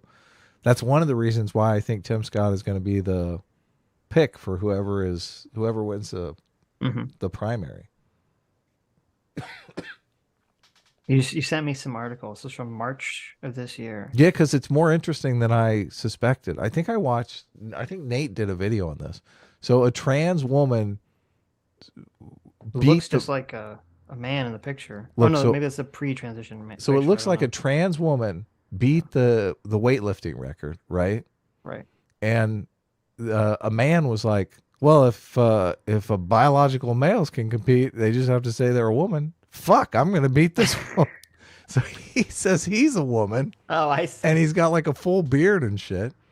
And he just destroys her record. He's like, look, I'm the record holder for the female deadlift weight champion. That's hilarious. Fuck yourselves. That's so funny. It is hilarious. It's like, this is the world you guys wanted. Mm-hmm. Look, Emma. This is a great example to tell your daughter how life is unfair. This bearded dude just bested you in your own political game.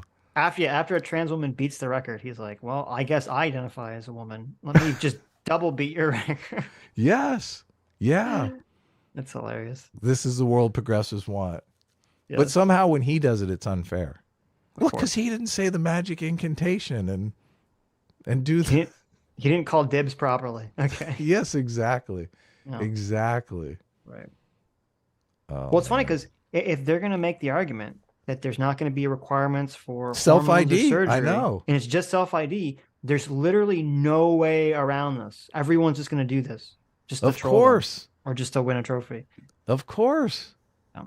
I mean, frankly, I'm encouraging it. Like, yeah, gentlemen, I agree. We know what to do. Gentlemen, and occasionally ladies. Occasionally when it comes to getting your names in the record books. Oh God. Right. That's like that's the best troll of all time. Mm-hmm. That's funny. Not the one sitting in New Hampshire there, but that she even feels the need that she has to do that. Yeah, she's trying to like hit DeSantis on. You're going way over there with the culture war stuff. You're even making Disney want to leave, and then also doing the exact same thing. Yeah. And who listens to their coverage on the election? It's like so. The leftists. Yeah, but it's like listening to a third grader's view of the world. The bads people. People on the right don't care about trans issues. It's not going to go well with the voters. I mean, it's not like DeSantis has literally made his entire career attacking wokeness or anything. Yeah, but, exactly. Whatever. No one cares about that. I mean, it didn't significantly help Donald Trump, win presidency the first time, and will continue to help him win the second time. No, nobody cares about wokeness. This is what is so sad, because this Republican election, or this, Republican nominating process is going to be fascinating to watch, and none of it is going to be accessible by these nimrods. They're not going to understand any of it. I was watching some of David Pakman's coverage, and I was like, this guy is very smart. David Pakman. Remember, David Pakman is a very smart commentator. He's a fucking moron. He was talking about Tim Scott entering the race, and like I've been saying for months now, Tim Scott is going to be the vice presidential pick. Or at least attempts to be the vice presidential pick. Yeah, Tim Scott is literally running for vice president. I sent Sitch Tim Scott got in the race and got almost a thank you. Yeah, almost a thank you out of Donald Trump. Yeah. For running against him, yeah. Because he's going to be his wingman in those debates. Are you kidding me? Of course. He's going to hold him while Trump beats him. He's literally running for vice president. And David Pakman on his show says, I don't even know why he's getting in the race. Yeah, you moron. He said, I don't know why people who don't have a chance even bother running. Which is like, fucking, really? It's so stupid. As he's saying, Marianna Williams should really get into this competition because we need to pull the Democratic Party leftward. But Tim Scott, I cannot perceive of why he would enter this race for any reason. Yeah. It's so stupid. Their commentary on Republicans, which they don't understand at all, is just total dog shit. And the necklace is, in fact, South Carolina palm tree. Gotcha. Right. I think I made that mistake before. Lol. Slam Cedar. Emma, there's tons of evidence regarding testosterone levels in height, strength, and speed between people with XX chromosomes and XY chromosomes. Matt's citation off cases about the Olympics is pertinent, but an argument for better planning and more transparent discussions. Your argument is really bad on this, and you're out of your depth. You're correct that trans women should be able to compete in women's sports, but your argument for it is just scientifically and factually incorrect. I'm actually not bad about this. I'm 100% right on this. I don't give a shit about the scientific explanations. People, if they identify as a woman, get to compete in sports. If that's not fair in the short term for a variety of little competitions, I don't give a shit. I don't give a shit. Because the societal interest of including trans people in society trumps stupid competition. Full stop. So I'm right about this. You're wrong about this.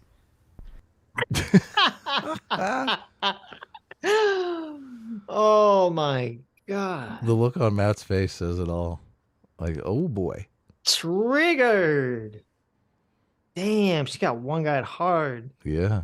She got some stuff pushback from the audience. Because the guy agrees with her overall point. He's just saying you're making a bad argument. And she got fucked. She lost it. Someone's saying, I agree with you, but you're making a bad argument. Now, I said it a little bit rudely, right? But it's just, you're wrong. Science doesn't actually matter here. Fuck science. Yeah, I know.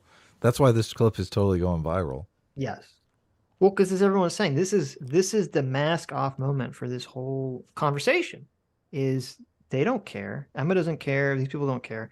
It's never, they kind of make these BS scientific arguments. We say this a million times. When the science is on your side or on a side, everyone makes scientific arguments. Yeah. The second the science is not on their side, well, it's not about the science. It doesn't matter. I'm making a broader moral issue. It's a moral argument now. Political argument. Who cares about the science? The science doesn't support me, so I don't care about it. Suddenly, it's throw it out the window. Right. Yeah. I don't care if trans women she basically is saying, I don't care if trans women can have the biggest advantage over all cis women in any sports. Trans women could hold all the records in all cis women sports. It's better for society. Society's just better this way. I really wish we could ask her, if trans women have hold every single record to the point where, like, it's not even really touchable by biological women. Is that a better society? Yes. It's like, it is.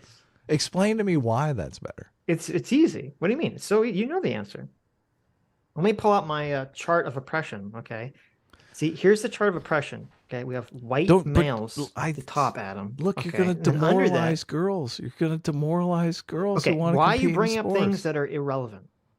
Let me point to the chart. How is that irrelevant? Let me point to the chart. Here's the pyramid chart. Okay, we have white males at the top, Adam. Most privileged. Okay, right. Therefore, they deserve to be the most oppressed. Underneath them, we got white women. Oh my God, straight white women. Fuck straight white women, Adam. They're almost just as bad as men. They're Karens. They're all Karens. They all want to get black men killed. Okay. Yeah. Ouch. And then look, let's go down a couple steps, and here's the trans women. Okay. Right. See how the trans women are below the woman on the hierarchy of oppression? Right. Therefore, except for in sports where they're all the record holders. Listen. The broader societal implications show on the chart that trans women are under cis women. So therefore, vis-a-vis ad hoc ad procto al dente, that means that therefore you have to side with a trans woman. Fellas. It's simple. It's just simple math. Fellas. We know who's at the top of that hierarchy. We know what to do. Seriously. Just identify, look. You can be gender fluid, okay? Just identify long enough in the competition. Right. Yeah. We want all these records. And it's funny. She literally gave the self-ID argument. She just said, if you identify as a woman, that's all you need. And nothing else matters. She didn't even say the time, how long you transition, whether you've been on puberty blockers, whether you've been on cross-sex hormones. She just said, as long as you self-ID as a woman, that's all that matters. Yeah. See so how she would have to support out for you, Emma. Yeah, so she'd have to support that guy in Canada who's just like, oh, I identify as a woman today. Let me go get the world record. Or let me get the record in Canada all of a sudden. Boom. Look at that. I think he did the record in front of the trans woman record holder too. He did do it. Yeah, he did. It's like, it's pretty funny. Guess what? Yeah. Check this out. Make this record nice and high. There you go. Good luck, ladies. There you go. I mean, this is what's so ridiculous. Everyone knows the self-ID argument is a stupid argument. Of course. It's a ridiculous argument. I don't think the self-ID argument, I'm trying to think of any avenue of society where like a pure self-ID is accepted for anything. I'm not sure I can think of it. Doctor. Yeah. Doctor's good, right? Right. Because like even like you're like, oh, I'm whatever religion I am. It's like, yeah, but if you say that you're part of some religious group and then you don't follow any of the tenets of that religion, they're gonna throw your ass out. Yeah, like you can just say that you are, but no one's gonna accept it or believe you. They're like, no, you're not. You're not part of any of this stuff. As a very vocal atheist for Jesus, I can attest to this. Okay. Right. So it's just, I don't know, it's ridiculous. Anyway, Dr. Shock, I agree. Let's get rid of weight classes in all combat sports. Perhaps have grown man compete in Little League. Sometimes life's not fair. Oh my God. Oh, got him! Oh my God. Just annihilated. Look, Yes. destroyed on your own show. Oh my God. Jeez. Life's not fair. Get in the kitchen, Emma. Well, it's funny because like this is on the unlisted live stream, right? Yeah. I mean, it's not like this is, I'm assuming not, but I don't know. I think only the people that are like really big Majority Report fans are watching their shit live. You know, enough to leave these comments that she's reacting to. And they're like, this is a terrible argument, Emma. Yeah. They probably have girlfriends or daughters in women's sports. Sure. Whatever. Number 13, when Justice Thomas and Alito, but very specifically Thomas, expire, I literally will have an entire week of celebration. Gonna take off work and everything. That made me mad. Sorry about that, guys. No need to apologize. It's good to get mad about things sometimes. I can't with this discussion. All right, let's do this really quickly. This Texas State House. Okay, that was it. That was the clip. Well, it reminds me, like in the religious context, when you have, you know, the really questioning person that comes up and is like, right, pointing out all these contradictions in your religion, and you're like, look, you're already at peace with all those contradictions because it's your religion, right? I mean, they're glaring contradictions to everybody else, but the same exact psychology is taking place here. Like everybody sees the contradictions in this women's sports thing. It doesn't matter, Adam. This is better for society. Okay? Yeah. It's better for society. Yes, totally. We should just have 7-foot tall 20-year-old males competing in the 12-year-old basketball league because it's a good lesson for kids to know that life isn't fair. Yeah, totally. I mean, why don't we just have them work like in mines and stuff? Like the kids yearn for the mines, Adam. I mean, I think there's plenty of ways that we can teach them that life is unfair. Yes, of course. Listen, kids play Minecraft. Okay, we know that's what they yearn for, right? If kids want to compete in a place against unfair, adults kicking their ass, that's what online gaming is for nowadays, right? So, yeah, totally. That's got to be weird because, like, when I grew up, before we all became children forever, right? Whether you like that or dislike the that. Children Forever days. Oh, I love it. What are you talking? We're in the Children Forever days. days. This is where the conservatives get it wrong. Come on. Oh, you like that? We're in the Children Forever. Of course, it's amazing. Look, who doesn't like games and stuff? It has its positives and negatives. Okay. Look, like all things. Everyone likes games and movies and comic books and pop culture. Sure, look, but come on. As long as people are getting the things done that need to get done, Yeah, sure. Look, handle your shit. Look, I'm not. If that's true. If Handle that your stuff shit. is standing in the way of you handling your shit, I am not in favor of it. Sure. But I feel like we live in a time when, look, all of us have enough leisure time that we can enjoy those kinds of things. True. Well, not all of us, but some of us. We're not working on the farm, sun up till sundown. Sure, we hope. Sure. Yeah. Sure. But sure. No, but it's got to be weird because, like, when I grew up, I'm playing some game, playing Left 4 Dead or Team Fortress 2 or whatever. I know I'm playing with like a bunch of other.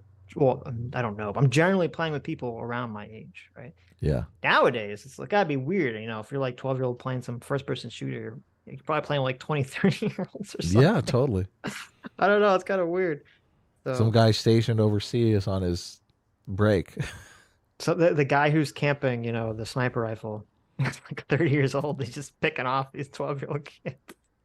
It's great. Oh my God. And they're like, oh my God, stop camping. You hear that, like the high-pitched little kid voice. Look, there's always been avenues for intergenerational bonding. There you go. Video games are the new avenue. Now we have intergenerational conflict. Is it conflict? I feel like it's more cooperation than conflict. Man, if I'm 20, I don't want to hang out with some 12-year-old screeching at me over a fucking Xbox Live about camping the sniper rifle, okay? Yeah. Never really was a camper, but Police. Well, that's good. I'm happy for you. Who now? I've said long ago that I think Ana Kasparian is on a trajectory here that ends with her hosting a show on the Daily Wire. That would be hilarious. People don't look. I saw Sean's video on this, and I think Sean is saying, Ana is still very left wing and getting more left wing. Yeah. Well, I don't know if she's getting more left wing, but she definitely is. Well, maybe economically, I don't know, but she seems to be sort of slowly waking up that the whole race shit is like toxic. Yeah. Someone in the chat earlier said it's ironic that she is going down the Dave Rubin path after she gave Dave Rubin such a hard time for going down this path. And I was thinking, that's very true. Yeah. Well, that's fair, but also, I mean, Dave Rubin seems a little bit more grifty. No, I don't know if I say grifty, a little bit more philosophically empty, if that makes sense. Like he's an empty vessel waiting to be filled. Look, do you think Ana Kasparian is the avatar of intelligence and philosophical discourse? I don't think that. But Ana, her vessel is filled. It might be filled with stupid shit, right? But it's filled with something. Right. I get what you're saying. Someone says, I know I'm behind live, but did you guys see that CitiBike Karen's story that Michael's sister has a Twitter race grifter history even before this event? No way. Yeah, we did. Send me a link to that or something, because I am very curious. I don't know anything about that. Our good friend Doomer in the chat says Ana Kasparian and Chank are greater than Sitch. Thank you, Doomer. As always. Oh yeah. Hearts and love. Ana got mugged and finally sees the light on crime and other issues. Many such cases. That is true. It is true. Yeah, she got sexually assaulted by 2 homeless people. Right. She talked about it on Ben Shapiro's show. That's she right. went to the enemy. Oh my god. And explained. Well, I mean, you're not allowed to talk bad about unhoused people otherwise. So. Oh yeah, did I call them homeless? Good. You did. Fat Brown Buffalo, our favorite Young Turks, thank you, Young Turks, for $20, says, I want to ask Emma, quote, if an adult identifies as a child, should they be allowed to compete in children's sports? And if an able-bodied person IDs as handicapped, should they be allowed to compete in the Special Olympics? That's hilarious. That's a good question. It's a good question. Oh, man. I mean, people have asked this question about the self-ID for age and other things. And they just say that's ridiculous. And you say, yeah, but you understand, you're the one making the self-ID argument that's not based on any sort of anything logical. Your only logic is people aren't doing it. It's like, well, 10 years ago, people weren't self-IDing, right, necessarily under the sex argument either. So you do need to put forward some kind of argument based on some kind of logic for us to accept it. And Fat Brown Buffalo for another $20. Thank you so much. Says, Emma doesn't realize it, but her arguing, quote, fairness doesn't matter, is unintentionally making the argument that affirmative action should be eliminated, that the SAT should not be removed from admission decisions. That's a great fucking point. That's a fantastic point. If you're going to make the argument that life isn't fair and fairness doesn't matter, then how the fuck could you ever advocate for any affirmative action policies? Because then true. You say, yeah, good you say, point. oh, we need affirmative action policies because, life is unfair. We're trying to make it fair. Right. Because if they say, oh, black people are disenfranchised, disproportionately and systemically by society. So therefore we have to, lower requirements for college admissions or, whatever. And then you say, look, Emma, life isn't fair. Life isn't fucking fair. When your kid doesn't get into the college he wants to, you just look at him and say, life isn't fair, Emma. Yeah. Get out of here. Yeah. Look, we could go back to slavery with that kind of attitude. Right. Look at you, Adam. That's terrible. Look at you, Adam, being sexist in the chat. What did I say?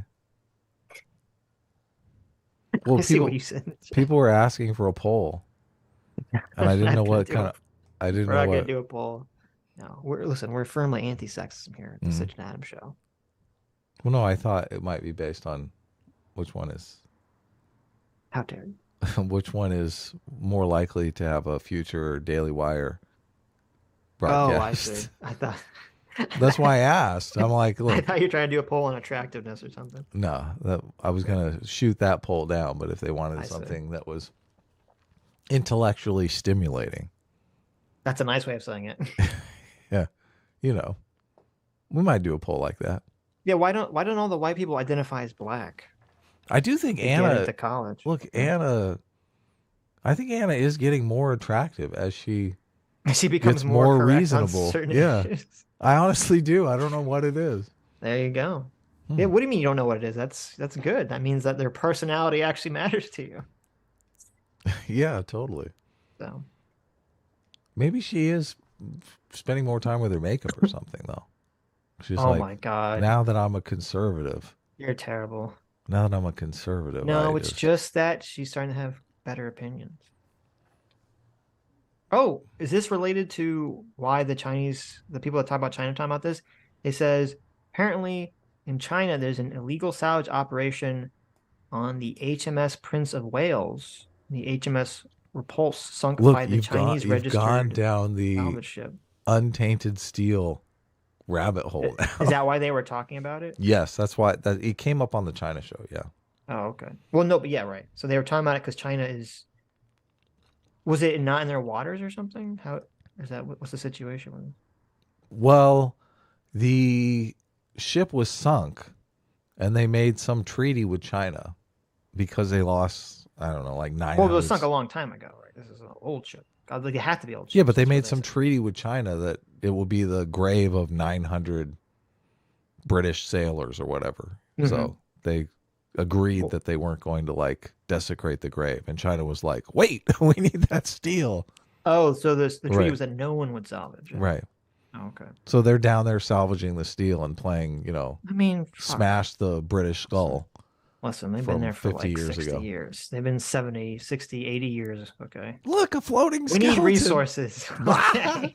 I don't give a shit. We need some steel. That floating skeleton is somebody's granddad. Okay. Yeah, and they're dead. Okay. Just They're Sitch gonna is stay always on the show. Sitch is the one that just has like zero respect for the sacred. Well, listen, and I've been very aware of this. You have to be aware if you want to have free will. You have to be aware of where your moral intuitions are. Okay. I know when I take the Jonathan Haidt test, my moral intuitions firmly put me on the left for Yes. most issues because I don't give a shit. I'm like, listen, your granddad's been dead for 80 years. His corpse is rotting in the ocean. Okay, it's just a skeleton by now. You just throw it out at the steel. Yeah. Doesn't Yeah. matter. I guess I have more empathy for people, so that's why I'm like, I empathize with the people. Okay. But yeah, That's I like look, how you phrase that. I have no empathy. That's why I don't care. I That must be hate. the Look, you do have a reason. lot of empathy, but for some reason you don't have any empathy for like For certain women's, feelings in their personal spaces. And stuff. Okay, that must be it. Yeah, exactly. This has come up a million times. What are you talking about? Yes, this yes, isn't true. controversial. True. And I hate the Chinese communists. Well, listen, I hate Chinese communists as much as the next guy, but That China show is amazing because all they do is they rip on China every week. Right. It's like it's the best 2-hour podcast ever. Okay, anyway, let's watch. Let's see. Can Ana? I haven't actually seen this video. No way. So For real? fine. For real. This is like a first time viewing for you? That's awesome. This is the first time viewing for me, so we'll see. Is Ana entering the new light? This Becoming popped a up on better my person? radar and I was like, Well, I saw gotta everyone check that talking video about it. out. So, and I saw everyone talking about it, and you wanted to talk about it on stream. So I was like, oh, I'll just watch it fresh. Well, it's called Chaos at Uber after Don't Call Me Karen seminars. I do know about that Yeah. story. So, but I'm assuming she'll explain it. Now, do you think Ana gets called a Karen on the regular? I'm assuming she does. I feel like that's Yes. a nickname that's thrown at her all the All time. day, every day. You know, you've been sexually assaulted in the street by homeless people. Oh, don't be a Karen. Jeez, what the hell? Look, he had a boner and he shoved it up your butt. You know, you were wearing pants, okay? There was no penetration. Yeah, don't be a Karen. Get over it, Karen. Look, This man happens. is unhoused. Okay. Look, you your privilege. You dry humped a homeless man in the street. Okay, it could be worse. Jesus. This. Hold on. This is exactly what she described on Ben Shapiro. You don't know this? I know about that. I know about that. It's so bad. It's so evil. What's the saying about how a liberal is just a conservative that hasn't been mugged? Yeah. Mugged yet, yeah. That's literally true for Ana Kasparian. Yeah, it is in a lot of cases. It is in a lot of cases. Yeah, as soon as you realize, oh man, these people aren't good people. Well, it's easy to be like ultra sympathetic and ultra oh my god, we have to help like all these people. As long as it's like the NIMBYism, right? As long as you're not experiencing it, it's very easy to. Oh, of course. It's just, and also, I mean, a lot of it's not just sympathy. A lot of it's just people don't, and we talked about this when we talked about the Neely situation. A lot of people just don't understand that a lot of people that are crazy, and a lot of people that are homeless and crazy, you can't help a lot of these people. Of course, yeah.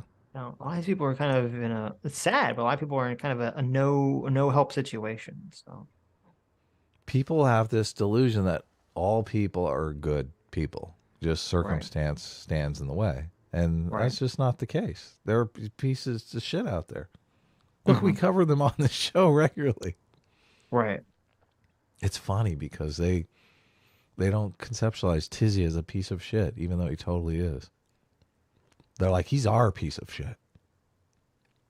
Zero Fuck sent me, it says, here's the original sister's video without Tizzy's fat ass. Her account posted a new video 2 days ago, too. Yeah, I saw that. Is this, so the thing that you sent me, is this her sister's account? It is a sister's account. Right. Okay, so here's another wrinkle to the story. If this is the sister's account. Underneath the video, which we already saw, this is Michael's sister. Okay. Mm-hmm. It says, public call for action against Sarah Jane Comrie. Oh, yeah. Number 1, GoFundMe needs to refund everyone who donated to her. No way. So they're going after her money, obviously. Number 2, Bellevue Hospital does not need to reinstate her employment as she's a danger to Black people. Number 3, I'm seeking any kind of legal representation or advice. I'm unable to get help. Go fuck yourself, you pathetic piece of shit. Yeah. Okay. So not only if this is really the sister's account, okay, not only is she not satisfied with just like raising money herself and trying to defend her brother, she's actively trying to still harm this individual who did not film herself, who did not fucking upload the video herself. Okay. The sister, if this is her TikTok account, is making a public call for action for GoFundMe to take the money away from her, from Sarah J. Comrie, and for her to be fired from her job. Yeah. What a bitch. A fucking piece of shit. What a despicable human being. Yeah. All because brother gaslit her. Right. And this is, by the way, the brother's not in any trouble. He's literally in zero fucking trouble. No one knows who the fuck he is. They're making 60, 70, probably more money off of the situation. And yet they still seek to destroy this woman's life. Yeah. Get fucked. You are a terrible person. Yeah. Menace to society. Yeah. Holy shit. That is wild. And Tizzy out here is all like, oh, these people, they're good. Remember, he literally said this. He said this on Richie's show. He said, I've only talked to this family and they're good people. They don't wish ill will to Sarah. Oh, Tizzy, you never saw the video that you re-uploaded on your own thing and stuffed your face on? Is that what he's going to claim to us? He didn't see the video that says all this underneath it? Holy shit. That's insane. Crazy. That is fucking wild. Crazy. Why are you so mean? God. Doomer says, I'm a despicable person. Thank you, Doomer. I think so. I saw her username under Tizzy's watermark. Well, and there's a second video up here Oh, okay. We'll have to bring this up. Okay. We have to watch this right now. They still want to go to war. Yeah. No. So there's a second video on this TikTok page. I sent you a link to it. Oh, okay. It says they're trying to file a police report. For what? I don't know. Don't know. For stealing the bike? Oh, for taking his phone. That's assault. Oh, they're going for the assault charge. Oh my What God. pieces of shit. These people. What fucking pieces evil. of shit. This is despicable. Jeez. Oh my God. First off, I want to say. Ah. Okay. I'll read a super chat while you set that up. I'm horrified by this, sis. Yeah, it's really bad. No sense of proportion here. I know. This is like, This is like the I hate white people fucking move right here. Yeah, I'm so mad that other people, not her, that other people are insulting my brother, who was not identified, by the way, by anyone, and now we're making money off of it. So I want to destroy her life. Yeah. Okay. For insults on the internet that are not Right. attached to his name or anything. Yeah, even though at the end of the day, he's going to benefit. The family's going to benefit from this whole situation. Oh, too. hell yeah. Right. So. Oh my God. Andrew Clark for $5 says, no, Emma's argument isn't just that life isn't fair. Her argument is that winning doesn't matter, only participation. Affirmative action increases participation. Well, no, because, well, my counter to that would be when you're talking about sports and things of that nature, there's a certain there's a certain number limitation. So for every, it's not just a question of winning, right? Especially for team sports.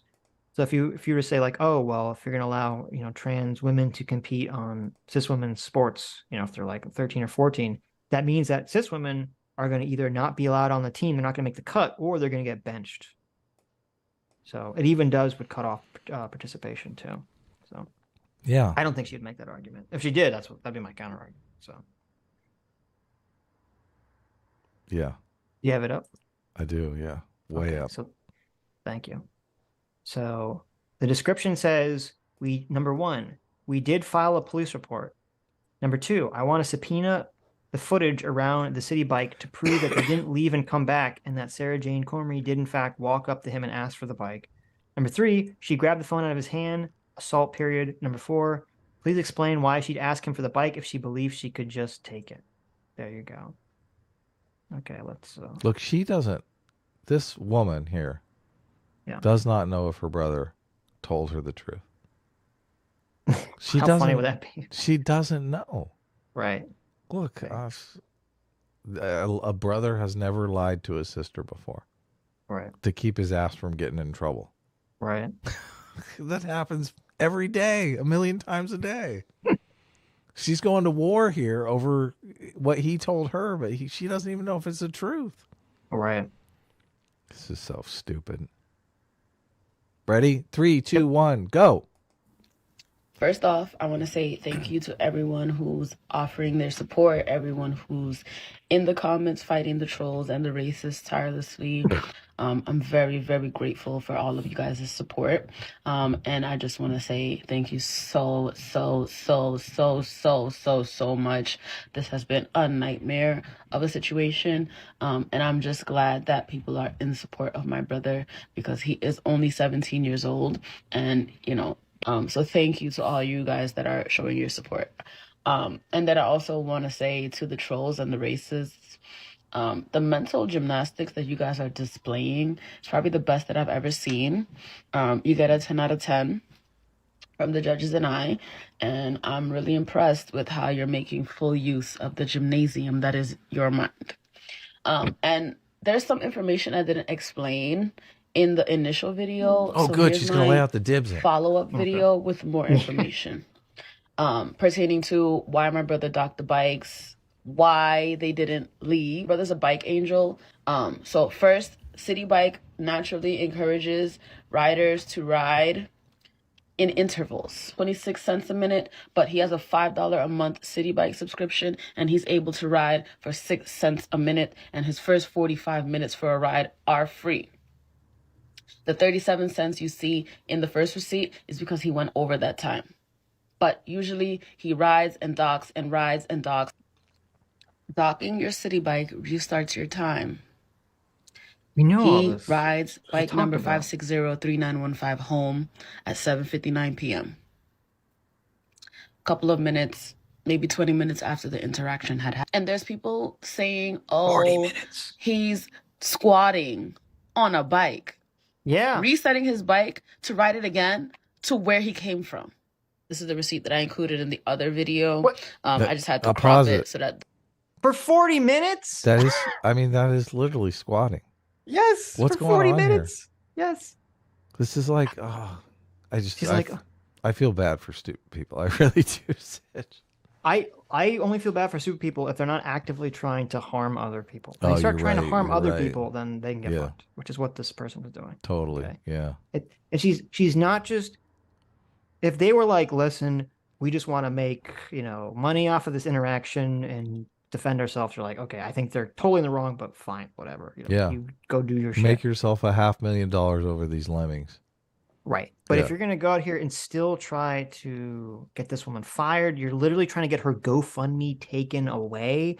And now you're trying to file police charges against her. Like, this is this is despicable. This is so despicable. Yeah. Over an interaction which no one was harmed and Yeah. your brother's friend blew up and put on the internet in the first place. Okay. To her, she thinks this woman tried to kill her brother, though. That's the narrative that she's running with. I'm serious. You're she right. believes that shit. You're right. She tried to murder my brother in broad daylight. This is how these feuds start and go on for generations. I'm Yes. serious. You tried to kill my brother. A totally manufactured, media manufactured narrative. Liar. Where's Anakin when we need him? Yeah, exactly. Look, she's going to town here. All right, let's go. Ready? Yeah. 3, 2, 1, go. that the date can show up. Here's the issue, because it seems to be getting lost on some of y'all. Sarah Jane Carmy wanted the bike so bad, she violated my brother's personal space, then proceeds to cry and scream for help in the middle of Manhattan in a group of black boys. Knowing what that would look like, knowing that she's not in danger, knowing that she doesn't need help. There were other bikes at the rack. Why didn't she go get a different bike? Wait. Oh my God. Yeah. Okay. The other bike's bullshit. Yeah, It's but the other, just but it's like she knew that she wasn't in danger. She knew that she didn't need help. Really? She knew that? She's psyched. I guess. Listen. I guess in the world of the sister here. Yeah. I mean, she was asking the question. She doesn't know the jelly bean trick. Yeah, she doesn't. She doesn't have a theory of mind apparently, because she's like, I don't understand why no one was asking my brother for his side of the story. I mean, I know his side of the story, so why didn't everyone else know his side of the story? Yeah, exactly. Sarah Jane here, she knew my brother wasn't a threat because I know my brother's not a threat. I know. That's exactly what's going on here. It's Why pathetic. didn't Sarah understand? Doesn't she know? Doesn't she know my brother the way that I know my brother? Like, literally, this is the caliber of argument we're getting from this individual here. I know. It's pathetic. Ready? Yes. Go. My brother's not a thief. My brother's not a thug. My brother's 17 years old. He's actually preparing for graduation and prom and to go to college. So imagine having those 3 major life events for a teenager coming up, and you have to deal with all of these things. They recorded that incident out of safety. Oh my God. Because they were scared for their lives. Imagine if a police officer and uploaded it out of or a safety. self-appointed vigilante would have walked by and saw that situation. What would they have done? What would have happened to them? And she wanted to get her way by One can any only means imagine. necessary, even if that meant potentially endangering the life of a minor. That's the point. That's the issue. That's the point. She scanned the QR code by violating his personal Like this space. dramatic pausing. By violating him in general, because he said no and she did it anyway. He's affected by this. This is not just a social media thing. There's real people behind this. There's a real person whose life is affected. A real person. Yeah. who is going to be the owner of a brand new e-bike soon. Yeah. I mean, he's like, my brother, he's 17. He's graduating from school soon. He's going to prom. He's going to college. How dare he have to deal with the stress of no one knowing that this was him in the video?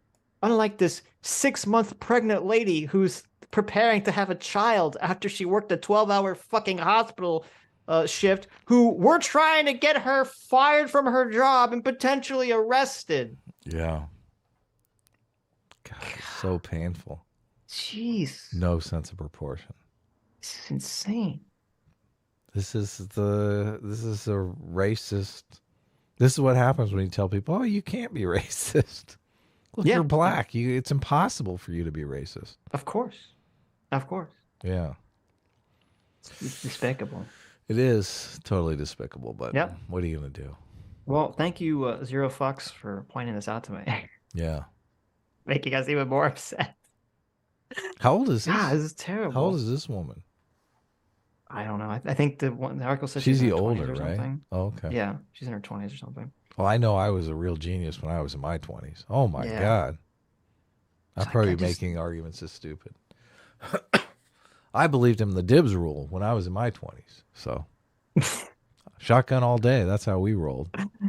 Shotgun all day. I just can't get over that she's like, they need to refund all their money and fire her. Mm-hmm. I just can't get over that. I just can't get over that. It's so wild. How come we haven't seen Michael's tears? Like, where are his tears? She's talking about how he's all upset about this. So he's so affected. So affected. Mm-hmm. He's going to get, that family's going to get 70, 80 grand for nothing. Right. So affected. Mm-hmm. No one even knows his fucking name. His whole life has been destroyed. Now please destroy this lady's life completely while she's expecting a baby soon. Just because, my brother was bogarting a bike. The comments on this video, I know, they're all super insane. Yeah. Yeah. And she even it's said like in the video, a lynch mob. I know. Yeah. Oh, is it like a lynch mob? It is.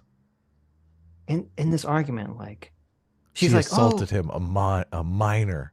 I know. Unwanted touch of a minor. Oh, I mean, she's touching, a pedo.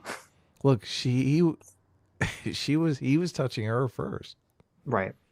Well, and also it's like, she's like, oh, my brother, he just wanted to dike that bike just like for a quick second to reset the timer, right? Mm-hmm.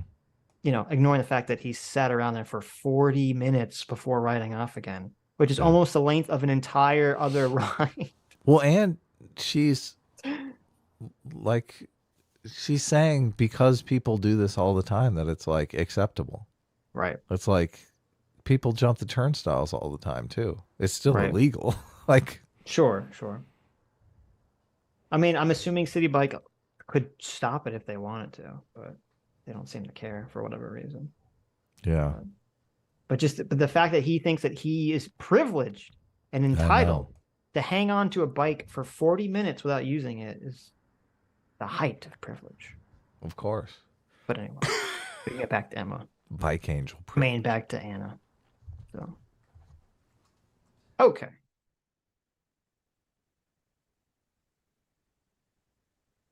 Where were we? Uber has placed Bo Young Lee, its head of diversity, on leave after she moderated a couple of employee events that made the horrifying mistake of including the perspectives of white female employees. After several years of diversity, equity, and inclusion trainings, making it clear that the inclusion part is really meant to exclude the participation of white women, some employees at Uber didn't take kindly to the sudden paradigm shift. Backlash from Uber workers who felt the topic was insensitive spooked the company's execs, who immediately decided to place Lee on leave. Now, the future of their longtime diversity, equity, and inclusion chief is uncertain. The New York Times writes that employees' concerns centered on a pair of events that were billed as diving into the spectrum of the American white woman's experience and hearing from white women who work at Uber with a focus on the Karen persona. They were intended to be an open and honest conversation about race, according to the invitation. Employees turned to the company's Slack to complain and expressed that they didn't like that some of their white colleagues saw Karen as a derogatory term. But as we all know, Karen absolutely is a derogatory term. Are we really gonna pretend like it's not? Employees felt the event organizers were minimizing racism and the harm white people can inflict on people of color by focusing on how Karen is a hurtful word, according to messages and an employee who attended the events. Don't you love this? How it's so wait, like, I'm a little confused here. Okay, so the woman that has been put on leave, Bo Young Lee, is she put on leave because they said that the diversity training was racist against white women, or did they put her on leave because they said the diversity training was not racist against white women? not racist against white women. They're like, okay, so they're like, these diversity trainings are for us to beat up on white people. And how dare you? How dare you come in here and try to say that we're being the racists, you pieces of shit. So this New York Times article says Uber has placed its longtime head of division, equity and inclusion on leave after workers complained that the employee event called Don't Call Me a Karen was insensitive to people of color. Yes, totally. Who's the privileged one here? Yeah. So how dare you get mad that we're calling you Karens? A racial slur. Yes. Oh my God. Don't you know we're black? We can't be racist. But see, that really shows you, and people have been saying this for a while. They say, when they say diversity, equity, and inclusion, they don't actually mean diversity. They don't. Or inclusion. What they mean is no whiteys. Yes. Whiteys gotta go. Okay. Totally. Yeah. Right. And so when you literally have your DEI person, who's probably one of the wokest people there, is like, listen, we shouldn't call white women Karens because that's a racial slur, right? They're like, oh, how dare you take away our ability to use racial slurs against white women? Yeah. Be gone with you. Out. Isn't that crazy? Isn't that crazy?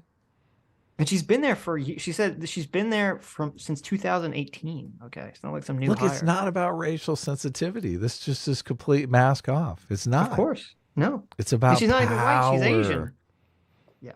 Well, she's white passing, obviously. They're going to be very upset about that. There you go. Yeah, you're right. This it's not about diversity. It's not about inclusion. It's about power. It is. About the ability to leverage power racially against white people, essentially. Yeah. For their perceived privilege. Right. Oh, so sad. Well, at least Anna's calling it out, right? Yeah, she's waking up to this shit. This is totally she's going insane. woke. Well, she's going anti-woke. Yeah, but woke for white people. Oh, okay. I see. Well, it's a derogatory term.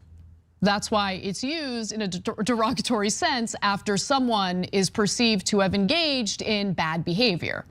Now, the controversy didn't die down. Weeks later, the Karen conundrum was aired in a company-wide meeting. Several weeks after the first— Wouldn't that be a great Hollywood movie, The Karen Conundrum? It's so perfect. Like that. No, it's like the China syndrome, the Karen conundrum. The Karen conundrum.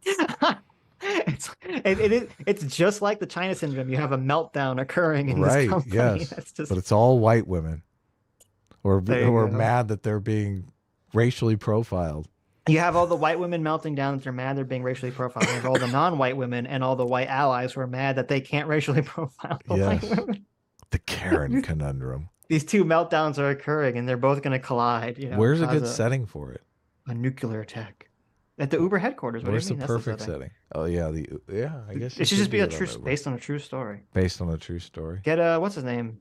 The Steven Fincher. Yeah. David Fincher. Get David Fincher to film it. David Fincher movie. Yeah. The Karen conundrum. First event, a black woman asked during an Uber all-hands meeting how the company would prevent tone-deaf, offensive, and triggering conversations from becoming a part of its diversity initiatives. Lee replied, arguing that while the discussions can sometimes feel uncomfortable, they were important and necessary to have. Don't you? I love that. So it's like whenever you're attacking white people, they always say, listen, I know this makes you feel uncomfortable, whitey. Yeah, But totally. you have to confront your privilege. You have to White confront all these things. fragility. Yeah, you have to confront your fragility, right? Yeah. And now when the DI lady is like telling that to non-white people, they're like, oh my God, get her, fire her ass, get her out of here. How dare she make me feel bad about my racism?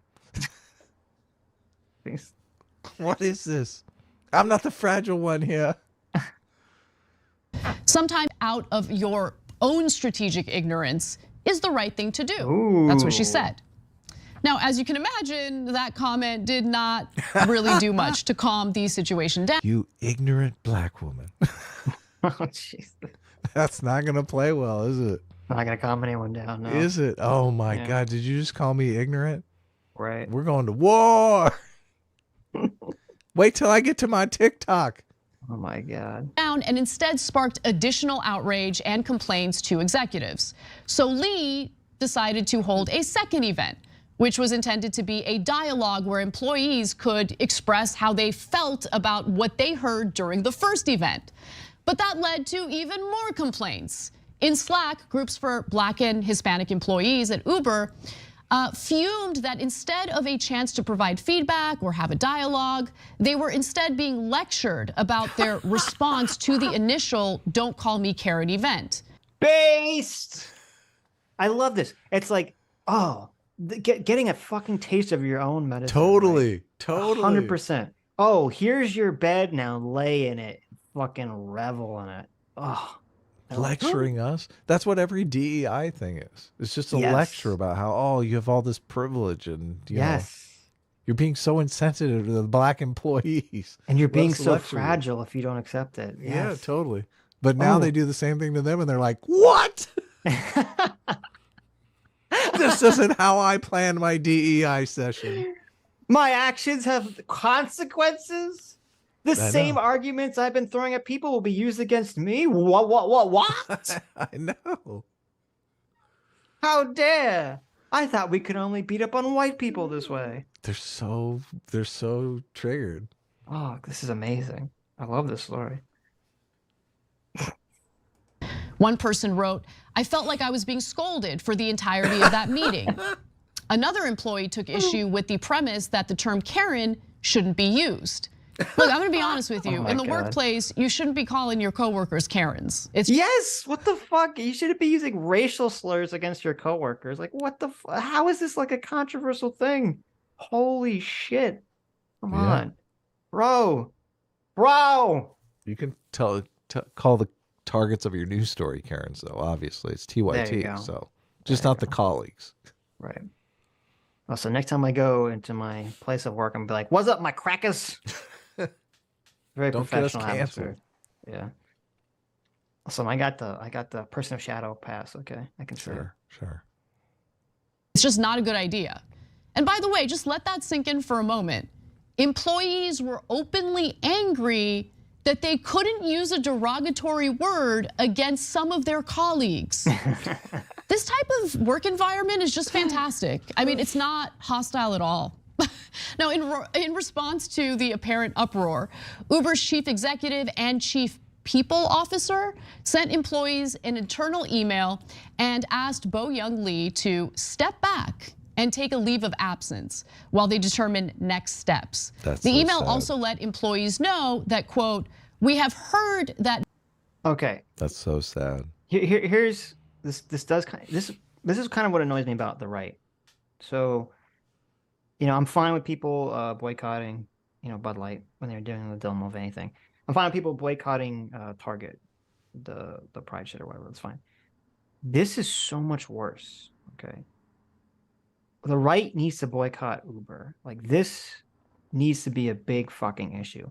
Literally, Uber is putting a lady on leave because she's like, don't use racial slurs against white people. This is so much more egregious than fucking either the Bud Light thing or the Target thing.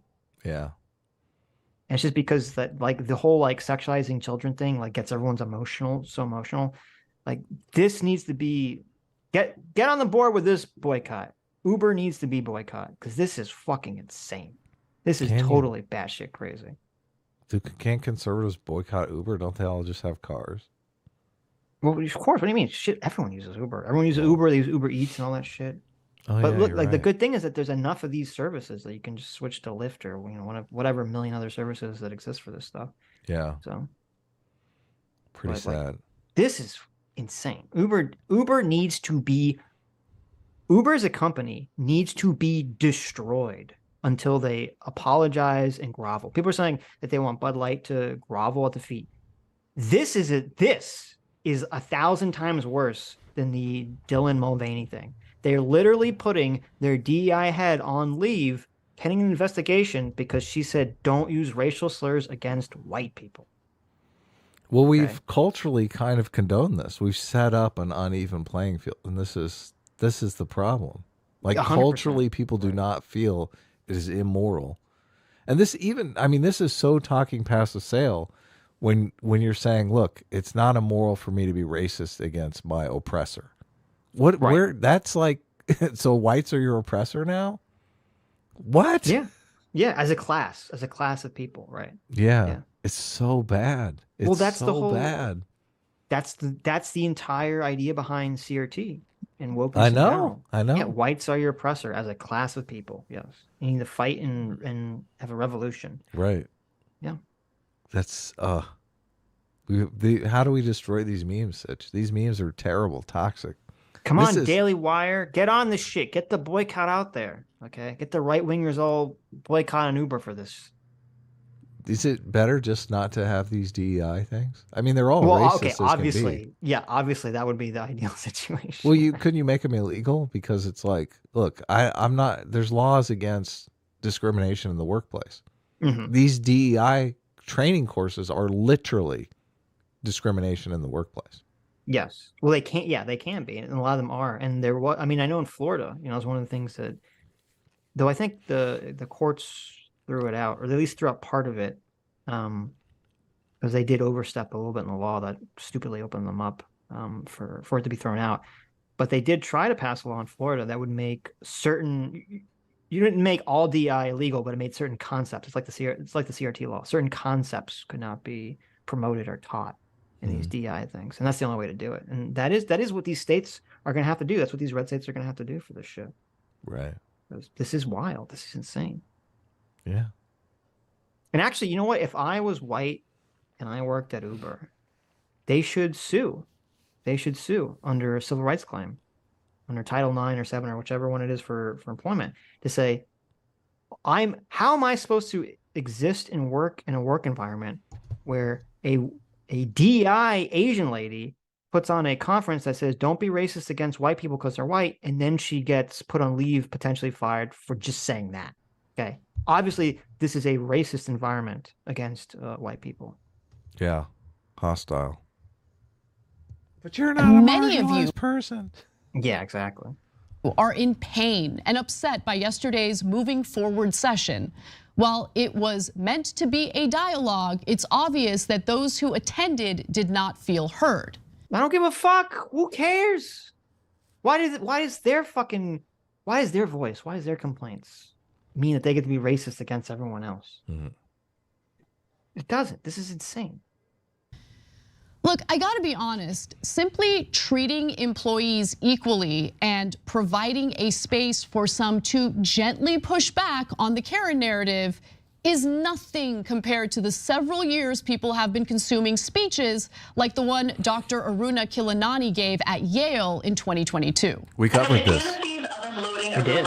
Into the head of any white person that got in my way, burying their body, and wiping my bloody hands as I walked away relatively guiltless. With a gun to my chest, like I did the world a favor. Yeah.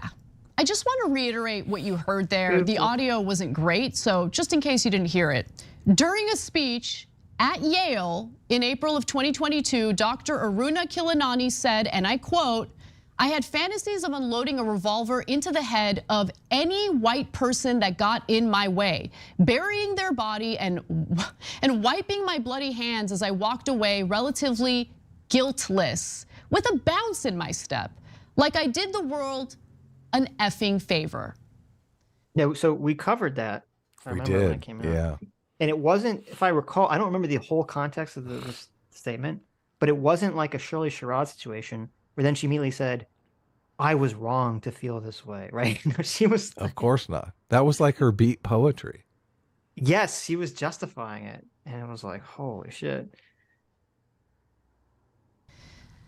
Okay, now that might seem like a bizarre, isolated incident. And to be honest, the rhetoric there is rare. I haven't heard rhetoric that extreme. But there is an entire industry where authors and academics make a killing conducting trainings that simply tell white workers to shut their mouths and take kindly to hours of being told they're all the same. And if they go and they say, don't be racist against white people, they say, no, you're fired. Get out of here. Totally. This is, we hired you. Listen, when we hired you to be the head of diversity, equity, and inclusion, what we wanted you to do was we were giving you a whip to crack at the back of them crackers. That was the point of hiring you as the DEI head, okay? Didn't you get it? Didn't you understand what we hired you for? I mean, but these are just regular employees. These are not diversity hires. These are just, because these trainings have to be done by all the employees. No, right, but I'm saying like the person that they hired who ran the DEI section at Uber, who I'm assuming is fucking woke as hell too. Yeah, no. So. Well, maybe not though. I don't know. Obviously, I'm not sure. Right. I'm not sure about that. They're all racist. They're all hateful. They all deserve what's coming to them. And it should come to no surprise that DEI trainings like this have led to lawsuits because they include, you know, discrimination. In 2020, at least half a dozen people who had been employed by the New York City Department of Education filed lawsuits or won settlements in cases relating to mandatory DEI trainings. Yeah. Don't you like that? What I'm also not surprised about is how lucrative this industry is. After George Floyd's murder, as companies faced pressure to demonstrate a commitment to racial justice, interest in diversity, equity, and inclusion exploded. The American market reached an estimated $3.4 billion in 2020 alone. This is, so the only way this is gonna end, well, besides, there's two ways. Either A, all these states could, you know, go and make this shit illegal to some capacity, which would be a little more difficult. I think the next step, and maybe they're doing this, I think, you know, that Christopher Rufo has his super PAC, I forget what it's called. I think a lot of these conservatives that have these super PACs, they need to go to all these companies and try to like send moles in there to try to find the companies that are forcing their employees to go to this like super racist DI shit and just farm lawsuits. Yeah. That's the only way. The only way to get them to stop is to just start suing these fucking companies so that they say, when we do these like fucking DI things, we're taking a massive chance of getting a lawsuit against us. Because they're doing it for two reasons. One, they're doing it to help improve their ESG score, number one. And number two, they're doing it because they don't want to get sued by a minority person and accused of being racist. And so they could say, well, we're not racist. Look, we have a DI, you know, branch in our company. And we look at all these, you know, DI programs that we sent people to that's talked about how bad white people are. We can't possibly have a racially charged environment. And then it's got to be like, boom, in the other direction and get sued for being racist against white people. Yeah. Chloe Valderi, she does some sort of DEI cleanup after these people come in and make the workplace completely toxic. It's hilarious. She's like kind of the cleanup crew. The anti-woke, anti-DEI cleanup person. She's been interviewed by Jordan Peterson. I think I saw a talk recently where she's even talked to Christopher Rufo. So she understands the problem of woke diversity trainings and is like making a killing coming in. Nice. You know, as soon as the workplace, like I'm sure they probably talked to her after this incident at Uber, because you're like, oh my God, we hired some woke DEI trainer and now it's total chaos at work. What do we do? Right. Well, I guess this is kind of the opposite though. Well, see, that's why I don't know. She's like the cult deprogrammer, essentially. She have to go in there and deprogram the cult. She has this thing called the theory of enchantment, which is pretty interesting. I mean, it's a little kind of hippie for my taste, to be honest with you. But she's obviously, So, well, she's super smart though, obviously. Right. So, and she understands the problem. She's not one of these people that's in the bubble. Right. Like Emma. Take Syra Rao and Regina Jackson as just one example. They run a business called Race to Dinner, and wealthy white women across the country pay them handsomely to come to their dinner parties to bash the host and her white friends as racist. They do this without knowing anything about the dinner guests, without ever having interacted with them. All they know about these individuals is the color of their skin, and automatically they assume these white women have anti-black prejudice in their hearts. How much do they charge? Well, if you ask me, a lot. Each dinner party initially cost $2,500 total, but the rate increased to $5,000 in 2020. Gee, I wonder why. The funds cover a 2-hour dinner, which includes support from Race to Dinner's business developer, planning, travel for Jackson and Rao, and, when applicable, a post-event consultation. The cost of food was not included in the original dinner party. Could you imagine? Wow. Gotta bring your own bag. Could you imagine being the most cucked human being alive? Oh, I know. Okay. That you're going to pay someone $5,000 to go to a dinner where they just call you racist for 2 hours. These women, these fucking white women doing this, there's only one explanation. They're cuck queens. Okay? Of course, yeah. They're into being humiliated and degraded. These are people that are the sadomasochists or the masochists of the BDSM movement, and they just get off on it. All these white, I bet you that the black ladies that run this dinner, they had to put plastic over all the chairs because all these white women are fucking getting off to this shit. Because that's the only fucking explanation to how anyone can be so cucked to pay $5,000 to someone to just call them racist for 2 hours. Plastic over the chairs. That's a nice touch. What's this plastic here for? Oh, you'll know. You'll know in about 10 minutes. You'll see. You see all these women squirming in their chairs as they're getting called a racist for 2 hours. Wonder what's happening there, huh? Yeah, I don't, this is, all of this just reeks of some sort of, spiritual woo hippie shit to me. Like, how is this sold to people? It's sold to them as you. It's sold to them as, hey ladies, have you been a bad white girl? But do you think they're actually racist? Do you think they go around and they have racist thoughts and they're like, this is the purity test? You mean the people that are paying for this? Yeah. I mean, it's possible. Yeah. Maybe. I don't know. Maybe they're like serial killers and they're like, no, this is what happens. I'm a very bad person. I need cleansing. You have some fucking rich white lady who's probably never worked a day in her life, who she, has all the good right left-wing opinions that have been assigned to her by the news. She thinks, Trump is Hitler, Ron DeSatan is running amok in Florida. And one day they're walking down the street and they see a young black man approaching them from the other direction. And they cross the street to the other side. And no, they don't even, you know what they do? They tense up and they grab their purse a little tighter until that young black man walks away. And then the whole day they're like, oh my God, I'm a racist. That's a good guess. So they go home and they're like, get the phone book out. Who do I call? She's like flipping through it's 2023. She's like flipping through the internet. Like, oh my God, I did a racism. I need to be cleansed. She's in the shower, like whipping herself. You remember, what was the Da Vinci Code? Remember the guy who was like beating? Oh, yes, totally. He's flogging himself. That's the woman. She's like, I did a racism. She's flogging herself on the back. She has like a statue of George Floyd in front of her as she's like flogging herself. They call up. Yes. They calls up. They call up these ladies and they're like, black man walking down the street. Grabbed your purse a little tight. Oh, yes, you know. Well, guess what? You can pay $5,000. It will absolve your soul of the racism. Exactly. Come on down to Jackson and Rouse. It will save your white soul for the low price of $5,000. Yeah. Exactly. You won't have to hide from all of your progressive friends any longer. That's right. You get to brag to them. You get to say, "Oh, you want to know how not racist I am? I gave $5,000 to 2 black ladies for them to call me racist for 2 hours." The ladies probably see each other grab the purse a little bit tightly. They're like, "Oh no, we're both racist."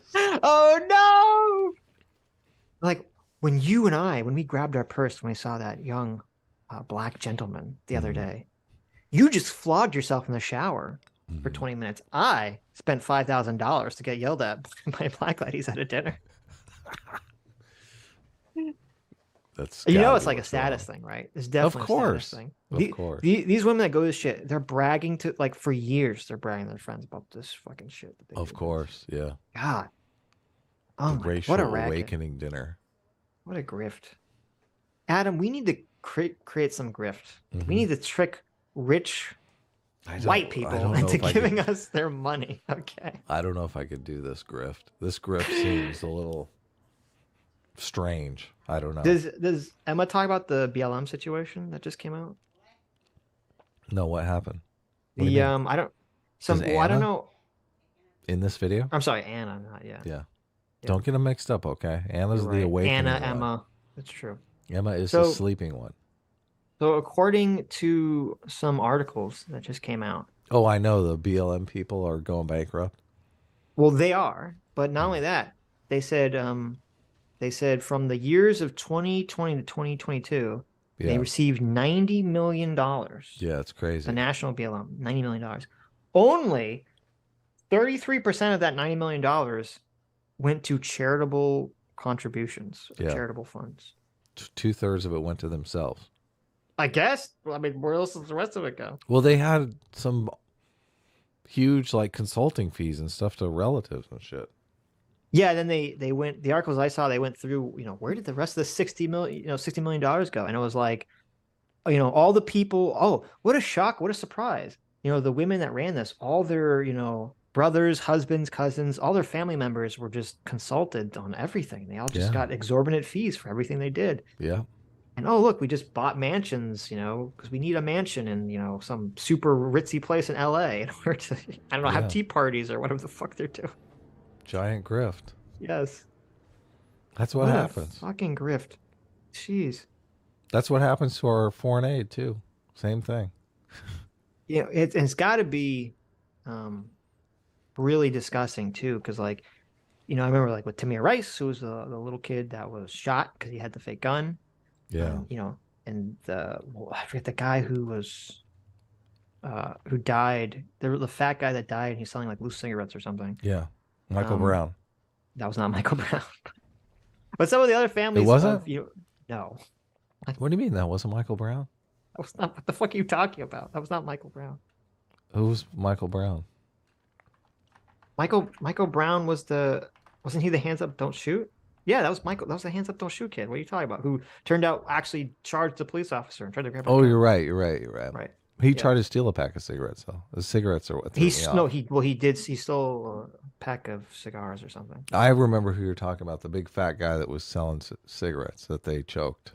Yeah, who called the police because there was some fight occurring. Is it Eric Garner?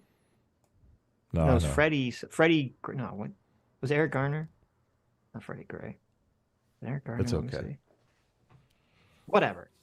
Yeah, I think it was Eric Garner. Yeah, it was Eric Garner. But anyway, there are these real situations that seem kind of really fucked up. And then these people protest and they feel bad about this stuff.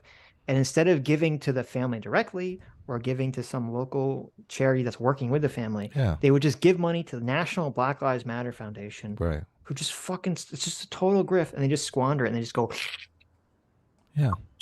suck all that money. These people that are self-identified communists. Isn't it funny? What happens when self-identified, Marxists suddenly get, millions of dollars, and suddenly, oh, comrade, all my Marxist principles just magically fucking disappear. Yeah. You'd think they learned something about human nature from this, but they never do. No. This is the perfect example of a DEI-related grift that allows economically privileged women to engage in performative acts to feel like they're doing their part to fight racism. True. Of course, they're not actually doing anything to fight racism at all. And if they want to pay for that, great. But the Race to Dinner ladies have also published books and even put out a movie called Deconstructing Karen. As a result, their simplified portrayal of white women seeps into the public consciousness and discourse. Their words, as void of evidence as they may be, are treated as fact. But don't worry, they also think immigrants to America are automatically anti-black racists as well. Syra will generally say that she is anti-black, and everybody will pivot towards me. And I go, well, and black people know it. The gig is up. We know that every person who comes to this country as an immigrant believes themselves to be better than us. Based on what? Right. That include like, what about black immigrants? So they just like, fuck.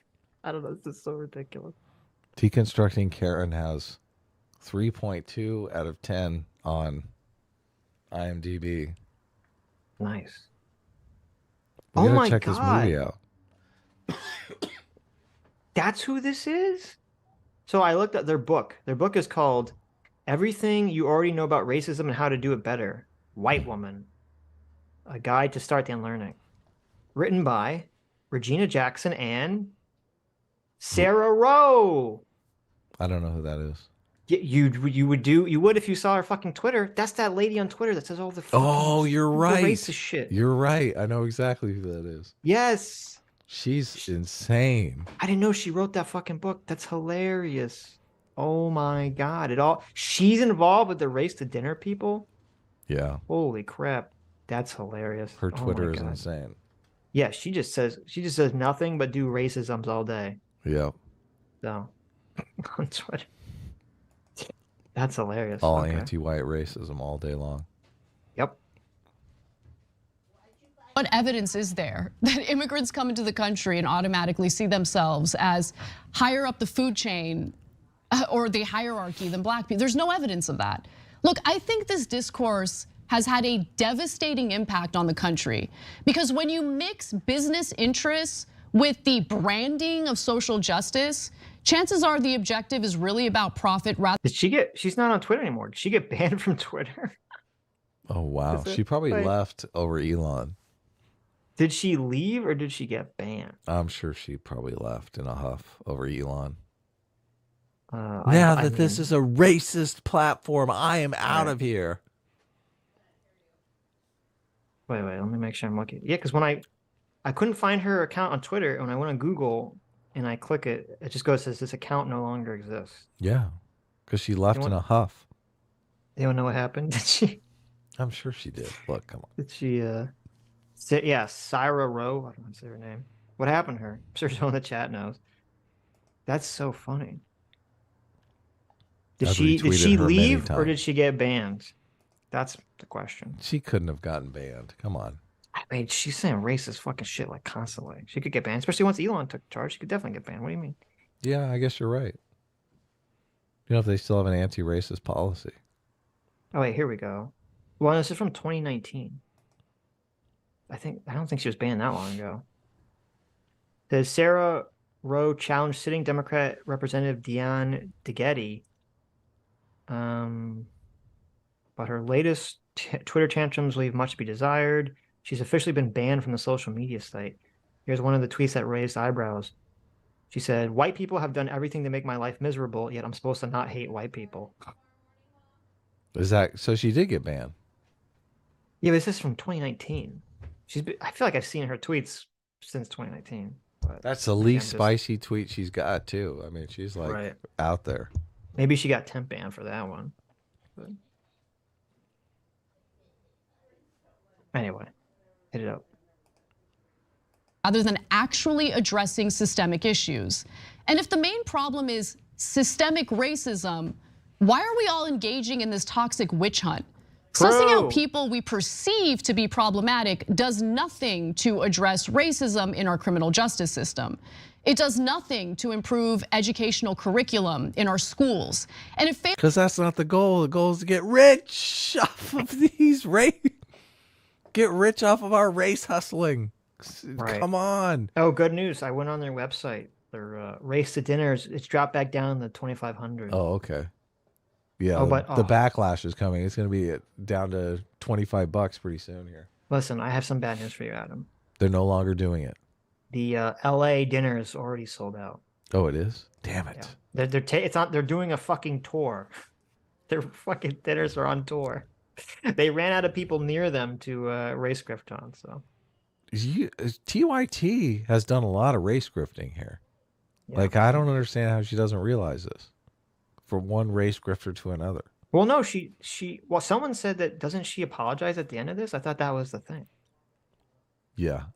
Oh, okay. Well, that would suggest that well, hold on. I don't know about the apology thing. Oh, okay. I don't but know. She does mention that she's been a part of this toxic culture. Well, listen, we take what we can take, okay? Yeah, sure. Yeah. So I don't understand this. This seems really racist and weird. On their website, on the Race to Dinners website, under their merch store, they only sell sweaters, t-shirts, and tote bags, and they only say one thing. White people suck? Well, they say you can't fuck your way out of racism. No way. You're kidding me. I'm not kidding you. That's really? Is that like a race separatist thing? What is it? You can't fuck your way out of racism? That seems like an explicitly anti-race mixing message, right? I'm not hallucinating. Is that for real? That's on their website? I'll send you a picture. I can't believe this. I don't. They're like, just because you married a black person doesn't mean you're not racist. Right? It's like I guess that's, I don't know how else to interpret it. You can't fuck your way out of That's racism. Some scary shit. That's super bizarre. I've never heard anyone say that statement before. Can't fuck your way. Fails to ensure that people of color have equal opportunities to wealthier white people. We've been conditioned to think that generalizations about entire groups of people is somehow okay, as if it doesn't contradict the fight against racism. We've taken the bait in this extremely successful divide and conquer strategy. And to be honest, I've been struck by how effortlessly callous the online discourse has become. Any out-of-context viral video that features a conflict with a white woman is automatically considered evidence of a racist act, even before we have all the details. The latest example involved a pregnant hospital worker named Sarah Comrie in New York. She was captured on video during an argument she had with a black man over a CitiBike in Manhattan. The man claimed that he paid for the bike rental, but Comrie disagreed. No, record him. Help me! Please help me! It's not your bike. Please help me! It's not a bike. It's not your bike. Please help me! Help! Please get off me! What's going on? The dominant online narrative was that this racist pregnant woman tried to steal a bike from a black man and then made herself out to be a victim with her white tears. Her attorney later provided receipts claiming that she in fact paid for the bike, but it felt like no one thought it might be a good idea to just wait and see what the truth was before attacking her. Her employer at Bellevue Hospital was immediately contacted. She was placed on leave pending an investigation. Now her attorney is looking to potentially sue media outlets that propagated false allegations about his client, but we still don't know the full story. And it's better to wait and see how this develops before people try to destroy a stranger's life and livelihood. Are they trying to get out of the defamation suit with this video? Because Well, I listen, noticed look, good for her, okay? they're going to be suing TYT. Listen, good for her, okay? Trying to get out of the defamation suit? Well, I mean, good for her to acknowledge the shittiness of the situation. Yeah, totally. I mean, their original video on TYT was the Karen thing. I mean, they call her CitiBike Karen and stuff. Yeah, I never saw the original video because they took it down like pretty quickly. Right. Once the receipts came out. So, do we feel better about racism in America today? It certainly feels like we're becoming more divided. We're definitely more obsessed with whipping out our phones to surveil one another because God forbid we fail to capture one of our peers in their worst moments. Simply put, I absolutely loathe this crap. And I can't pretend like I'm above it because I engaged in a lot of it myself. And I have deep regrets about that. Karen hunting is a destructive symptom of the powerlessness people feel as they're more atomized and alienated from those around them. I didn't hear an apology. True, but acknowledgement is a step in the more right than you get direction. from 99% of these people. So listen, this segment has been just nothing but a big W for Ana here. Okay. Yeah. So Daily Wire, call me. Call me. Jank won't even let us form a union here. I'm dying. I need some of that Jordan Peterson money. Come on. No, she needs some of that unspent Steven Crowder money. I need some of that Steven Crowder money. Come on. Call me, Daily Wire. 50 million sounds good to me. Jank pays me $4.25 an hour. Come on. It's the abscess that forms from the lack of an organized movement that values the humanity of individuals while fighting institutions that propagate inequality. It's what happens when society fails to understand the critical nature of solidarity in fighting systems of oppression. The critical nature of solidarity. Bum, bum, bum. What does she mean by that? Bum, bum, bum. Fighting systemic racism and systems Bum, of bum, power. bum. This is where Sean may have a point. About what? Well, she's saying all the leftist buzzwords here. Right. She's just like, don't call me Karen. Right. But I'm still into all the systemic racism. Let me actually pay attention. And alienated from those around them. It's the abscess that forms from the lack of an organized movement that values the humanity of individuals while fighting institutions that propagate inequality. It's what happens when society fails to understand the critical nature of solidarity in fighting systems of oppression. The Karen narrative. Yeah, I don't know what does she mean by that? Because she said we need to have individuals organized, right? Which would contradict the critical nature of solidarity as we fight these systems of oppression. Solidarity. Does she just not understand that? Look, I think ChatGPT might have written part of the segment here. Maybe. Does she not understand that? Like, what does she mean when she says, like, when you talk about critical solidarity, right? You're thinking about like from a critical theory perspective. That's what creates all of the things she's just been complaining about in the segment. I know. That's why I noticed it. That's why I said critical consciousness. Yeah. So good for you to point that out. I was like not paying attention. I was reading something. Read a super chat. Look, I'll be right back. Okay. Monkey for $20 says, I vow to prove that I can screw my way out of racism. There you go. There you go. I mean, you could be a lefty and you could be a liberal instead of being a leftist. So I'm not sure Ana's quite there yet, but maybe she's just on track. EHEF, thank you, EHEF, for the $5. It's going to be real interesting when a biological male caves a woman's skull in and deletes her in some contact sport. Ouch. That's interesting is one way to put it. Val Van Gogh for $5 says, my favorite definition of wokeism is, quote, welfare for the excess college educated. That's a nice definition. That's very nice. I love that. Rico Zorro for $10 says, is it sad that Ana calls race for dinners grifters while Jon Stewart, the NPC, John Sewage, promotes and argues with them? The world we live in. Wait, Jon Stewart did something with the race for dinner people? Wait a minute. How am I miss this amazing thing in my life? Jon Stewart, race for dinner. I'm back. Is there an episode where Jon Stewart talks to the race for dinner people? Because that would make my fucking day.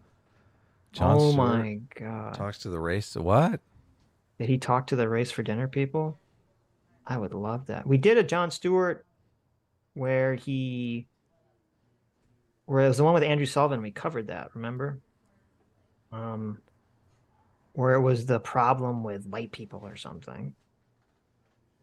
Was the woman wait, let me. Yeah, I remember. Oh that no, in he the did. 70s. Oh, we forgot. So on the Jon Stewart episode that we covered, where Mhm. he was complaining about white people, and Andrew Sullivan was literally the only voice of the reason, they had the fat white lady who's from Race to Dinner on there. Yeah, I forgot remember about now. that. I forgot that was a Race to Dinner lady. Yeah. Yeah, she Listen, was that- insufferable.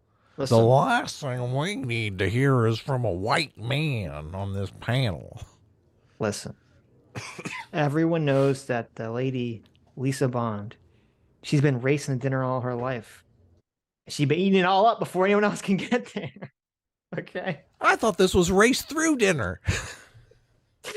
That's why she's been racing the dinner so much. She's not letting anyone else get any scraps. Yeah, Jeez, Lisa. exactly. Come on, leave some food for everyone else. Slow down. Damn. Racist? Okay, anyway. Let us continue. Flattens an entire category of people, white women, as malignant members of society whose toxicity lay dormant until they're in the presence of people of color. It's ridiculous.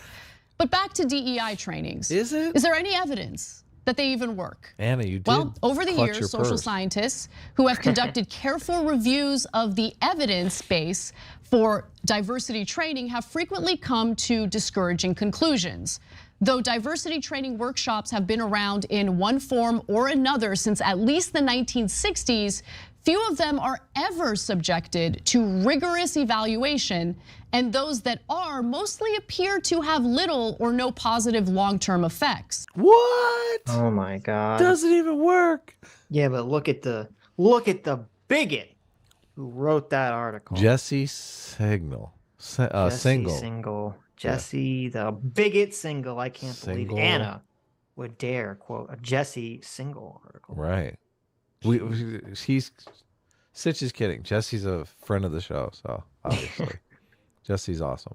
Although he's not on Twitter anymore, right? I think he left Twitter. He deleted his account because he spent so much time arguing with Good people for on him. Twitter. Good for him. There you go. Well, it's kind of sad because he had so many good threads. Like, I think he should have just closed his account, but left or just stopped posting. Look, because he had so many good threads that I bookmarked that I would use for information that are all gone. You know, you go to the grocery store and you're like, if I buy it, I'm gonna drink it, or I'm gonna I know eat what it. you mean. You're like, yeah, get it out of your house. gotta get it out of the house. Yeah, Yes, exactly. Yeah, right. I understand. Jesse's got to practice some discipline. I'm getting pretty good with Twitter. I'm getting. Here's what he should have done. You do two things. You delete it from your phone, then you give your login information to.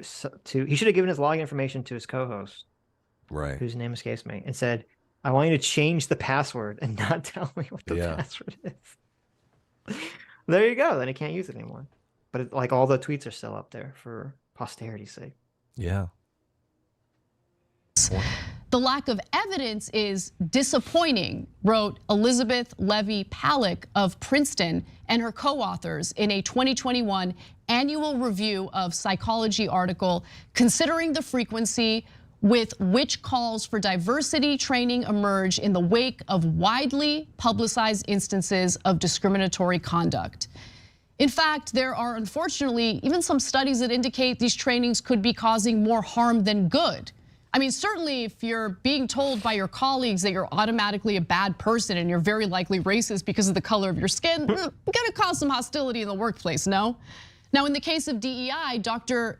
Dobbin and Dr. Kalev warn that diversity training that is mandatory or that threatens dominant groups' sense of belonging or makes them feel blamed may elicit negative backlash or exacerbate biases. Yeah, I think Yeah. so. I mean, no surprise there. So if employers insist on DEI trainings, they shouldn't shun discussions that are actually inclusive. But personally, I'd rather encourage employees to go out and grab a drink together after work. They should bond and get to know each other without a third-party mediator making money off of their interactions. And employees should understand that any effort to improve their working conditions and to do something about actual systemic racism as a whole is reliant on solidarity with their fellow coworkers. Despite the protests, I think Uber's diversity chief had the right idea. If you're going to implement diversity, equity, and inclusion trainings at the workplace, they should be inclusive of everyone's thoughts, feelings, and participation. Thanks for watching the Young Turks. Really So there appreciate you it. go. And other There's the plane. But listen, you know, props to Ana. Okay, props to Ana for bucking the garbage, racist against white people trend that has essentially been advocated for and allowed on the left for the last so many years. So good on Ana. Where's my jank? Where's my jank background? Where's your jank? Every time I see jank, I listen. want the jank background. That's fine. We'll get. So I give Ana, you know, I give Ana a lot of props for saying this and doing this. Good for her. This Oh, will look, I further still got the cement. blunts in here. There you go. Get the blunts are so stupid. This will further cement the bread tubers and leftists who hate the Young Turks. You know, accuse them of being, you know, secret right wingers or whatever the dumb shit that they constantly say about them. Ah, sorry, I coughed in your ear. That's why you're sick. You're smoking. You're smoking. No, I'm not. Okay. Hey, you crazy? Owen wants me to smoke. Owen always tries to get me to smoke when I go down to the studio. And I'm like, no, you're like, I'm sick. Stop it. Well, I have a couple times, but it's terrible on the show the next day. Oh, okay.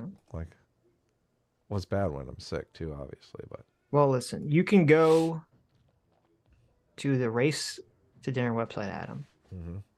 If you want to talk to a real live black lady, not a fake one, you can consult with Regina. Nice. You can get. She provides a 1 hour of consulting and a face-to-face meeting on a telephone or video conference call for the low price of $450. Really? Yeah. So if face you can't, to face. Yeah. Well, you know. Can I just yell at her? Tell her what a mean, nasty person she is? Well, that's a good question. So you can actually also consult with the Sarah lady, the super racist Indian lady who's been banned from Twitter now, for the same price, for $450. So maybe you could say, listen, I'm paying you $450. You have to sit there for an hour while I yell at you. Yeah, exactly. Tell you what a racist you are. You're right. And I want to film it and post it to the internet. Look, I'm the one that's going to get canceled over that, though. What are you doing? I'm petting my cat. What are you doing? Oh, I was here. No, I could hear. It's like it sounded like you were like moving your mic. It's going. I did, yeah. Oh, okay. Blocks this is the wormy interesting. can. There you go. On the website, so the non-white people, if you want to consult with them, it costs $450 an hour. But for the white lady, the low price of $225. Really? For like Lisa. Nobody wants to talk to you, white ass. Is that the fat white lady that was on the Jon Stewart show? Yes. Right. Look, it was racing the dinner before everyone else. Nobody wants to talk to her. No one wants to talk to her. She's just the founder. Who cares? Is she the founder? I thought she was. I think I thought the three of them found it. This fucking thing. Racist black sister is up to $74,000. How much are e-bikes? This is what it says on their website. Race to Dinner experience includes 2 hours with Regina Jackson and Sarah Rowe for 8 white women. Participants also receive pre-dinner support and post-dinner consulting with our resident white woman, Lisa Bond. Does she explain how the white racism works? Is that why she's a resident white lady? I guess. Oh, here. Okay, let me send you this. So when I Googled, you can't fuck your way out of racism. This is the first thing that came up. It's actually a Twitter video. Which is actually a TikTok video. I don't know if this is the Race to Dinner people, but I wouldn't be surprised if it is. Okay. They can bring that up. Wow, I just saw some amazing fan art. Yeah. When I opened my Twitter up. I see it too. You got the unlisted link for this. It's right there. What do you mean? What are you talking about? I was reading someone's tweet. Anyway, let me know when you got it up. Let me know when you get it up, Adam. I always have it up. Oh. I'm ready to rock and roll. Are you actually ready to rock and roll? I live with it up. Okay. if you live with it up, I think you need to see a doctor because that's generally not a good thing. Right. They say 4 hours, you're safe. Yeah. So. Well, yeah, but you said you've been alive for more than 4 hours. I mean, we've been streaming for more than 4 hours. Oh, you're right. Yeah. Maybe I should call my boner doctor. Doctor. Adam doesn't believe in subtlety. He's like, I should call my doctor. I should call my boner doctor. He has a specific doctor he goes to for his boner. Look, come on. Boner is a funny word. Everyone knows it. There are certain words that you cannot say. Yeah. Boner, jizz. Like, there are these words that are they're funny. Magma. Yeah, you get it. You get it, obviously. Just make sure the stream will never be monetized. We cursed a lot. I cursed like a fucking sailor in this stream. So there's very low chance of it being Remember we were working on the comic and I was like, look, jizz is a funny word. We got to get it in the first page of the comic. Yeah, you know, it's unfortunate. I didn't think about it until just now. That first page of the comic is going to be a gold mine for Sammy G. Oh, no doubt. Yeah. Oh, you're right. No. We did it. We got the word jizz on the first page. Got the word jizz on the first page. That's right. Jizz is always funny, man. Seriously. If you would-be screenwriters out there, if you're writing comedy script, get jizz on the first page of your script, okay? Adam has a very what do you he's like, how do I what's the word I'm looking for? Very immature level of humor that he's still. Adam never grew out of his like high school level of humor, I guess. He's still. It's good though. Look, come on. It can be. People like to have fun. Okay. Okay. We're not writing the eternal sunshine of the spotless mind. Okay. We're not writing Shakespeare. This isn't yes. Hamlet. Yeah. Okay. Come on, we're trying. People want to have fun. Okay, what are we gonna do? 21 seconds. That's it. I brought up a 21-second video. You did. You did all that for a 21-second video. Yeah. This better be good. Okay. I see the crazy lady. Who's this guy here? He's whoever posted the video. Okay. You know, it's TikTok, so he has to show his face in the video. This is so bizarre. All right. Ready? 3, 2, 1, go. I also want to lay a couple of other things down. You've mentioned it and you've mentioned it. Being married to a black person or a brown person, having brown or black children does not make you impervious to racism. You cannot, frankly, your way out of racism. And I also want to lay a couple of other. Okay, that's pretty good. That's the racist lady from Twitter. Was that Sarah? Yeah. That's not. Is it her? It is totally her. Yeah. Oh, okay. Are you sure? I'm 100% certain of it. Well, bring up a picture I know. of her I face. subscribed to her OnlyFans for a while. That's not her. It is her. The one talking? Wait a minute. It's totally her. Maybe. Yeah. Look, she darkens her profile picture because she's like obviously the white pictures of her passing. online, her skin is like way fucking darker than. Yeah, because she darkens them. Okay, or So maybe she the can video get her- just lightened up or something. No, she darkens her anyway. profile pictures. No, but I'm glad that I looked on their website because this shows you they get such an audience of people that spend money to go to these things are such an audience of white ladies married to non-white men. Mm-hmm. So much so that this idea that you can't fuck your way out of racism is so prevalent that they have to tell women at this dinner that they have to put it on a fucking sweater. Right. Like, I can't fucking fathom.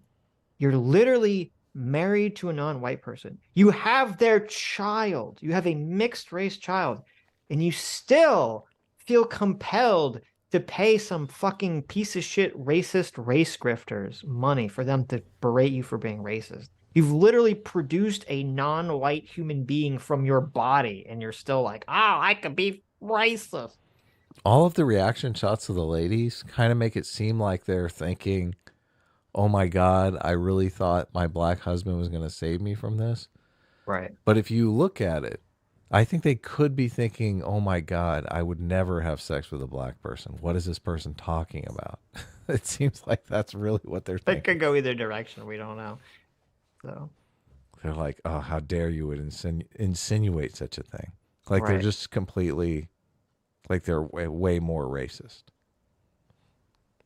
Terrible. Okay. Well, that was fun. This must be in the documentary that we haven't yet to see. What was the name of the documentary again? Well, I have it right here. It's called Deconstructing Karen. Oh, it is. I brought it up, and I see one of the ladies in the clip. Oh, okay. Yeah, you're right. Yes. We got to check this out. Look, I got to find. I don't want to pay for it. She's trolling. She's got to be trolling us. No way. She's racist as hell. That Sarah lady's racist as hell. I think she's trolling. We got to watch this documentary. Yeah. Yeah. So in the how do we pirate it so we don't have to pay for it? This is from the movie because it's the same. Oh, it's on Prime Video. Look at this. Yeah, Perfect. but do you have to pay for it? I have Prime. No, but I'm saying like something's on Prime. You like. Oh, you're right. I don't know. Yeah.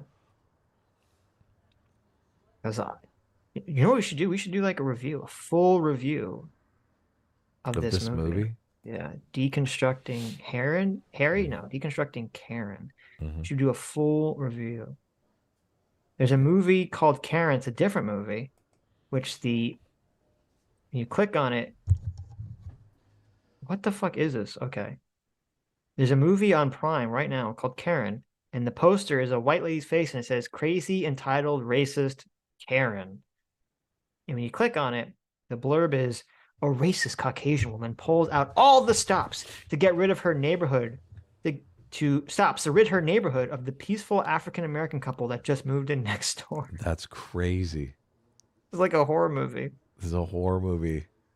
They're really laying into the trope there.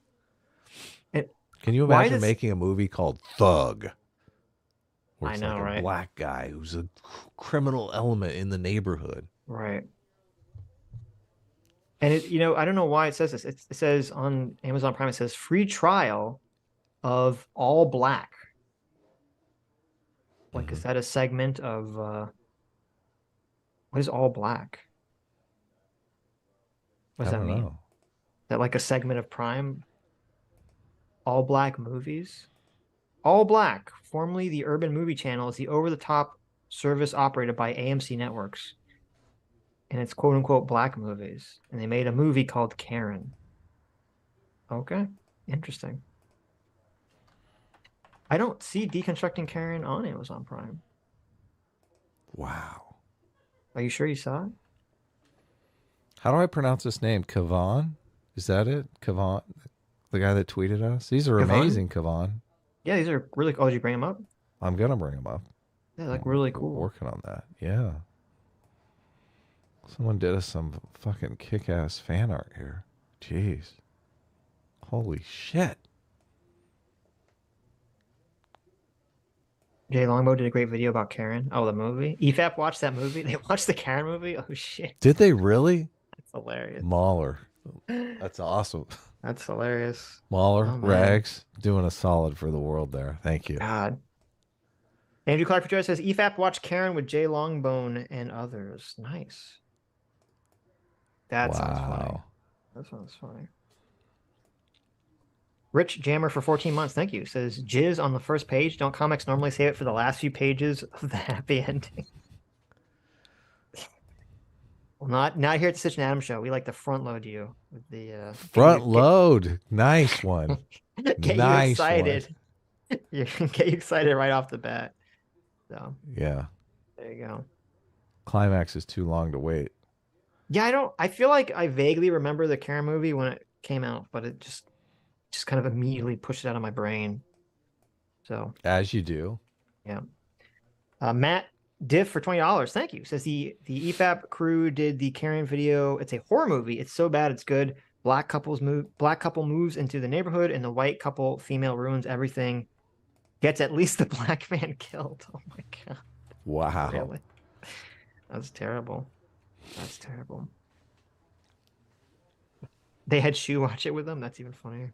Jeez. Look at this great art. Yeah. This is Kevin, Kevuhn, on Twitter. Kevin. I like that the S-Class mug has the cool S Oh yeah. There's your reference. Thank you for the cool ass. I love that.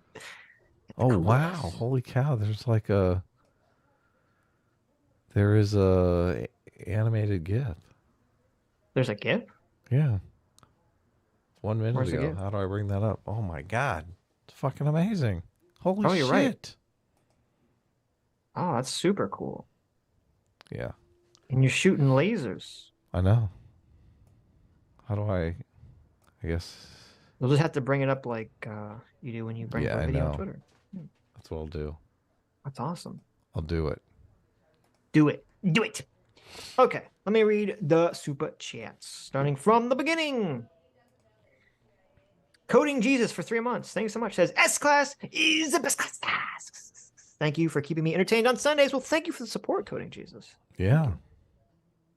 Anonymous Cow for $5 says, if the Elsum comic gets so much hate for existing, imagine the hate boners that will come out of Supervillains Anonymous. Oh, I mean, yeah. that'd be funny. That'd be funny. Sitch is hoping for some hate boners, that's for sure. That's true. That's true. Listen, we do have panels of Hitler saying very offensive things. So Yes. we can only hope. Historically accurate things, according to Sitch. I don't know if I believe it, but as the resident Jew, I might have specifically looked up Hitler quotes to find him saying very offensive things to include in the comic. yeah. So, I'm trying to be historically accurate here. Even though robot Hitler never existed. Well, yeah, but I figure, listen, if they had a real robot Hitler, wouldn't they program it to say things based on things that Historically actual accurate Hitler things. said? Yeah. That is an excellent point, Sitch. Right. It's like they put the Chat GPT for Hitler in the Hitler robot. Yeah.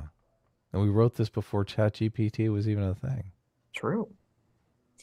Christian Baller for $10 says, Adam, you missed out on a great movie in time on Thursday. CT and I were very sad you didn't join us. Crying face emoji. Well, don't make me feel too bad because I'm True. literally sick and I'm working on the comic. So You should feel bad. yeah. I feel bad for all the people who signed up for the comic and still don't have it. Well, that's true too. But yeah, so I talked about, I think it was on Tuesday, said that my mom watched Everything Everywhere at Once and she didn't like it. And she was telling me it was stupid and goofy. And she was talking about the scene where they put the trophies up their butt and they were fighting with it. But that made sense to you. Yeah, so the gimmick, I can explain so spoiling. The gimmick, the way it works, it's like Rick and Morty. I mean, it's literally an episode of Rick and Morty. Have you seen the episode of Rick and Morty where Beth and Jerry put on the goggles that show like the alternate versions of themselves in the other timelines? It's kind of essentially like the plot of the movie. Only it's really good though. It's a really great movie. I'd highly recommend it for everyone. But the way it works is that in order to sort of like activate these other versions of yourself, you have to you have to calculate and figure out what would be the most statistically impossible thing. No, the most statistically unlikely thing you would normally do in the situation, and then do it. Oh, wow. So yeah, that totally makes sense. Shoving so that's what a trophy up your butt. Right. So it's actually it's a great premise because it's like whenever they want to activate the alternate versions of themselves, they have to just do some like really fucking random weird shit that you would never think to do, and that's why they had to shove the trophy up their butt. So it's a really funny movie. My mom, I guess, didn't understand the humor. She thought it was like serious. It's a really funny movie. It's a really moving movie. I think it's a very incredibly well written movie, an incredibly well acted movie. I think I like everything about it. I have almost no complaints. The end kind of drags a little bit, but besides that, it's a fantastic movie. Highly recommend it. It's probably my favorite movie I've seen in a long time. That's like a new movie that's come out. I think Christian Baller said it was his favorite movie. Yeah, it's really good. Highly recommend it. I recommend it. I will see it. Yeah. Well, the only problem with you is I said a lot of it's subtitled, so you might have some problem. I have a reader in the household. It's called my wife. Okay. Because the main characters will switch back from Chinese to English at random parts of the movie. So various parts of the movie. Really good movie. Definitely worthy of an Oscar. So okay. Val Van Gogh for $2 says, give me the money. Give me the money. There you go. Sean's been using that in his videos all the time now. For Anna? Yep. Is he still using it after giving her props for the Yes, Anna unblocked Sean on Twitter. He's like, wow. Yeah. Wow. Okay. Nice. Look at that cool GIF. I know, it's amazing. Hentai OG Taiko Jesus. Hentai OG Hey Toku 310 for $10. Thank you. Says, hey Sitch, first time super chatting.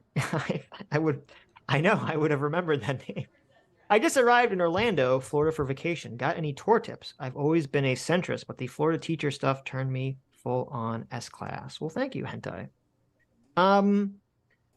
Any tips? Well, it's been a while since I've been to Orlando. Obviously, you know, I assume you're going to go to like either Disney World, the Dread Disney World, or Universal Studios. I've always liked Universal a little bit better. Some of the water parks are very cool. There's something, if you like jousting, there's like a cool, I forget what it's called, it's like Camelot or something. There's one of those cool like dinner things where it's like you pay for it and you go and you sit in this like giant jousting arena, and they give you like a little Cornish game hen and like a little mug full of drink or ale or whatever. You get to eat it while people do medieval shit, you know, in a pit in front of you, and that was kind of fun. So I know that I know CT wants to drag us both to Orlando to do there's like a trampoline park or something. Or something like that. So yeah, there's a lot of stuff to do in Orlando. It's a lot of fun, but it is very expensive, unfortunately. So you'll enjoy yourself.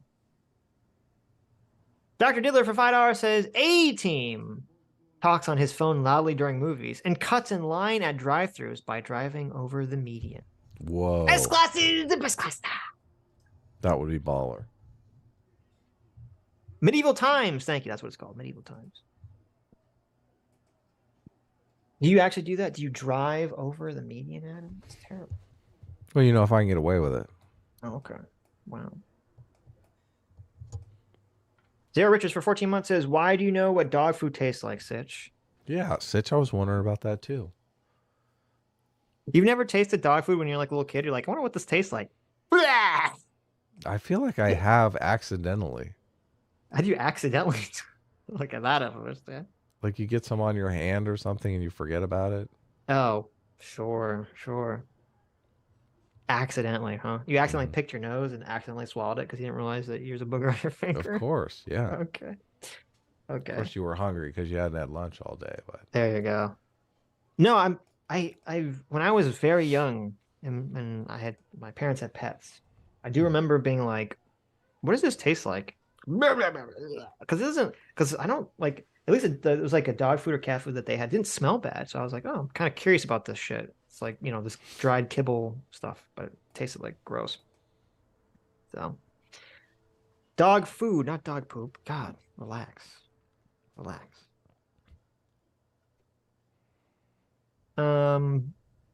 Sodos for $2 says, this is the latest CRT version of Jingle All the Way. Like that. Mr. Tickle Trunk, thank you so much, Mr. Tickle Trunk, for being a 10-month free will seeker. Yeah. PC for $5 says, is this what all of TikTok is like? No wonder suicide rates are up among teens. There you go. Makes sense. Mitch for $2 Aussie bucks says, what is your favorite Hunter arc and character and why? Well, I'm assuming you mean Hunter x Hunter. My favorite Hunter x Hunter character is Killua, because Killua is best boy. I like that he, you know, went from basically being forced to be a murdering assassin by his family into being just a nice, happy child. You know, the power of friendship healed his heart. My favorite arc is Greed Island because I'm a big nerd and I like all the nerdy card game, video game shit associated with the Greed Island arc and all the rules to the game. It seems like it'd be a really cool, fun game to play. So there you go. Hunter x Hunter. I tried to watch that, but it wasn't too. You didn't like it, yeah. Yeah. You're too old. I'm too old? There you go. You're too old. It just was bad. I mean, it was boring. Oh, wow. Hurtful. Anonymous for $2 says, we never got the Zodiac Killer's perspective. Shaking my head. Yeah, exactly. True. That is true. That one guy tried though. That's true. Lives in Dev's wall specifically for $5 says, Sitch, traditionally the challenge chose the dual weapons and conditions, not the challenger. You are underestimating the opportunity you have. Okay. There you go. That's a fair point. Oh, is this for the Devon stuff? Did you For the Devon elaborate stuff. on that? Oh, I guess, okay, we should do that now. I said I was going to do that, yeah. Let me bring up the picture first. Weren't you said something like, are you making a retraction here or something? I will. Well, sort of, I guess, yeah. I will make a retraction. That's fine. No, don't do that. What are you talking about? Well, I said on was it Sunday or Tuesday? Whenever it was. I think it must have been Tuesday. I said if I get anything wrong, I'm totally happy to make a retraction. I have no problem doing that. Right. But we didn't get anything wrong. Well, not about the bike story. We got everything right. He got it wrong. He got the story wrong. Well, I don't know exactly what he said, except he was very mad that I didn't say black kid bad, apparently. He misunderstood my tweet. Well, was he advocating that they actually were trying to steal the bike? Get it on her account and steal it? I'm not sure what exactly he was advocating for. So I saw some crazy Emmett Till tweets. Yeah. Okay, here it is. Bad history takes. Okay. I'm gonna send you a picture. You can bring it up here. This is how I saw. I think this is how I saw. I love bringing up pictures. I know you do. One of my favorite things to do. Yes. Remember when I had COVID? I do. Did we stream when I had COVID? I don't think we did. Yeah. Did we? What do you mean? Of course. Didn't you have COVID for like a month? I did, yeah. Yeah, of course. What, you think we didn't stream for a month? I don't remember. We did. We did. You would just get very like woozy by the end of the stream. Okay. So I kept saying, I kept giving my wife a hard time saying, you're going to get me sick, because she got sick first. I was like, you're going to get me sick. And she was like, right. Getting mad at me. How dare you? You don't know that. You don't know you're going to get sick. Stop being a pessimist. Right. Guess what? Adam's a realist.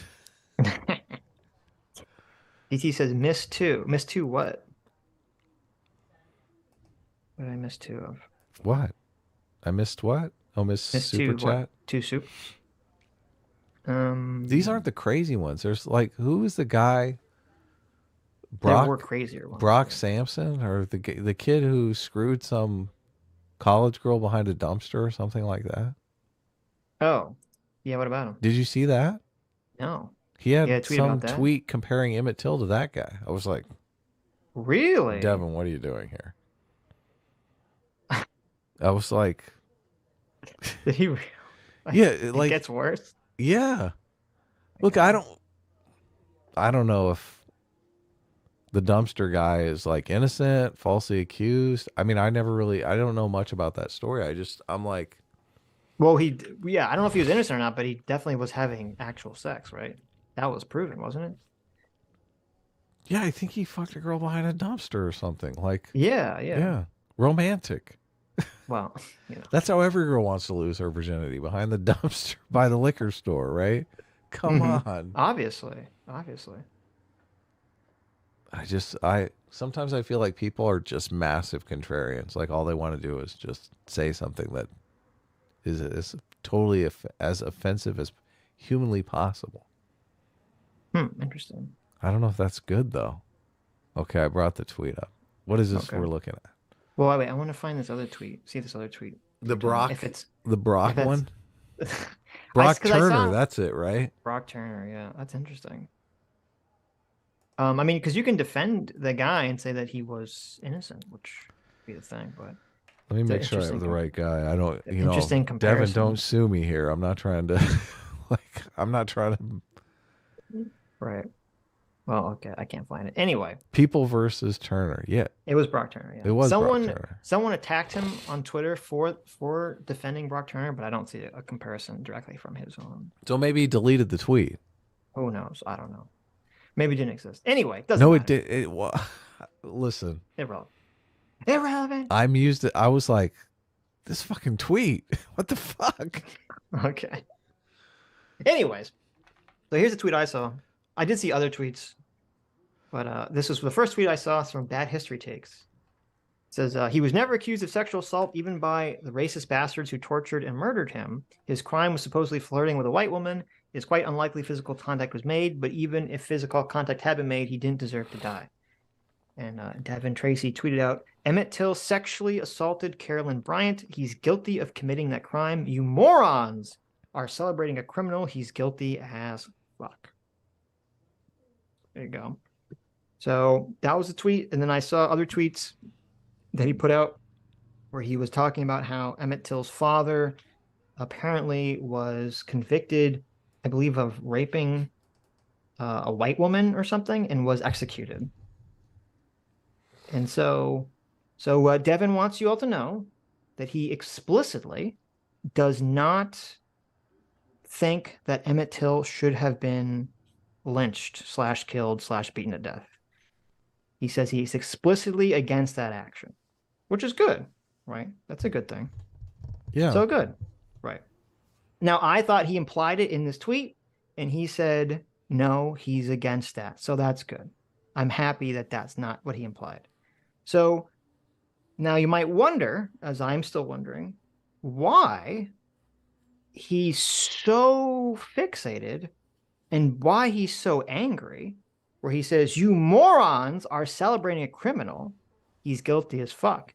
Now, he doesn't think he should have been lynched or killed, but he's very mad that people use Emmett Till, I guess, as this person that was wrongly lynched and killed. Right. Even though he doesn't support him being lynched or killed. So you can interpret that as you will. Okay. He's explicitly against the lynching of Emmett Till. So very interesting take. Not sure why this is the white whale, the hill he wishes to die on. So there you go. That was the so Devin on Twitter was very, very upset. He was very, very upset at me. Mm-hmm. And so I said, listen, Devin, if this isn't your position, if that's not what you meant to imply, that's fine. I'll tell everyone. I don't have a problem with that. That's totally fine with me. Would you be willing to tell your audience how you wrongly tweeted and accused me of, defending these individual young black males who were in the CitiBike situation because you misunderstood my tweet? And he said, of course not. Of course not. He has no qualms whatsoever about misrepresenting me on Twitter to his audience. And when I explained that he misrepresented me on Twitter, he doesn't actually give a shit enough to fix it because he doesn't care. Because he, unlike myself, doesn't actually care about being right or being wrong about people and is, a person of low moral standard. So there you go. Wow. There you go. There's your Devin Tracy trauma, I guess. God, I hate that double standard thing, but so many people who engage in it. Right. So many people are like, you will not besmirch my reputation. Mm-hmm. Well, you just call me a pedo. Well, that's different. Yeah. Well, I mean, that's how these people always tend to operate. They're so... Well, it's interesting to me that the people who claim to be so edgy, right, online, you have Devin, you have Scrump, they seem to be the most sensitive people out there on the internet. Right. I mean, like, Scrump was like fucking losing his mind when he was, tweeting at me. Devin was losing his fucking mind when he was tweeting at me. He was like, oh my God, Sitch, you're soft on race. oh my, we got to fight Sitch. It's the only way. I'm going to fight you. Oh, he was so triggered. He was so triggered. All these edgy boys, it's shocking to me. All these edgy boys are just so easily triggered on Twitter. I found the tweet. I sent it to you. I see the tweet. This is a very bizarre tweet. I know. Okay. What's going on in this tweet? Look, So I don't we even have- want to bring that tweet up. We have Devin put a tweet. It's got Emmett Till's face and it said did do. And you have Brock Turner and it said didn't do.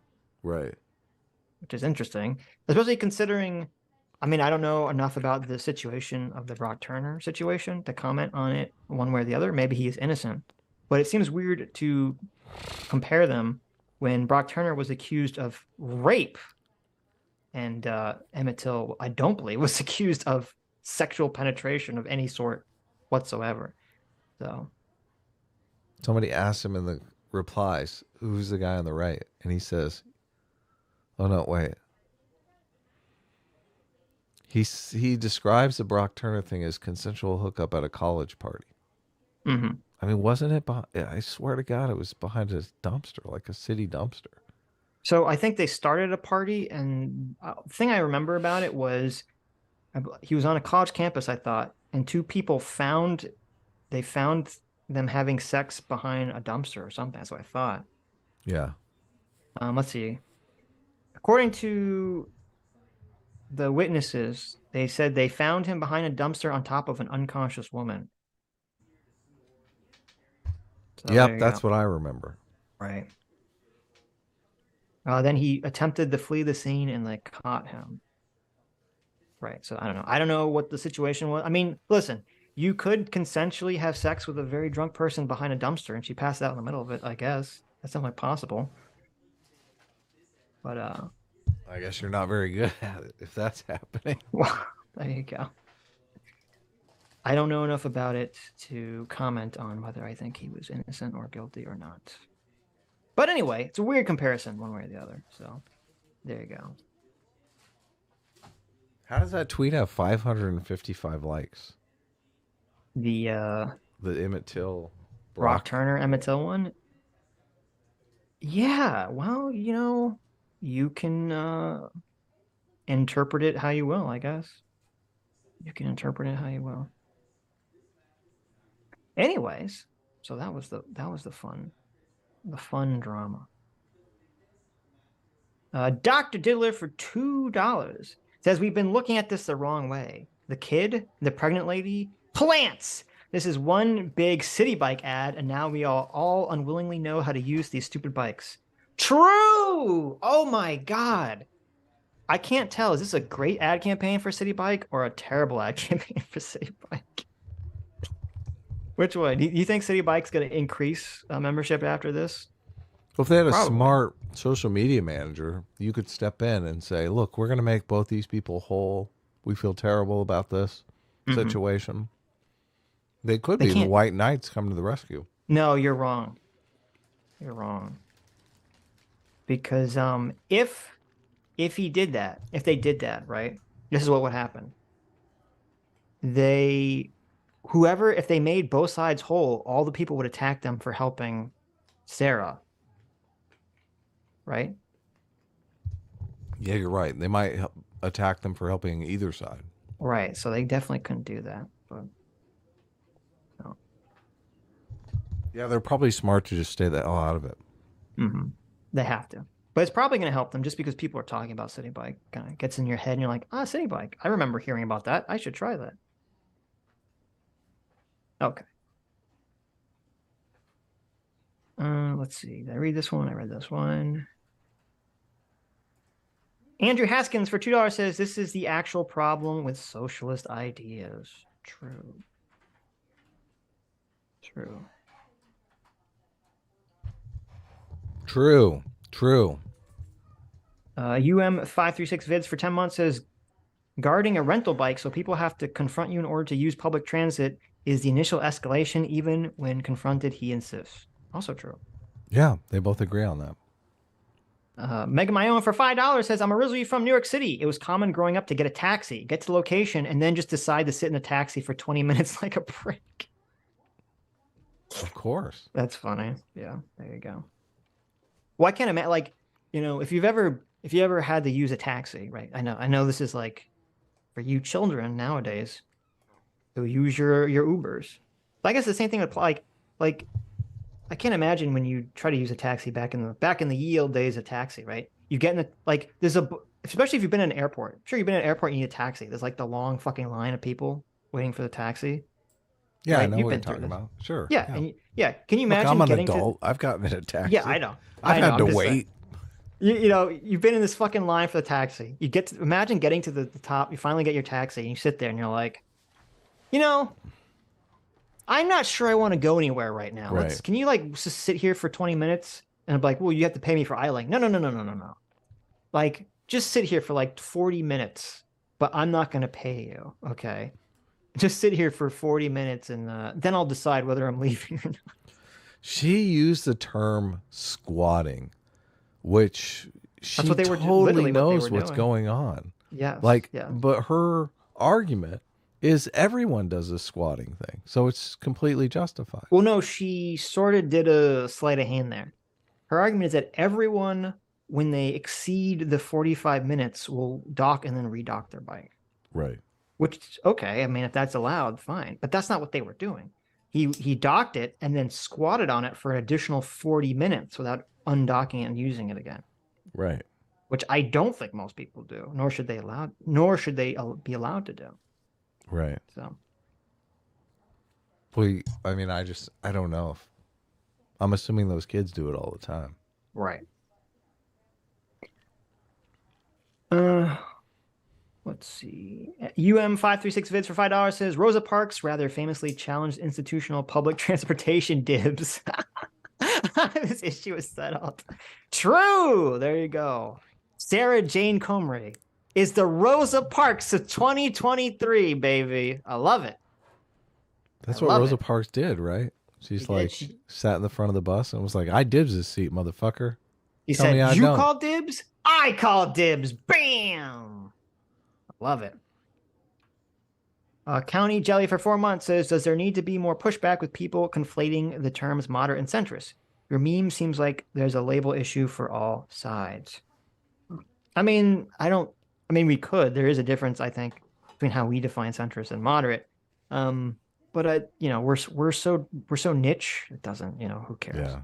No one's going to know. No one's going to care. Or care. Right. Right. But you can listen if you want to. That's why we kind of comedically adopted enlightened centrist as our modicum, our moniker. Moniker. A moniker. Thank you. Who are we up to? I'm following along now. Toxic Monger of the Hateful Brew for $2. Wow, that's a great screen name. That is. That's an EFAP name. It says, quote, 40 minutes is a reservation, not a dibs. 18. True. Yes. 40 minutes is a reservation, not a dibs. That is true. That's a good point. Yeah.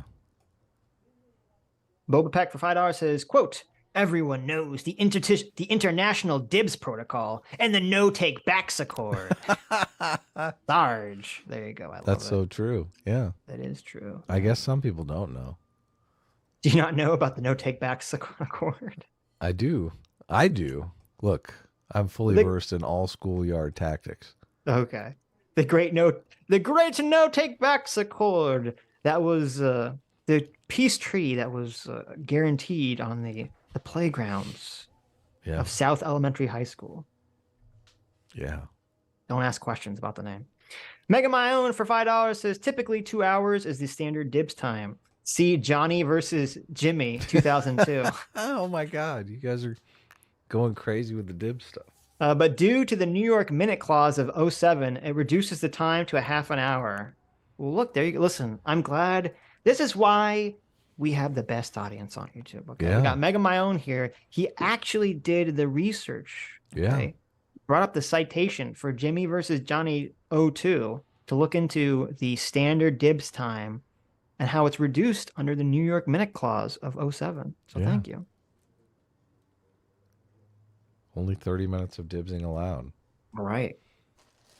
Limited Hangout for $10 says, when someone grandstands about no illegals voted, ask them how many of their children Asked them how many of their children voted due to birthright citizenship. Unfettered illegal immigration destroying neighborhoods like mine isn't new.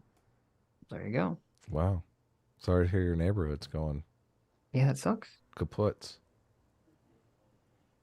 Cools Games for $5 says communist bad. True. Making my own for another $2. Thank you. Says Bridgeford beef jerky with sweet barbecue raised barbecue sauce. That sounds awesome. That does sound really Maybe good. I should try that. Sweet Baby Ray's original jerky. I'm scared to order food off of Amazon, though. Oh, why? Because it's going to end up coming from China or something and be like all irradiated. It says where it comes from. Does it? Usually. I think it usually I mean, does. they can lie about that stuff. It's the internet. I guess. I'm I assuming don't know most of the stuff on Amazon is... Okay. I mean, that's fair. Listen, a lot of food stuff is made in America. I don't think it comes from China. But I do like Sweet Baby Ray's barbecue sauce. So I assume the jerky tastes pretty good too. Jamie the Panda for $2 says Tizzy, more like Tism. True. Autism? Yes. Nice. Gene the Air Penguin for $5 says, I know you all are masters of introducing us to horrible people, but where in God's green earth did you find a merger of Jack Murphy and Vosh? Oh, you're right. You're right. Oh my God. That's perfect, Gene the Air Penguin. That's exactly what it is. Oh my God. He's got the Vosh eyes and the Jack Murphy beard. Right. In the Vosh takes. There you go. Probably the Jack Murphy takes too. Let's be honest here. CT for $2 says, huh, I didn't know Vosh's dad was a TikToker. There you go. Anonymous for $2 says, hey, Tizzy, with a helicopter emoji. Oh, no. Don't do that. Get us in trouble. Dr. Diddler for 14 months. Thanks so much, Dr. Diddler. Says, as Tariq Nasheed would endorse, this is suspected pedophile Tizzy. That's what I said. That's why I got... Look, I said suspected. Suspected. There you go. There you go. I learned my it. lesson. Right. Suspected pedophile. Dr. Diddler for $2 says, ironic that Tizzy is waxing poetic about, quote, not being able to say whatever you want on the internet while being objectively guilty of defamation. Yes. True. Yeah, the irony. The irony. Dr. Diddler for $2 says, what do I spend all that money on when using my phone? Gotcha, mobile gaming? No! There are people on the internet that are wrong. And if I can't have Sits read out my rants, why bother using the internet? True. You do such a good job of reading them out, too. Well, Dr. Diddler does such a good job of writing them. Yeah, I know. And talking about all the weird shit that you do, and half of the stuff turns out to be accurate. Well, I know. Like, he's obviously in for me, but, yes, you know, it's all in good fun. But he's got your number, man. He has surprisingly picked a lot of strange and unusual things I've done. Did he get the baked beans and cottage cheese thing, or did you say that on stream? I don't think he got that. That's a little... Okay. He's got some weird ones for me, though. But I do think he got me to say that. Okay. He had some similar thing that made me think, oh, yeah. Disgusting. Dr. Diddler for $2 says, man, this kid has never heard of FAFO. I have to agree that his country is cucked, but they keep voting for politicians to institute this stuff. Are they? I don't know. I don't know what's going on with their government. They're obviously not responsive. Yeah. This is about the Mizzy story, obviously. Yeah, he's never heard of fuck around find. Well, I guess because it's Britbong land. I mean, the people can't be down with this stuff.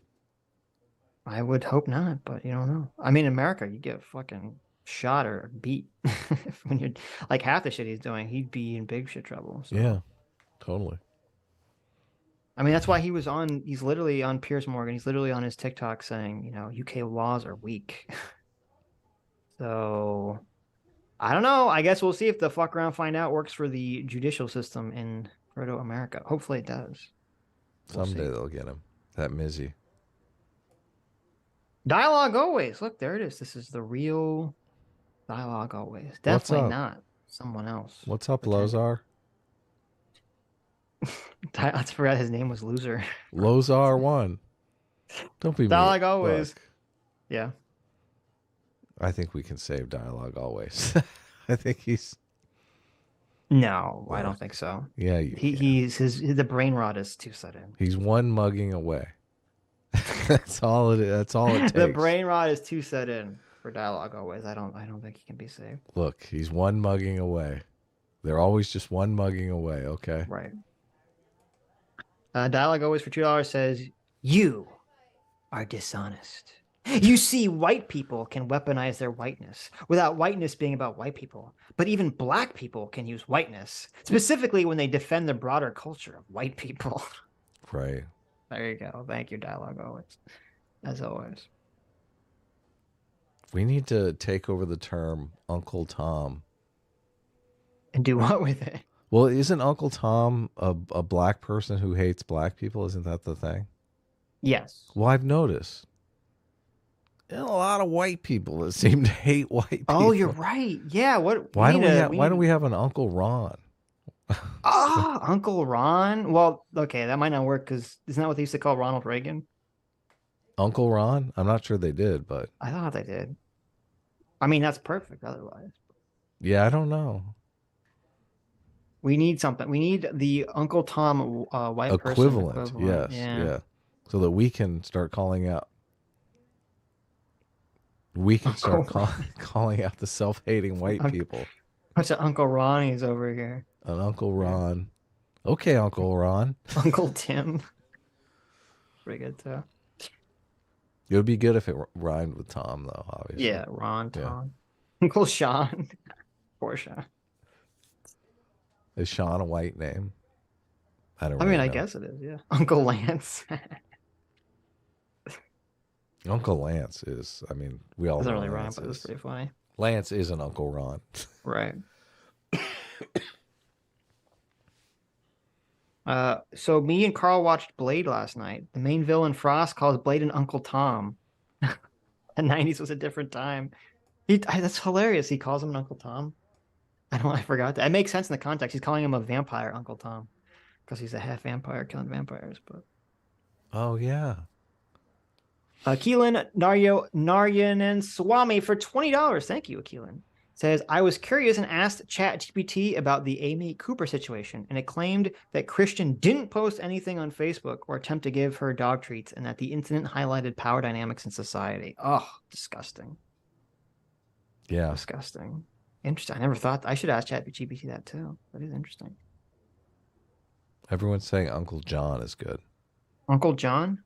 Yes. Yeah, that's good. There's a bunch. Uncle John, Uncle Ron, Uncle Tom, Uncle Tim. Uncle Sean. Uncle Tom is Uncle Tom is the one. Yeah, just got the ball, but Uncle Tom is taken. So we need one that catches on. Yeah, it'll Uncle show Tizzy. Up. Uncle Tizzy is an uncle, Tizzy. an Uncle Ron, Right. Uncle John. Make it my own for $5. Says this guy twirling his hair in his finger while giggling, chestnut brown hair, Australian accent, soft, calming voice, such dreamy eyes, sighs heavily. Yeah, it's a pretty suspect. It's a pretty suspect. Yeah, okay, I agree. Very suspect. Have you ever described another person as having chestnut brown hair? No, That's so weird. I've never used those words together. Right. In a sentence, especially to describe a 12-year-old boy. Yeah. Yeah. Milkman Dan for $2 says, hello, Adam. Hello, Sitch. Hello, CT. Hello, Wormy. S-Class is 18. Thank you, Dan. Yeah. Eric for $10 says, well, today I found Sean on the internet. I don't know what that means. That's what Tizzy was saying. Oh. That's right. The boyfriend's name was Sean. Right. Well, today I found I can't even do it. I can't even do it as creepy as he did it by trying to. Well, today I found Sean on the internet. Wow. Moi. What a creeper. God, that was the creepiest shit ever. I want to clip that. We got to do something with that clip. It's so fucking creepy. Yeah. And you feel like he's about to say, like, would you fuck me? Oh I'd my fuck me. God. Right? That's the vibes you Oh get when my he says God. that. Of course. That's why it's so bizarre. Jeez. Just like he edited that together and then, oh, I'll just upload this. Buffalo Tizzy over here. Like, live in Dev's like Wall. Buffalo Bill? Yes. Lives in Dev's Wall specifically. I should have introduced you. She said for today, Adam, everyone's favorite chestnut brown hair. Oh my God. Don't do it. Maybe we'll do it on Tuesday. Lives in Dev's Wall specifically for $5 says, I know some people just want to form mobs, but for Tizzy, that sack of petty, how is your self-respect so low you can't find a better sociopath? Yeah, no doubt. There you go. Mr. Anderson for $2 says Mizzy is completely right. The UK laws are weak. That is true and accurate. Aussie Yar for 10 Aussie bucks says, what's dumb is this guy had an exit. Keemstar was going to work with him. It's time for the UK to go back, build a penal colony in the Falklands. Australia already got the best of the UK. Is that Australia for real? already got the best of the UK. Yeah, so Keemstar tweeted out that he claims, I think, that Mizzy reached out to him and was like, Keemstar, can you help me do better? Which, first of all, can you imagine a worse person on the face of this earth to reach out to help you reform and be better, a better moral person than Keemstar? What's like a slight improvement, but still. I don't think Keemstar is actually breaking the law or anything. True. That's true. I guess you're right. Mizzy is so low in the shit, in the immoral shit pile, that Keemstar is significantly higher than him. You can't go to the top immediately. You gotta like stair step your way up, buddy. That's true. That's true. Yeah. He's like influencer boxing. Right. I'm sure Mizzy, he was like, sure, kid, I'll get you in the boxing ring. CT says, Tizzy is not Buffalo Bill. He's Buffoon Bill. There you go. That's good. That's good. Chaotic Intention for $5 says, Mizzy seen too much Clockwork Orange. Also Catholic Intentions with S-Class, while Chaotic Intentions sides with A-Team. True centrist, LOL. There you go. Catholic. Interesting. Chaotic, and that's his name, is Chaotic Intentions. Oh, okay. Oh, so I know someone, I forget, like very, very, very long time ago. And I say it like months ago. Someone was like, you guys should talk to that weird guy, Yoram. Remember that guy? Or you should talk to him or watch a video. Do you remember this? No. Who is it? Yoram Hazoni. Mm-hmm. He's some and I was like, who's that? And they're like, you should check out his stuff. You'd like him, Sitch. And I check out his stuff. I'm like, I don't like this guy at all. And you hated him. Yeah, he's like a super, super far right wing conservative who's Jewish, I guess. Maybe that's the thought process. And he's been beefing with, if you've been following James Lindsay's been talking about how Christian nationalism sucks, and essentially it's going to be used to like try to destroy the right as a whole, essentially. And so Yoram, who I guess, even though he's Jewish, is defending Christian nationalism because he probably wants religion in, the government or whatever. An uncle, what do you call that? An Uncle Goyim? I don't know. Uncle Goyim. Well, no, Goyim means you're not Jewish. So. Oh, okay. But anyway, so in his long thread where he's attacking James Lindsay, he says, listen to how bullshit this is. He says, reading this as sympathetically as I can, I think James Lindsay is using the term Christian nationalist to mean anyone who, number one, thinks marriage is between a man and a woman, and number two, thinks that transing kids is a bad idea and should be stopped. Mm-hmm. So there you go. So, incredibly shittily dishonest Yoram thinks James Lindsay is in favor of transing the kids and is calling anyone that is against, quote, transing the kids is a Christian nationalist. So, right. So I take Yoram and I crumple him up and put him into the faith bin of dog shit opinions and dishonesty. Mr. OK Groomer on Twitter is in favor of transing the kids. Right.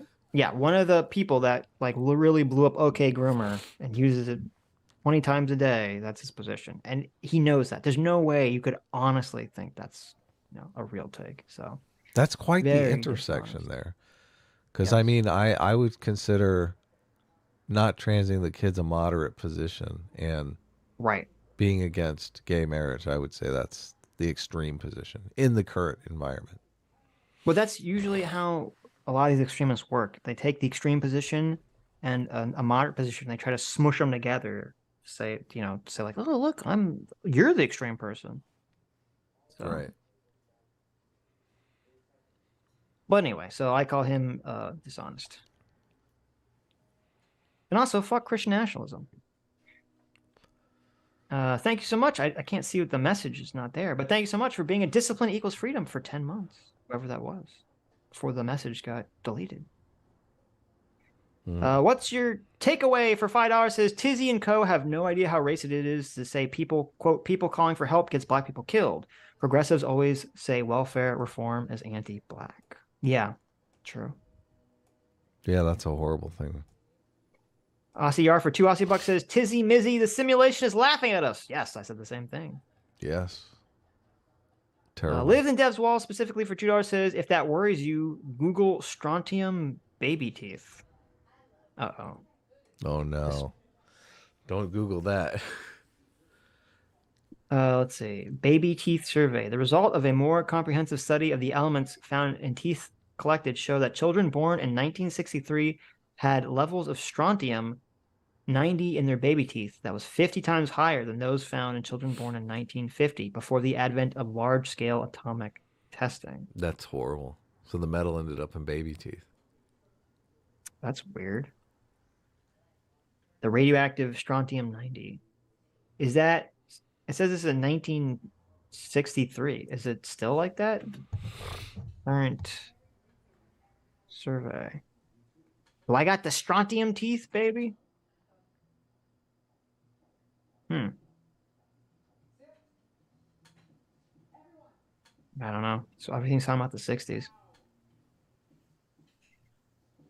There's like weird health problems at people. That'd be fucking bonkers if it was all from like nukes being tested and shit. Wouldn't that be crazy?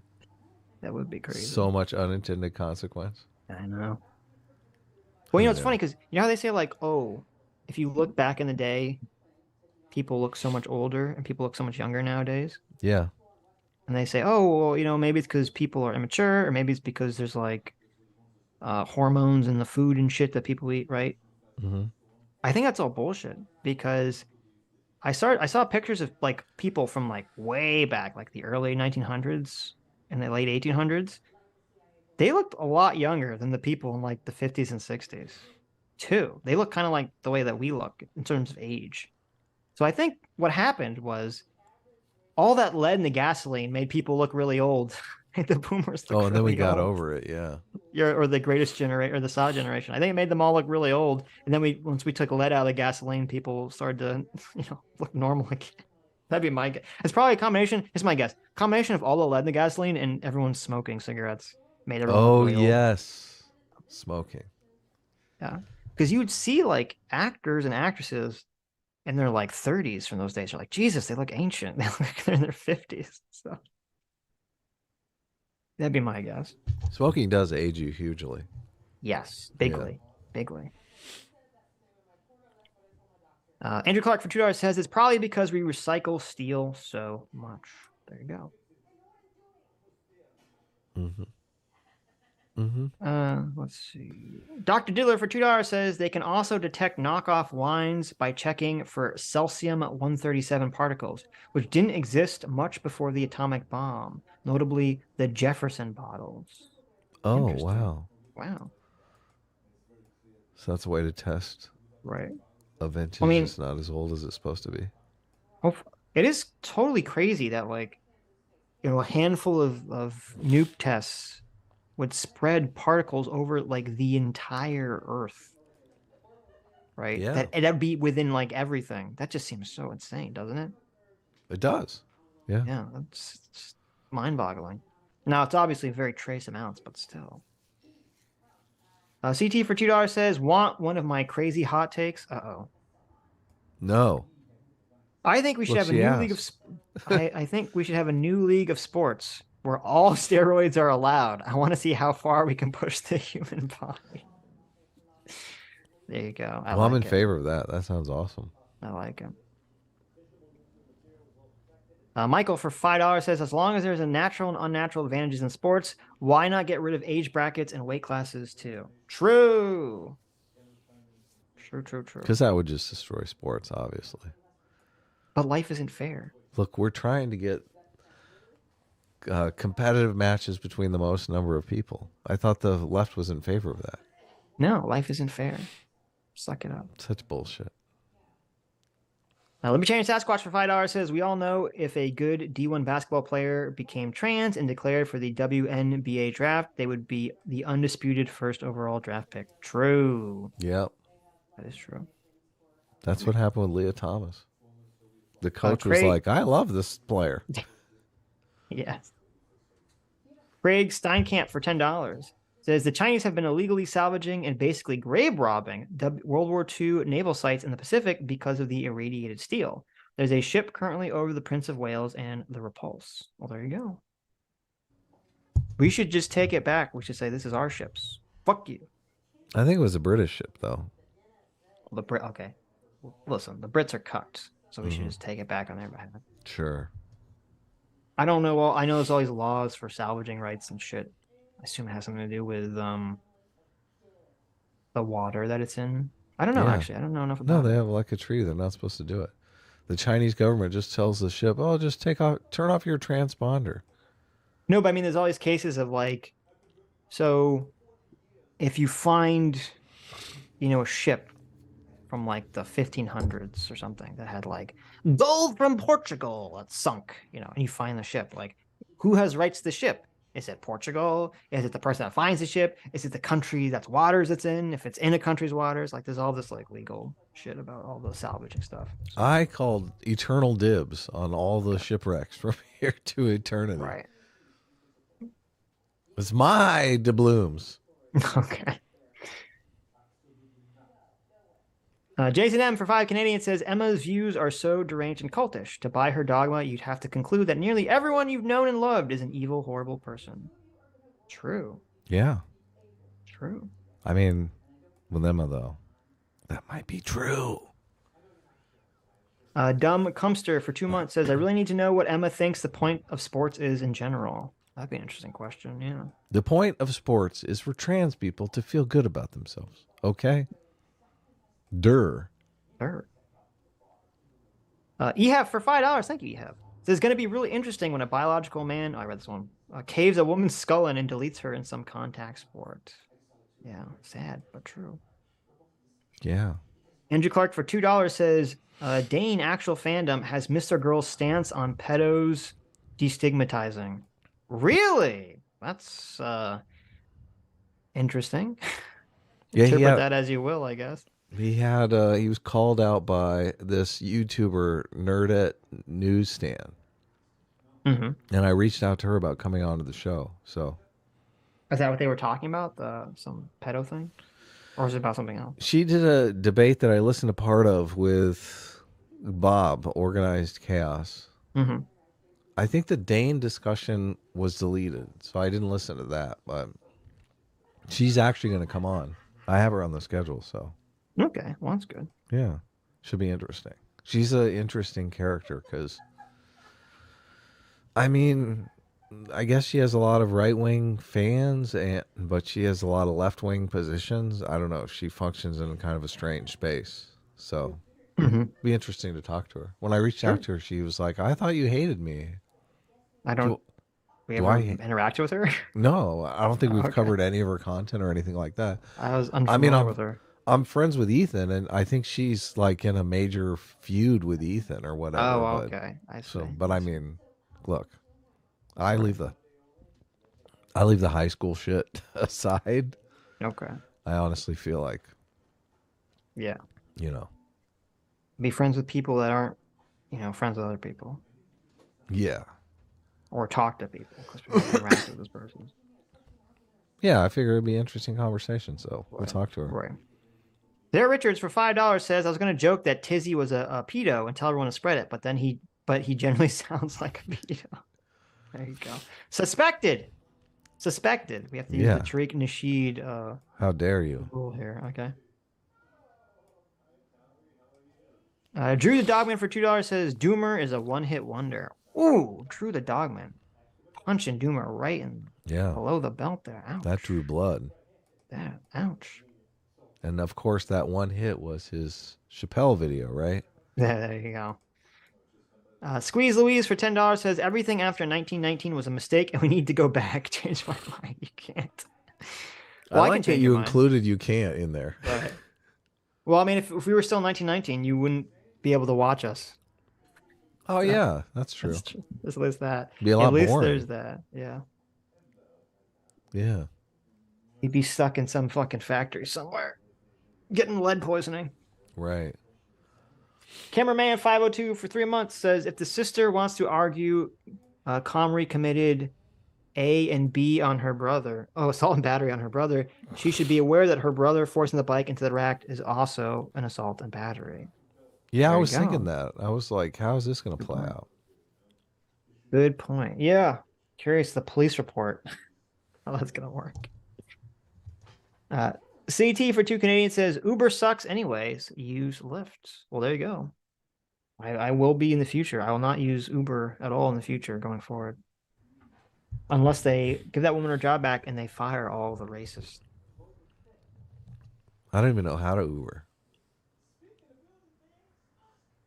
I can't tell if you're joking or not. No, I'm not. Yeah. What do you mean? You download an app and you...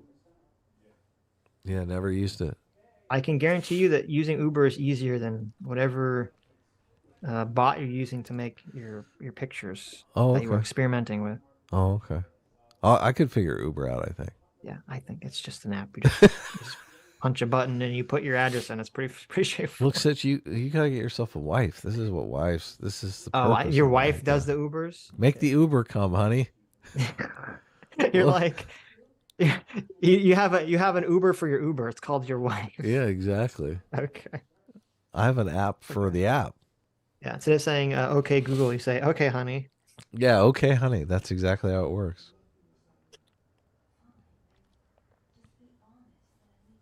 The mysteries of life. Living Dev's wall specifically for $2 says race to dinner is a bourgeois dick's last resort. True. Yeah. Rico Zorro for $20. Thank you, Rico. Says, quote, when a man negotiates a better contract than his peers at a career position, it's systemic racism and misogyny. When a man beats a woman in a literal competition designed for women, women can fuck themselves. Emma, paraphrasing Emma's position. There you go. I like it. I like it. God, it's so crazy. True. I often wonder, like when I was in the progressive bubble, yeah, if I was nodding along to these crazy positions and not really even thinking about them. Were the positions that crazy back then? I feel like it would have made me more aware of this.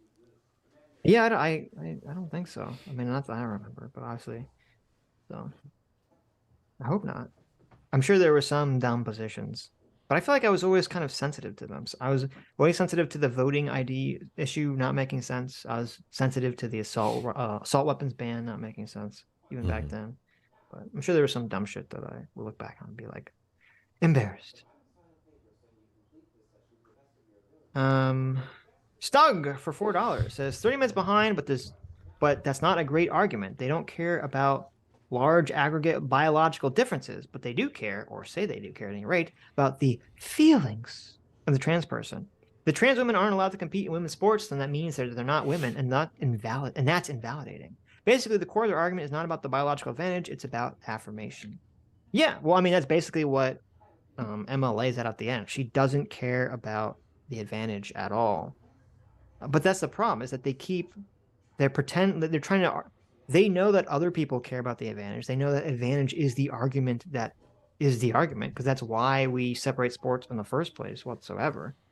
That's why we have weight divisions. That's why we have sex divisions. That's why we have age divisions. It's all about the fairness and advantage. So they know they have to try to craft some argument for that. But though, when they get very frustrated, as Emma did, the mask slips and she just says, I don't give a shit about advantage. As you said, all she cares about is, affirming the identity. That's all she cares about. But, make them feel included. Right. But that's not but she knows. They all know that's not a persuasive argument. They all know that's not a persuasive argument. So they have to pretend. Especially to the losers. Dr. Diller for another $2 says, counterpoint, Emily or Emma or whatever her name is. Nuh-uh, I'm right. You're wrong and you can't stop me. Literal playground arguments. They can't even win those. There you go. True. Nathan Margolis. Hey, Nathan, for $20. Thank you, Nathan. Says, sorry, I'm going to miss today's show live. I got married today, so I have a good excuse. So I'll have to watch later because it looks like it's going to be a good one. Well, congratulations, Nathan. That's awesome. That is awesome, Nathan. That's great to hear. That's awesome. Nathan got married. Great. Congratulations, man. Yeah. Look at that. Becoming a man. Becoming a man. There you go. Sodos for $2 says, as one of my non-commissioned officers once told me, maturity isn't some epiphany of wisdom, but rather just looking at immature people and asking, what the fuck made you think that would be a good idea? Oh, yeah. It seems relevant for today's episode. Yeah, definitely. That's true. I like that. Tizzy's gray in the beard, but I don't see a lot of maturity coming out of that guy. No, he's a little tiny bitty baby. I see a lot of cries for attention. Yes, I agree. Look at me. Look, my nappy's dirty, mommy. Vosh, the real Vosh, for $2 says, remember, licking doorknobs is illegal on other planets. Is it? There you go. Is that from Rick and Morty? No. No, it's not. CT for $2 says, can I roast her back? I can probably make her cry. No, stop. No roasting, CT. Yeah, sure. Rico Zara for $10 says, it is sad that Anna calls race for dinner grifters. Well, I read that one. Yeah, it's the Jon Stewart thing. Bob Van Go for $5 says, I read that one. My favorite definition of wokeness is welfare for the excess college educated. That's a good one. Yeah, I agree with that. That darn Kiddeth. Hey, that darn Kiddeth. For being 3 months free will seeker. Look at that. Thank you, Kiddeth. Yeah. So says, hi, Wormy. Hi, Ragamuffin. There you go. Well, neither of which are in the room right now, but I'll tell them you said hello. Okay. Oh, wait. They probably were an hour ago. Wormy arrived. He heard his name. Arrived. Yes. What's up, Wormy? Come on. Kiddo wants to say hi. Oh, here he is. Here he is. Adorable. He says hello. Okay. Let's see. Do you have a cat that you can do the scarf thing with? Not all cats will do this. What's the scarf? I'm not seeing what you're doing. So when you put them up on your shoulder, and they'll just like sit up on your shoulder. Oh, well, I don't have a cat, so. Have you ever had a cat? I said. So when I was very young, my parents had a cat and a dog. Oh, they did? Yeah, but me and my brother were both allergic. So. Oh my God. When we were born, they had to transition from inside to living on the patio. What? You basically made your dog homeless? Well, no, they lived on the patio. They were still our pets. I mean, I played with the cat and the dog. I liked them. Okay. I always wanted a cat. When I was younger, I was so desperate I was like, Mommy, Daddy, please get a pet. I wanted a cat and a dog, or a cat or dog so bad, but they would always refuse because of the allergy issue. So. Oh, that sucks. When we got Wormy, I refused because we already had a cat. I was like, right. I told my wife, we got one cat. We got a pet. Okay. Right. We're not getting another one. But Wormy made me fall in love with him in just 30 seconds. He was adorable. Yeah. I'm sure you've seen that Twitter meme that's like, Dad is like, there's no way we're getting a pet. 30 seconds later, you're like cuddling with the dog or the cat on the couch. Yes. Yeah. Right. Our aunt had a litter of kittens, and she had her eye on this kitten. Mm-hmm. And she made they live like 30 minutes away, so right. Made me drive over there to look at this kitten, and obviously we brought him home. So I'm not getting one of those cat like Vosh has with no hair. It's so ugly. No way. Those are my niece has one of those, and they're so actually gross. awesome. They're so gross looking. They could have the best personalities in the world, but they look gross. Well, it's the thing about them is it's freaky because it looks like a lizard or something. Yeah, but the it looks fucking behavior weird. is exactly like a cat. Like, Because it's a cat, obviously. yeah, but it's like such a weird contrast. I guess. So you immediately have the urge to say, "Oh, it's just like a regular cat." Well, of course, it is a cat. Mm-hmm. Right. But it purrs. It's so funny when it purrs. It's like right.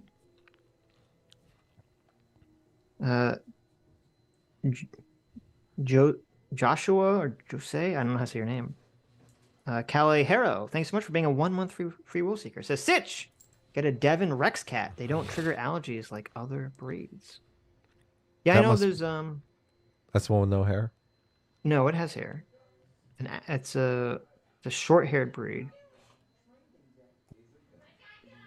This breed of cat is capable of learning difficult tricks, but can be hard to motivate. Yeah, I know there's like specific hyperallergenic cats and the specific hyperallergenic dogs. Because my brother has 2 dogs, which are both supposed to be some hyperallergenic breed, and I guess he's okay with them because I'm pretty sure he's more allergic than I am, because he actually has asthma, which I don't have. So look at you guys! Wow. But I grew up in a super dirty place, so that's why I don't have allergies to pets. They say if you're in a too clean an environment, you build allergies up. Well, okay. So first of all, we literally had pets growing up. Right. So that's not the case. Secondly, our house wasn't super clean either, so that's also not the case. Oh, okay.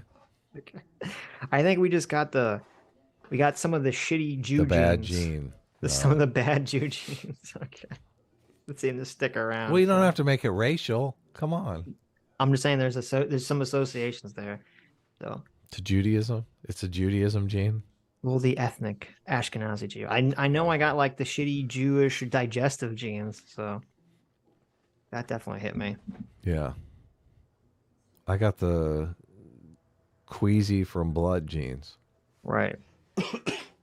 That's being a pussy. But who knew? They make you young forever. There you go. True. Overexposure and lack of sunlight can cause allergies. Well, I mean, and back when I was a kid, I was outside all the time, so it probably wasn't the issue. But anyways, yeah, no, I mean, I've always liked cats and dogs, and I like them.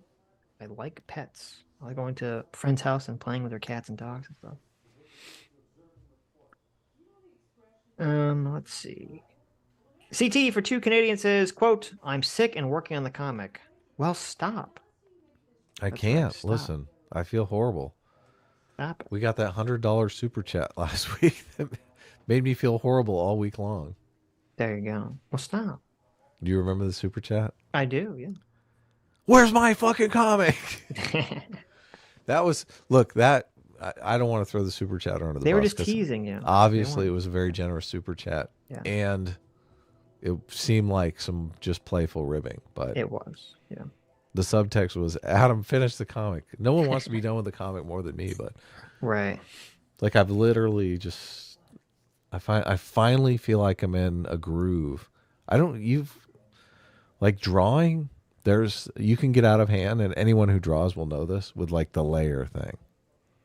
Layers is like your way to make changes and save stuff, but you can go too crazy with layers. Yes. Like pretty soon you're up to like, I got like 50 layers in here. What am I doing? Yeah. So now I've sort of got a more streamlined way to work that I think is better and more efficient, obviously. Right. So, but all that stuff I kind of had to learn from scratch. True. Yeah.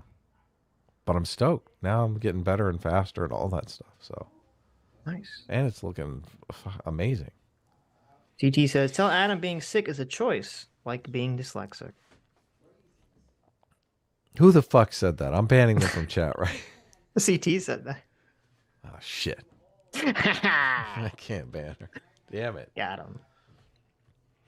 I wish it was a choice. Look, I thought I was going to escape. Wasn't I saying last Tuesday that I felt like I was getting sick at the end of the stream?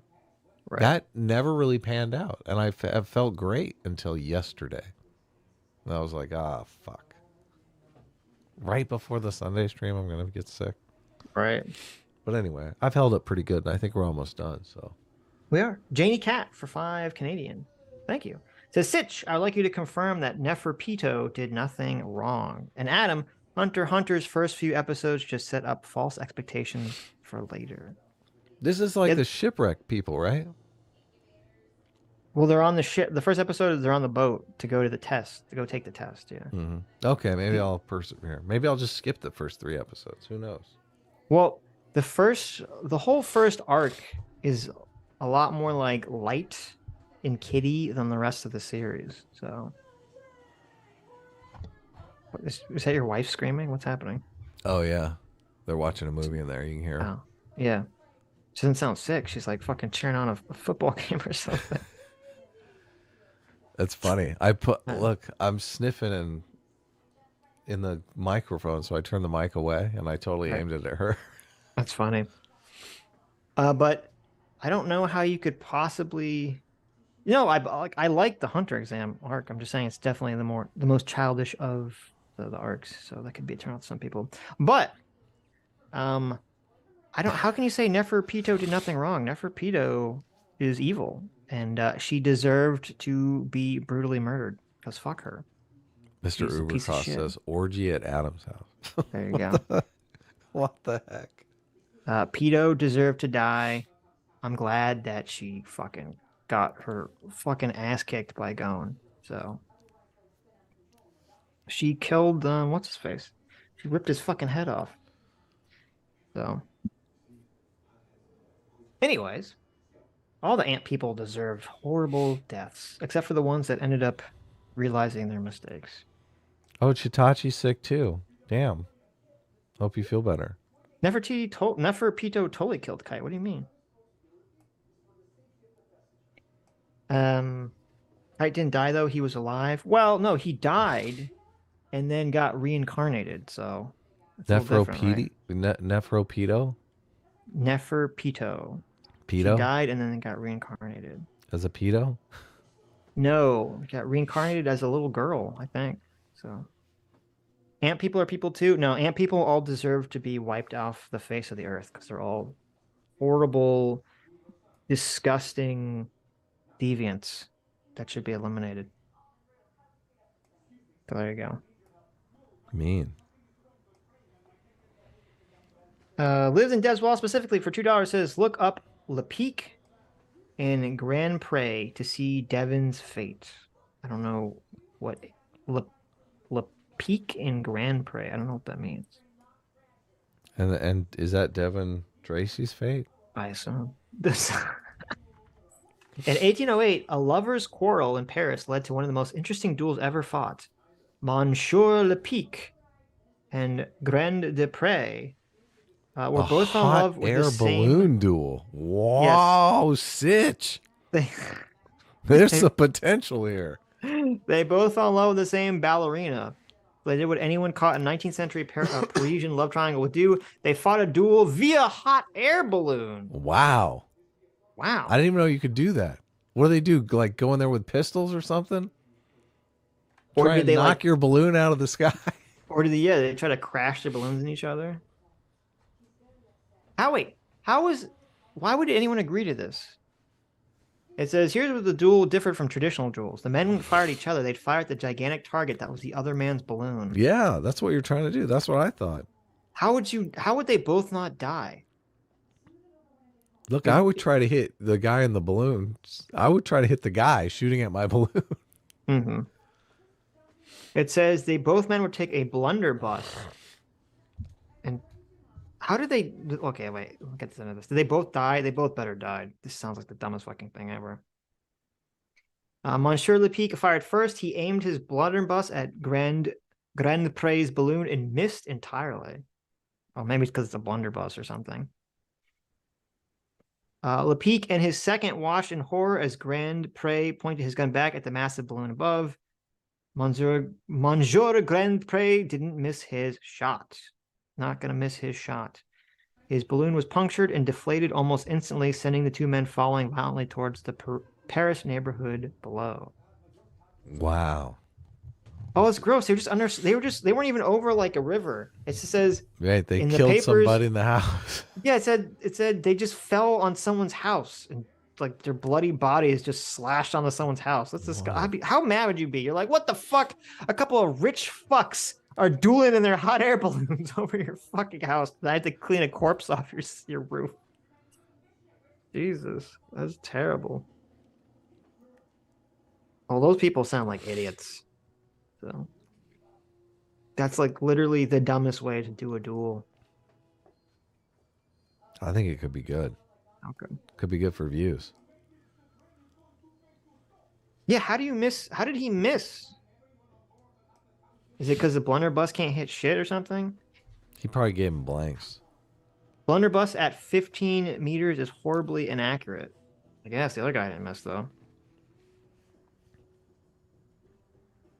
What's the point? Like, why would you say, okay, let's get in hot air balloons so we have these giant fucking targets, but then we have to use the most inaccurate gun ever? Why wouldn't you just do a normal duel with more accurate guns? We actually have to fucking hit each other. What are you complaining about? This duel is amazing. This duel is like the shit. It's amazing for us, but I'm like, you're an idiot. Dude, this is like the most spectacle ever. Okay. You're going to fall to your death. True. It's just Avi for 5 Aussies. Hey, Avi. Says, yo, I was seeing so many bad prank stories last week. Did you all see the prankster who got his mic thrown in the ocean? I didn't see that. I missed that. Douchebag YouTuber has his mic thrown in the ocean. Let's see. It's a Twitter video. He's asking them some questions. I can't. It was loading too slowly. Anyway, there was some prank guy that got shot recently, wasn't there? There was a guy who jumped out of his airplane. Oh, I saw that. Got arrested for like 20 years. You can't. Where did the thing crash? I don't know. It was there's some mountains or something, but it's like, yeah, some fucking asshole like was filming himself. How stupid do you have to be to think this would be acceptable? He pretends like he has engine trouble. He's in a single seat airplane, and then it's like, oh, I have engine trouble. He jumps out and parachutes, and the plane just fucking crashes somewhere, like in these mountains. And it was just, we didn't have any trouble. It's just on purpose. Yeah. And he thought like he wouldn't get in trouble. You can't just fucking crash a plane somewhere and be like, oh, that's totally fine. How did they figure out that he didn't really have engine trouble? I don't know. What a dumbass. But he probably made a video explaining all of it. And they're like, oh, yeah, that's illegal. Yeah, right. Tanner Cook, prankster, YouTuber, shot after trying to prank a man in a mall. There you go. Yeah. Not a good day for not a good year for the pranksters. There was that one guy that his girlfriend shot him and killed him. Who's that? He was holding some book up and she shot right through the book. Oh, I forget. What a dumbass. Yeah. That was insane. She got the better end of that deal.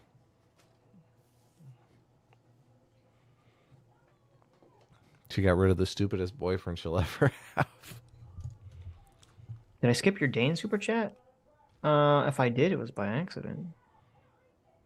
Can I read the Dane super chat? No, we did, yeah. We read it. We talked about Nerdette. The Mr. Girl thing, right? Yeah. Oh, maybe you sent that before. Vince Martin for 10 months says, question to all. Which is a superior genre, science fiction or fantasy? Sci-fi by a long shot. Yeah, I generally side on the side of science fiction over fantasy. I mean, I like both, but I agree. I think science fiction is better. The correct opinion. Bilbo says some pilot YouTubers analyzed the video and outed him. Well, there you go. Oh, interesting. Tutachi says, can we deport prank YouTubers? I agree. We should, yeah. DZ said regarding the hot air balloon duel, they both had co-pilots that were willing to die for the duel. Yeah, that's insane too. Adam, listen. I don't know how to tell You're you on this. your own, buddy. Yeah, if you say, Sitch, you want to come in my fucking hot air balloon duel? I'm gonna be like, nope. No, I do not. Look, you're on your own. It's you and Devin Tracy. You got to pilot your own balloon. It's time for you to grow up. There you go. There you go. Let's see. Oh, I gotta remember to ask ChatGPT about Amy Cooper. I want to try that out too. That's disturbing. Anonymous for $5. Whoops. Says, oh no, helicopter emojis for Tizzy. But still, we should seriously consider keeping him away from playgrounds. Yeah. Goobs for $2 says, Esteem is A-class. There you go. Thank you, Goobs. CT for $2 says, Uber Eats is less than DoorDash. There you go. Want a snow cone sport? No, but thank you. I've had some bad experiences with Uber. I haven't used Uber Eats in forever because the last time I used it, I had a really horrible experience with it. So maybe I'll Yeah, I try don't think I've DoorDash. ever used it. TT says, I'll do it, Sitch. How good are you with a blunderbuss? There you go. Oh, man. That's pretty base. CT wants to die for you. There you go. Well, we're going to win, so. Look, that's 2/3 of our team. I don't want to, like, guys, think of old A-team over here. There you go. Ye of little faith, Adam. Look, I don't want to risk it. Okay. Mr. Ubercross for $20. Thanks so much, Mr. Ubercross. Says, hey guys, I have my faith in Florida restored this week. I've been chasing down a mentally ill dad for a year. Caught him in Florida. The child is safely back with mom. This case emotionally made my year. Wow. Well, it's good. That's cool. Yeah. I'm glad it's nice to feel you Yeah. did some good in the world. That's good, Mr. Ubercross. Good for you. Yeah, that's great to hear. Glad that kid is back safely. Yeah. Let's see. Stug for $2 says the best Hunter character is Tone Pa. You are a psychopath. He's like the worst Hunter character. But okay. Tone Paw. I'm going to have to... Look, I did this with Game of Thrones stuff.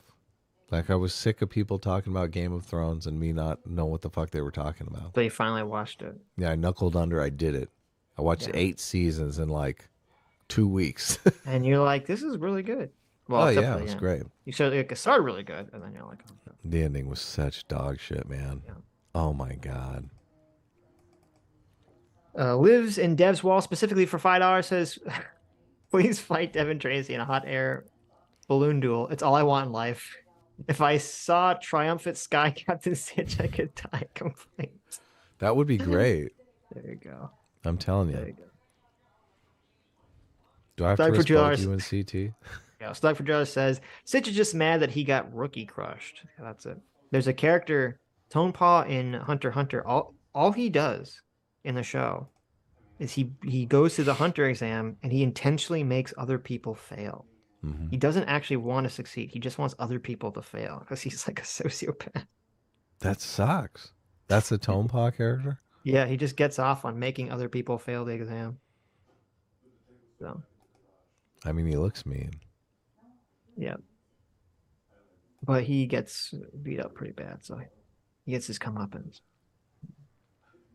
Oh, I thought you meant he gets beat up and it's society's fault. So. No. Anyways. Oh my goodness. I'm going to live. Holy cow. It's only a 7-hour stream. We're slacking. Thank you guys for taking pity on Adam and letting him letting him go rest. Mondays have kind of evolved into being my day off, so I'm looking forward to... I've read the Hunter x Hunter manga when the anime stops, so I read all the boat stuff that exists, so obviously it's never going to be finished. We have Dev and Sargon, Carl Benjamin, aka Carl Benjamin, coming on Tuesday. Right. But we don't really have like a firm. What are we going to talk about stuff? No. Dev Yeah, I don't. is absolutely obsessed with Marvin Moldbug. Finishing the Marvin Moldbug, yeah. Right. Yeah. I guess you guys let us know if you want us to finish that or not. Marvin Yarvin. Marvin Yarvin. Right. I mean, even if we do finish it, I don't think that's not what we're going to do on Tuesday. No, yeah. But I need to think about what we're going to talk about, obviously. Right. You don't care what we talk about? No, whatever. Something nice. Mm-hmm. How about immigration? Let's not talk about immigration. Okay. Look, every time Carl comes on, immigration comes up. He makes it about immigration. I know. Let's not talk about I know.